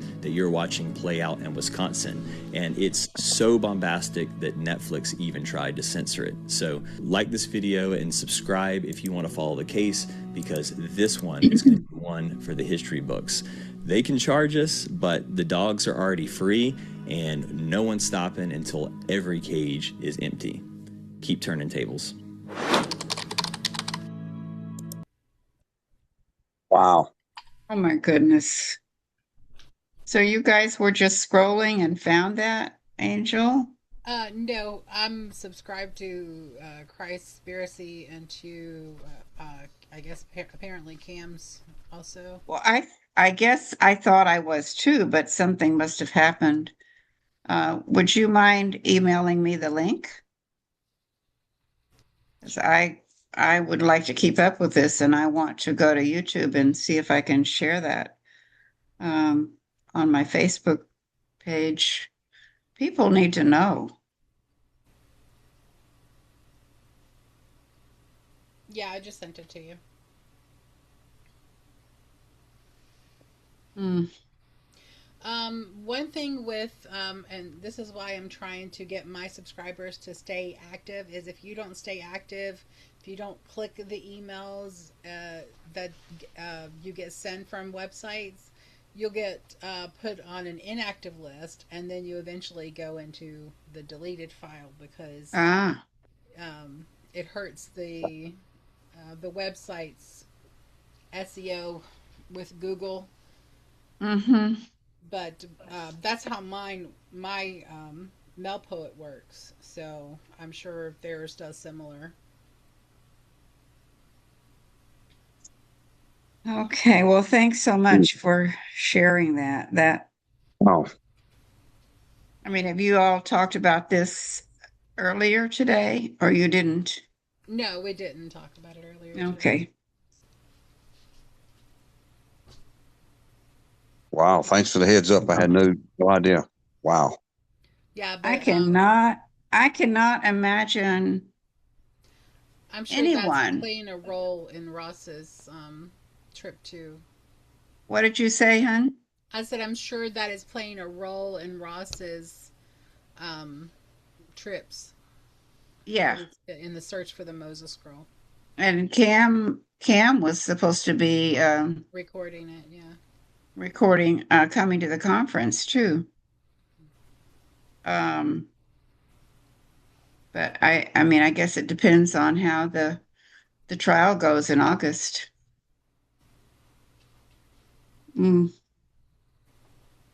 Well, it would seem like we all need to get together and see what we can do.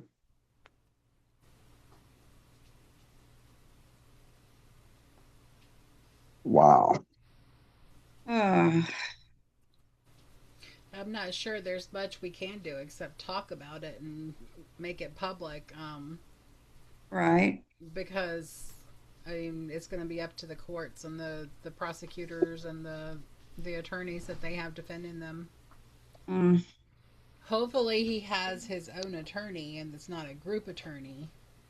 Not one attorney is representing the whole group. Right. Because that could represent a conflict of interest. But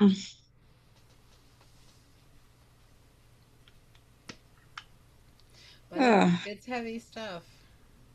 It's horrible.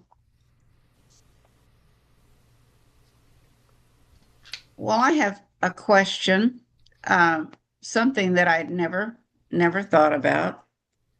You know, in the last Lev HaOlam box, these are boxes that in case you don't know about Baxter, come from Israel. It's Lev HaOlam, you know, love of the land, that Angel introduced me to, actually. They come once a month. You know, you pay a certain amount to get the box, but it's around supporting $100 a month. Yeah, it's supporting the ones in Israel who are artisans creating things, you know, making things. Their livelihood depends on it. Everything from agriculture to art, just some beautiful things. But anyway, this last box had a ram's horn, shofar, Yeah, ours is right there on the shelf. Pardon? Oh, yeah. It's right there above Todd's head. Well, mine, the other two, I see, the other two that I have are like that. They're kind of like uh cream color, pretty kind of. Well, was this one was like all like gray and black and like I don't know, ugly. And I'm thinking, well, okay, so where did you get the ram's horn from? Obviously, you got it from a ram.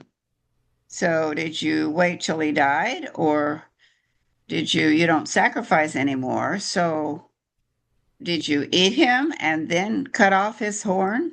They can And cut off. They can cut off the ram's horns before while the ram is still living. It doesn't hurt the ram. It's it doesn't hurt the ram. Okay. Okay, because I I think it was grows about to back get too, rid of doesn't it? all my yeah. It will grow. shofarim. It will grow back. I think it's Yeah. similar to deer horns. They might even fall off. Well, okay, well that's good. I was going to research it, but seeing this video and then thinking I just got this. I mean, I was really about to get rid of all my ram's horns, but then it says in Torah that you're supposed to blow the shofar, and I'm thinking, well, why would we do that? If anyway, never mind. That's kind of silly. We question No, the I blowing agree the with you. shofar too. But I mean, I don't think the dark ram's horn is ugly. I mean, I think it's. I just didn't like it. Maybe I don't know something about it. I just didn't like it, and I never thought before they, how they get it. I know how they Proper. process it. I read all about that. Oh, Grace, Yeah. so now you're a ram racist. I see how it is. Yeah.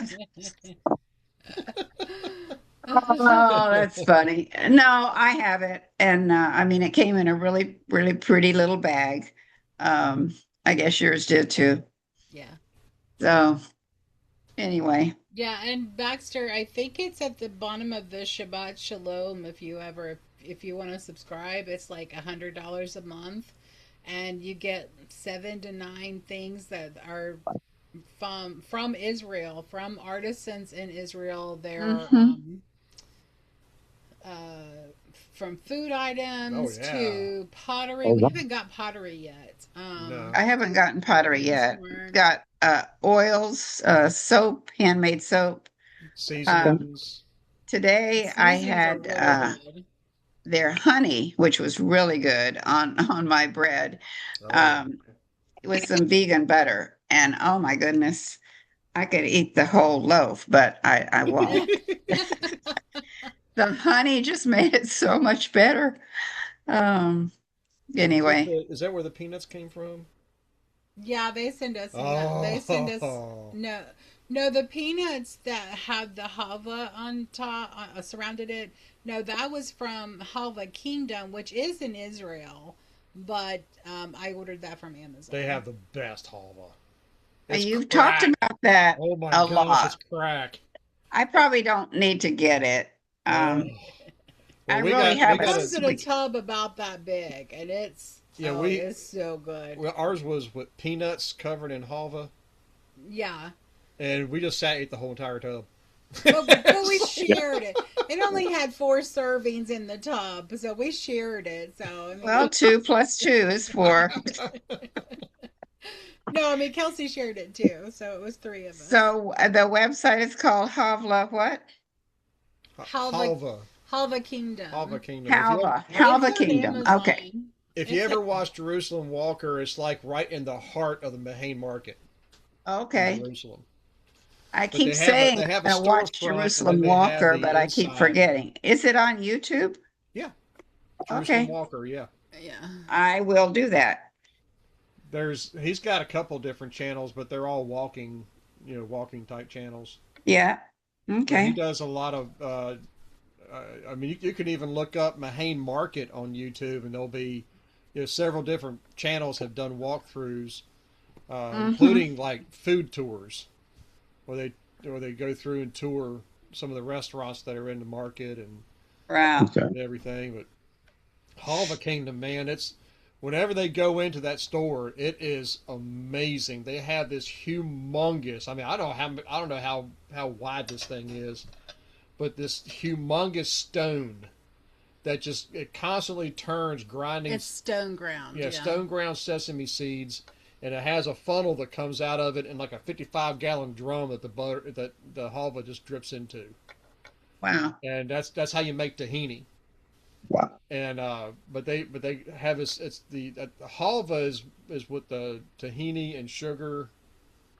I think it's all it is, tahini and sugar. Yeah, but it comes and out flavoring. like in a cake form. So the first one is the peanuts that were covered in the halva, and the second one is to the Halva Kingdom storefront on Amazon. But it's really good. It's like crack. Did you just send me something? I think I got. I emailed you the email I got from Pam. Okay, I'm looking at, okay. And then the Amazon links I put in the chat.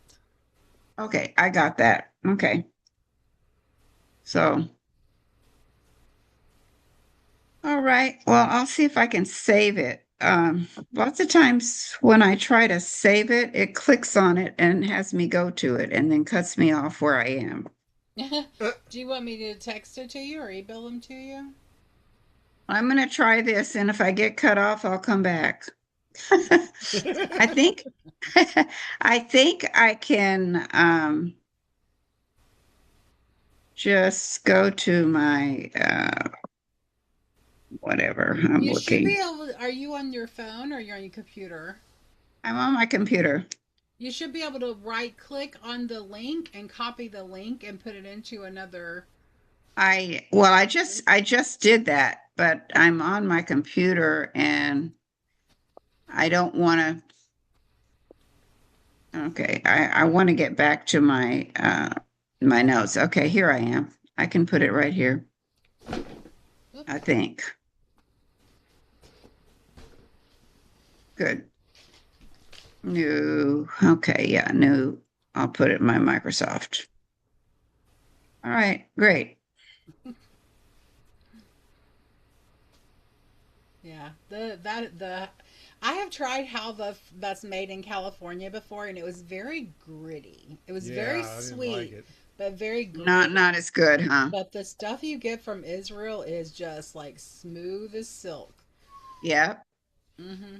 It'd make a puppy pull a freight train, as Jerry Clower would say.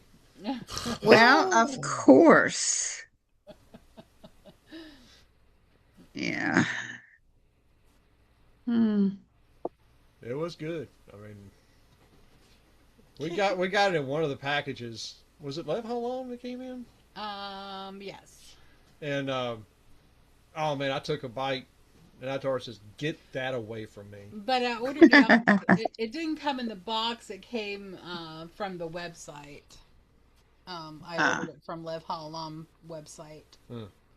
Also, didn't come in a package. No. Oh, okay. I thought it did. But the packages are pretty cool. I mean, we can't eat everything off of it because you some read of it comes with eggs. Yeah, some come with eggs, some comes with milk. Both of which I'm allergic to. Huh? Yeah. Both of which I'm allergic to, but we don't eat it anyway. Yeah, we don't eat it anyway. But and some of the spices that we get, she can't have because it's got some kind of pepper or something in it or whatever. And yeah, I was going to ask you about that. Kelsey eat it though. Orange. There was an orange spice in the last one. I'm not familiar with. The orange spice. It's good. Let me go get it. Came in a canister, didn't it? No, it's in a little jar. Oh, okay. Let's see. Yellow spice.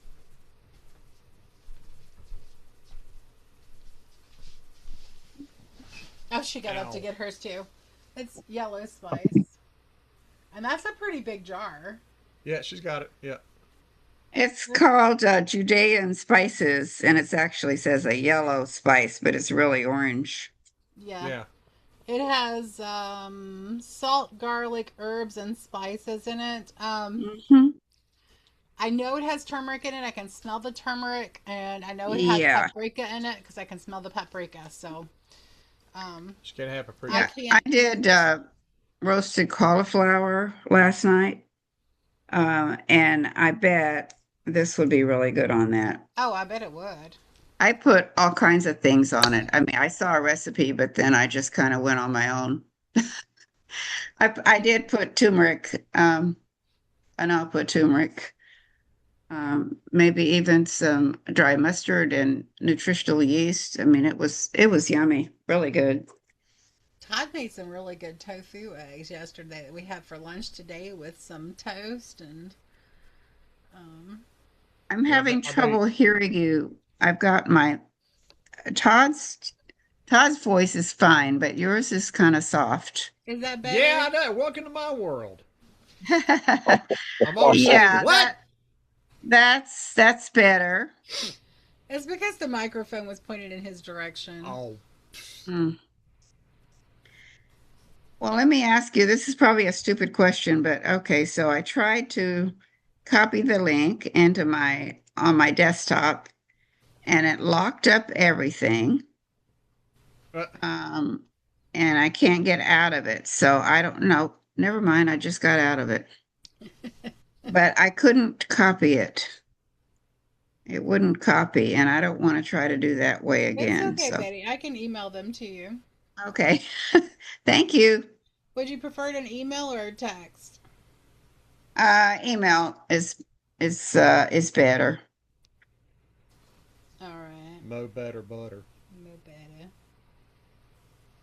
Yeah, you kind of missing out, Baxter. You need to start getting them boxes every month. Oh yeah. Well, They're I pretty love cool. them. They're pretty cool. They are really amazing. It's like a present because we don't give each other presents anymore. We don't celebrate Christmas. We don't yeah. celebrate birthdays. So it's like getting a present every month. And it's a surprise. And then there's so, also the Artsa boxes too. yeah, I get the Artsa boxes. That one is more Christian oriented, but it still helps artisans in Israel. Yeah. But it is once every 3 months, and you pay once a year for that one. But it's like $1,000 at one time. No, I think I'm Yeah, gonna stick. I don't think we're going to be doing that anymore. I'm gonna stick with what I have. Yeah, my budget is Yeah, is the monthly rather thing do is a Lev lot Hall easier alone. to do. yeah. I'd rather do Lev Hall alone for the simple Well, fact that they actually work actually- with the people too. Actually, the Artsa box is I was mistaken. It's a little over $300, but I have 3 subscriptions. Oh, So I okay. get 3 boxes each time. So it's just under $400. But to me, though, a lot of the stuff that comes in the Artsa boxes, we can't, we don't really use or anything like that. I'd rather just do the Lev Hall No, alone. I don't know. We use a lot of the Artsa stuff. Oh, they send beauty equipment. They send beauty creams and stuff that your wife will love, Baxter. Hint, Listen hint. to me selling it. Well, I used to, when I'd go to Israel, I had a friend and he would buy, somehow he had a connection with the Dead Sea, a lot of the people that made the creams and all, and he would take their overstock or something. And one year I literally sent to myself like 2,050 pounds. It was literally a ton. I mean, I had 55 boxes and I had cards made up and I was going to sell Dead Sea products. And, I gave it all away. I would whenever I got them, but I did that for several years when I was over there, probably about 4 or 5 times. And it was a big to do to go to the post office, and it would take literally a couple hours to get all this stuff sent. And sometimes I'd spend more shipping than I would on the product itself, because the product themselves, I mean, over there they're expensive, but if you get to the right guy at the right price, it's and they may be out of date, but the screen go out of date. I don't know, but anyway, but yeah, we had a bunch of that, and that's a interesting business over there. I did that too for several years. I started like my last year of teaching after our house flooded and I didn't have anyway, I was still teaching, hanging on, trying to make some extra money, because we lost everything. But I did facials and things like that, and in my home. And all the ladies would sit around, and I would mix up Dead Sea salts, and they would get to soak their feet in the salts while I Yeah. gave them a facial. And I'm thinking, this would be really pretty nice. I'd like to come to one of my parties. But No doubt. I ended up getting a trip to Rome. Uh, because of my sales, but actually it wasn't all my sales. I ended up buying the rest of the products to make up for the amount that I would have to have in sales to go to Rome. But it was still less than a ticket. Yeah. So it was pretty cool. I did that for a couple of years, but then guess what? I got investigated by the IRS because I was showing a loss. But I was very meticulous in my bookkeeping in those days, not so much now.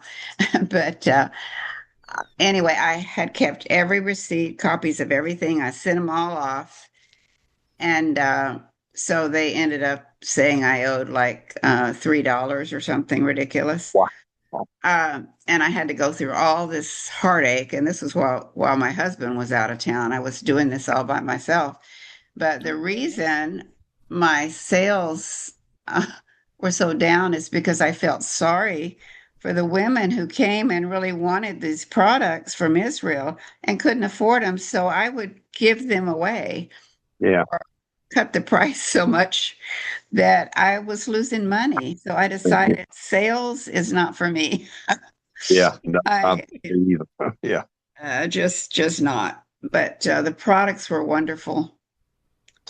Yeah. I mean, Dead So Sea basically, mud. you pulled a Peggy Bundy and bought your own products so you can sell them. What? I said you basically pulled a Peggy Bundy where you bought your own products. There's an episode of Married with Children where she got into the beauty business and everything. She's buying her own products. Yeah, well, that's what happened at the end. I bought all the ones I had left over, and then I gave some of those away too. But the Dead Sea Mud was really amazing. And I ended up going to several TV stations with my mud and my pictures of the Dead Sea. Ended up on television, giving people Dead Sea mud mask. They were models, and then they were interviewing me on the news station. But I mean, it was kind of fun. But anyway, I've got the videos and some old VCR tapes. We don't even have a VCR recorder anymore, but it'll be something my children can one day transfer and look at and say, "Oh my gosh, Mom, you did that." Yeah. So Wow. anyway, it was fun. Wow. They But also sell the tahini, which their tahini, I don't know what they do different than they do in the United States. United States tahini is bitter, but the stuff from Halva Kingdom is not. And then we've actually got tahini from another place in Israel that is not, it's not bitter. well, I need to get some from them because I bought some here, opened it up and didn't use it like right away, and it spoiled. It was awful. Yeah, it will go rancid, just like nuts and stuff. Anyway.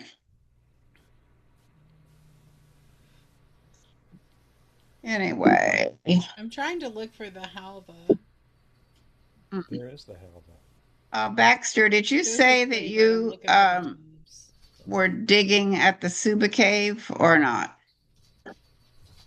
Is that the John the Baptist cave? Yes.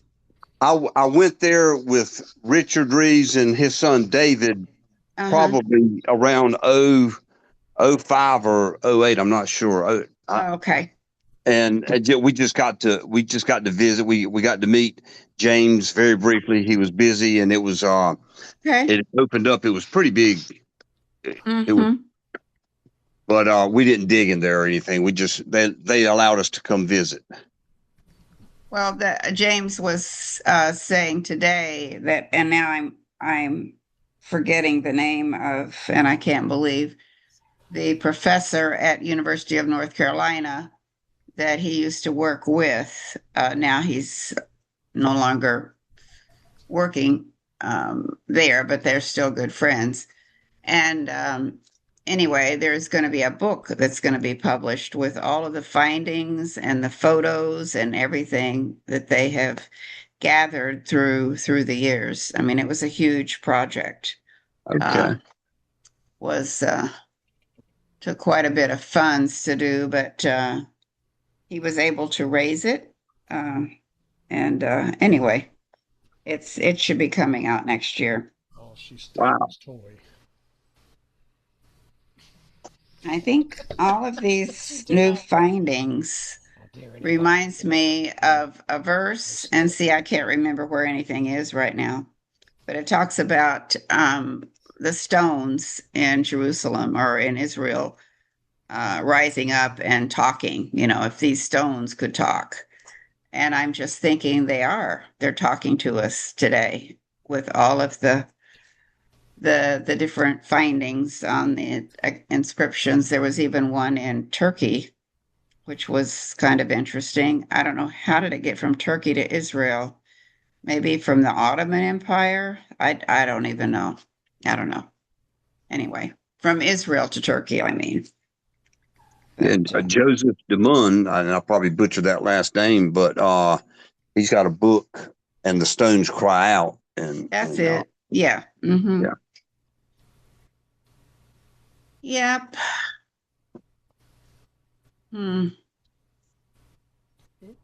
Well, there's a lot. Sarah.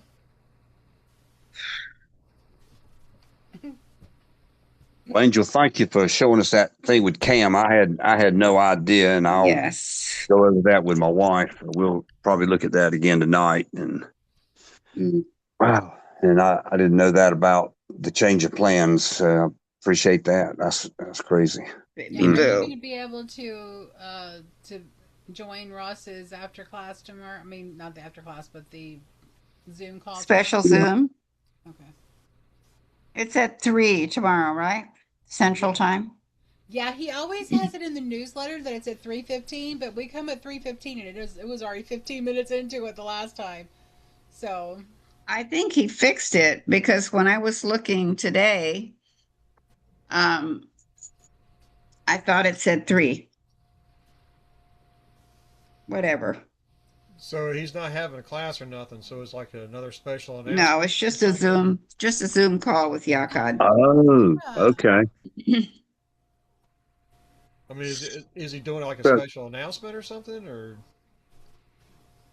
He well, let's see what he says in his email.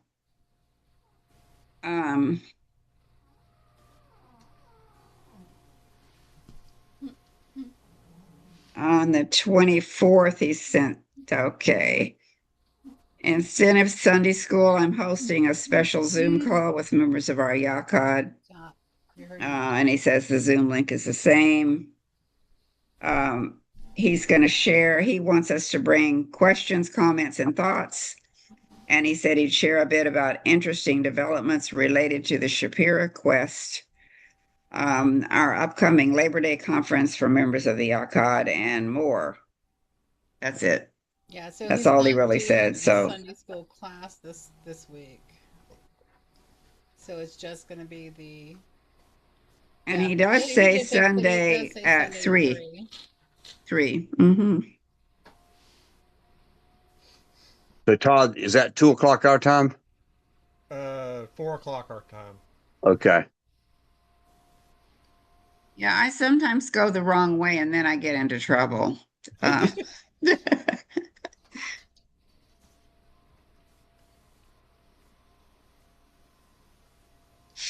Oh, so now I found a bunch of things on how to make the halva yourself.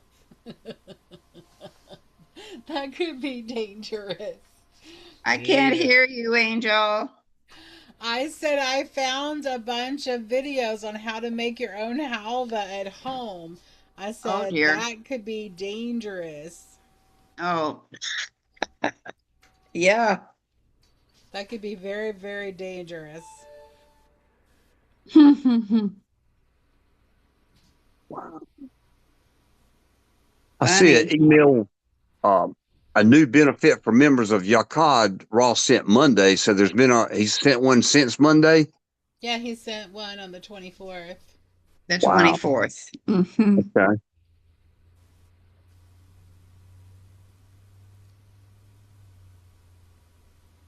So was your hava covered with chocolate?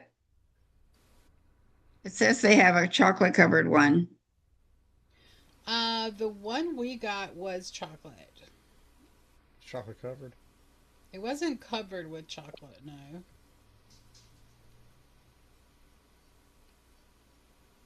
Oh, well, I They can show it on I can do that Amazon later, but pouring chocolate on top of it.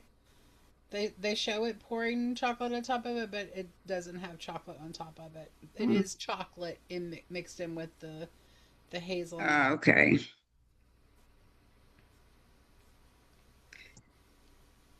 Oh, I don't need to look at all of this right now. Told you. Just wait till you taste it. It's like crack. Oh. Yeah. Did you find the email, Baxter? Well, you know No. what? I just looked on Amazon and put on Halva Kingdom, I just and forwarded it to you, it Baxter. came up. So I'm gonna look and see. It looks like a tub. Yeah, it is a tub.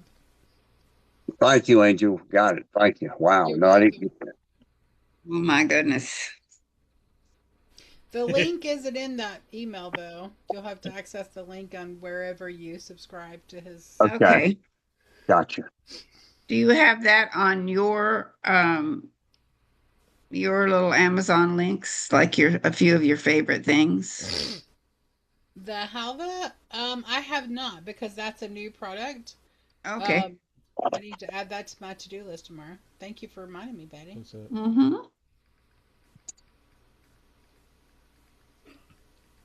Yeah, I try to use that when I can. Well, I do appreciate that.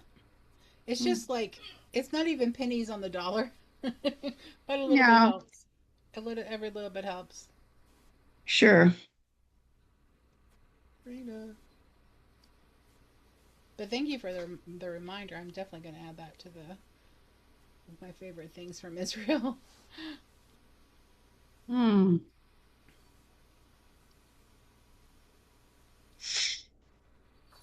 Oh goodness. Well, I guess it's time for us to get off here and make us some dinner. Yes. I need to do that soon. We're watching Rena walk around the room with a toy that she stole from Eli's cage, and she's growling at everybody as they walk up to her. Uh-oh. I guess she's thinking, I stole this fair and square. Get off me. That's the second time she stole it from the cage. Yeah, she's a little thief. Well, thank y'all for hosting and taking the time like you did today. Thank you. Thank you. Sure thing. Yes, thanks. Y'all have a good rest of Bye, Shabbat Eli. and a good Bye, week. Eli. Okay. And pray for little Eli. He is Yeah, so cute. He's He a, still I has can he's a tell stud. he's Look at him. bigger. I mean, he's a freaking stud. Oh, He man. does. He's stocky. He still has Yeah. one more dose of dewormer, and hopefully he survives it. Yeah. We were really Okay. nervous about giving that to him. I'm But he's sure. got to have it. I mean, he has to. Well, He seems to be doing okay, though. yeah. He's done with his He's antibiotics. He's a lot healthier than the other two boys were. Yeah, The other two boys were not healthy. yeah, they were really bad. Well, you know what? You gave them a few days of love and comfort and happiness. You gave them what you had. and think where they'd be if you hadn't come along. Yeah, they I wouldn't. mean, not to make light of any suffering or hurt that you have as a result of losing them. That's not what I mean, but Yeah, I know. I know. Okay, guys. This little guy has helped heal my heart a little bit. I'm sure. Bibbles getting from Asher. He's so cute. He's a little handful, I tell you. He loves kisses. Apparently, he feels right at home and has taken his place. Oh, he fell in instantly. I mean, that's yeah. I told her, I said that was the Father picking him for us. Otherwise, he wouldn't have him crying outside the fence at work, out in the middle of the road, just curled up in the ball, just crying. Loud enough for Todd to hear him, and he, I mean, have you heard him squeak? He has been squeaking, but he was loud when he did that. He's not loud. He's very soft. He helped me, like Mama. Yeah. And then when I put That's him back cute. when I put him back in the bush, I went upstairs and I called her on the phone. I think I was calling her on the phone to convince me to bring him home. And I told her I'd found him, and I put him back in the bush where everybody feeds. And she says, "Get him and bring him home." She was like, "How you feel about it?" And so I fixed up a box down in the basement to put him in, put some rags and stuff in there, and a little thing for water, and went up the alley, and sure enough, he was back out in the alley again, right in front of the bush where I got him. So I was like, "All right, boy, you're coming home." So I grabbed him, put him in there, put him in the box, and cut some air holes in it, and that's where he stayed all day till I came home. That's perfect. But yeah, he was still feeling bad. He was dehydrated, and he was severely dehydrated. Yeah. Like, he doesn't look. He doesn't look dehydrated anymore. He looks very content. Not now. He was let's see, he was 12 ounces when we brought him home, and yesterday he weighed 1.5 ounce or 1 pound 5 ounces. Today he's 1.8 ounces. Almost 1 pound 9 ounces. Yeah. 3 ounces in one day. Wow. Oh my gosh. And I told her that his grandfather and his dad both are pretty good sized cats. They're pretty good sized alley cats. So how do you know who their grandfather and the father are? Well, Teddy. Show him the picture. Teddy Bear, that's what we call him. He's also a Siamese. That's his alley. He is the stud boy. I mean, he's the father of all the litters. Oh, okay. There. And the grandfather, who Teddy actually killed. They got into a fight, and it was a bloodbath from what I heard. They were tumbling across the parking lot. Blood was flying. Oh. He looks like him. But yeah, he looks like his granddaddy, which that was Teddy's dad that he whooped up on. Wait a minute, that's not it. That's not it. Let's see if I can find the granddaddy here. Because let's see. Where is the granddaddy?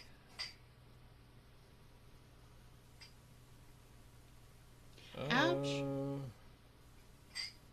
I could have sworn it was further down than that. Let's see. Yeah. I don't know how well this will show up. But that was the grandfather. You can see where he gets his fluffiness from. Yeah, he's very fluffy. Yeah, everybody else in the family is a short hair. Except for Abby. That's the other orange one you see on here once in a while.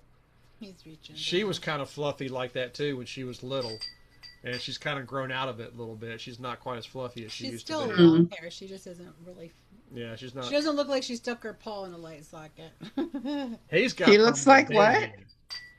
She doesn't look like she stuck her paw in the light socket. Oh, okay. Like he does. He looks like he's like.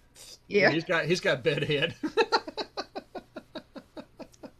Aw. But his fur is so soft. That's sweet. So I hope he keeps that fluff as he gets older. Rena. But they've already eaten the food out of it. They're over here stealing food out of his cage. There are some thieves, man. Yeah, well, food is kind of a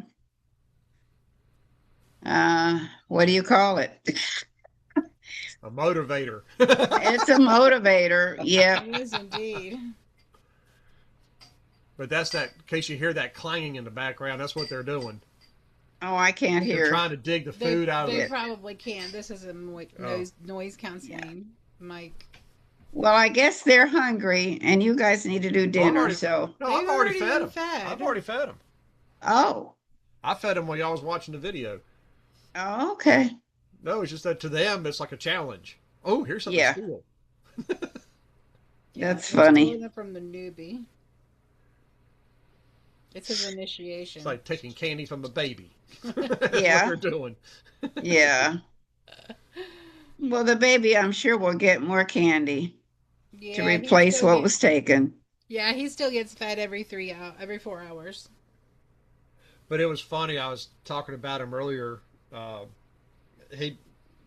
When he doesn't like something, he lets you know it. And he doesn't like being put in a cage. He likes to be out and about and see the world. And yesterday she put him in the cage to feed him for his milk. And as I came around the corner, he was having a temper tantrum in the cage. He had his chin tucked in his chest, and he was stomping the ground like this, and it was like, all four legs. And I was like laughing at him. I was like, "You little stud bowl, ain't you?" That's too funny. Oh, he wasn't happy, man. He was stomping. I mean, he was stomping. I'm sitting there going, "Dang!" And he is not scared of the other cats at all. I mean, he was on the bed last week. I had him on our bed while I was back here tinkering in the bedroom, just so he could run around a little bit, get his legs worked in some. And Rena was there, and he walked up and bopped her in the nose. I mean, he didn't hit her; he just like bopped her in the nose, and she would turn around and smacked him across the head. And he just kind of sat back and looked at her like, "What'd you do that for?" I was like, "Man, the other kitten would have ran from her," but no, he did. He just backed up. And was like, "What'd you do that for?" I was like, "Dang, dude, you definitely had your daddy in you." Well, apparently he has some. He has some chutzpah. Yeah. Definitely got some chutzpah. Yeah. Rena, don't you spill that water. You gonna clean it up. Look at her licking her paw. Yeah, she's digging the food out and licking her paw. How funny. Anyway, well, let's go get some dinner. Yeah. So y'all go get dinner. I guess we'll see y'all tomorrow. Good to be with you. Yeah. Shavuot. Wow, she's gone. She is gone. She left in mid-sentence. How rude. See you Shavuot, tomorrow, dude. Appreciate you. Thank you. All right, man.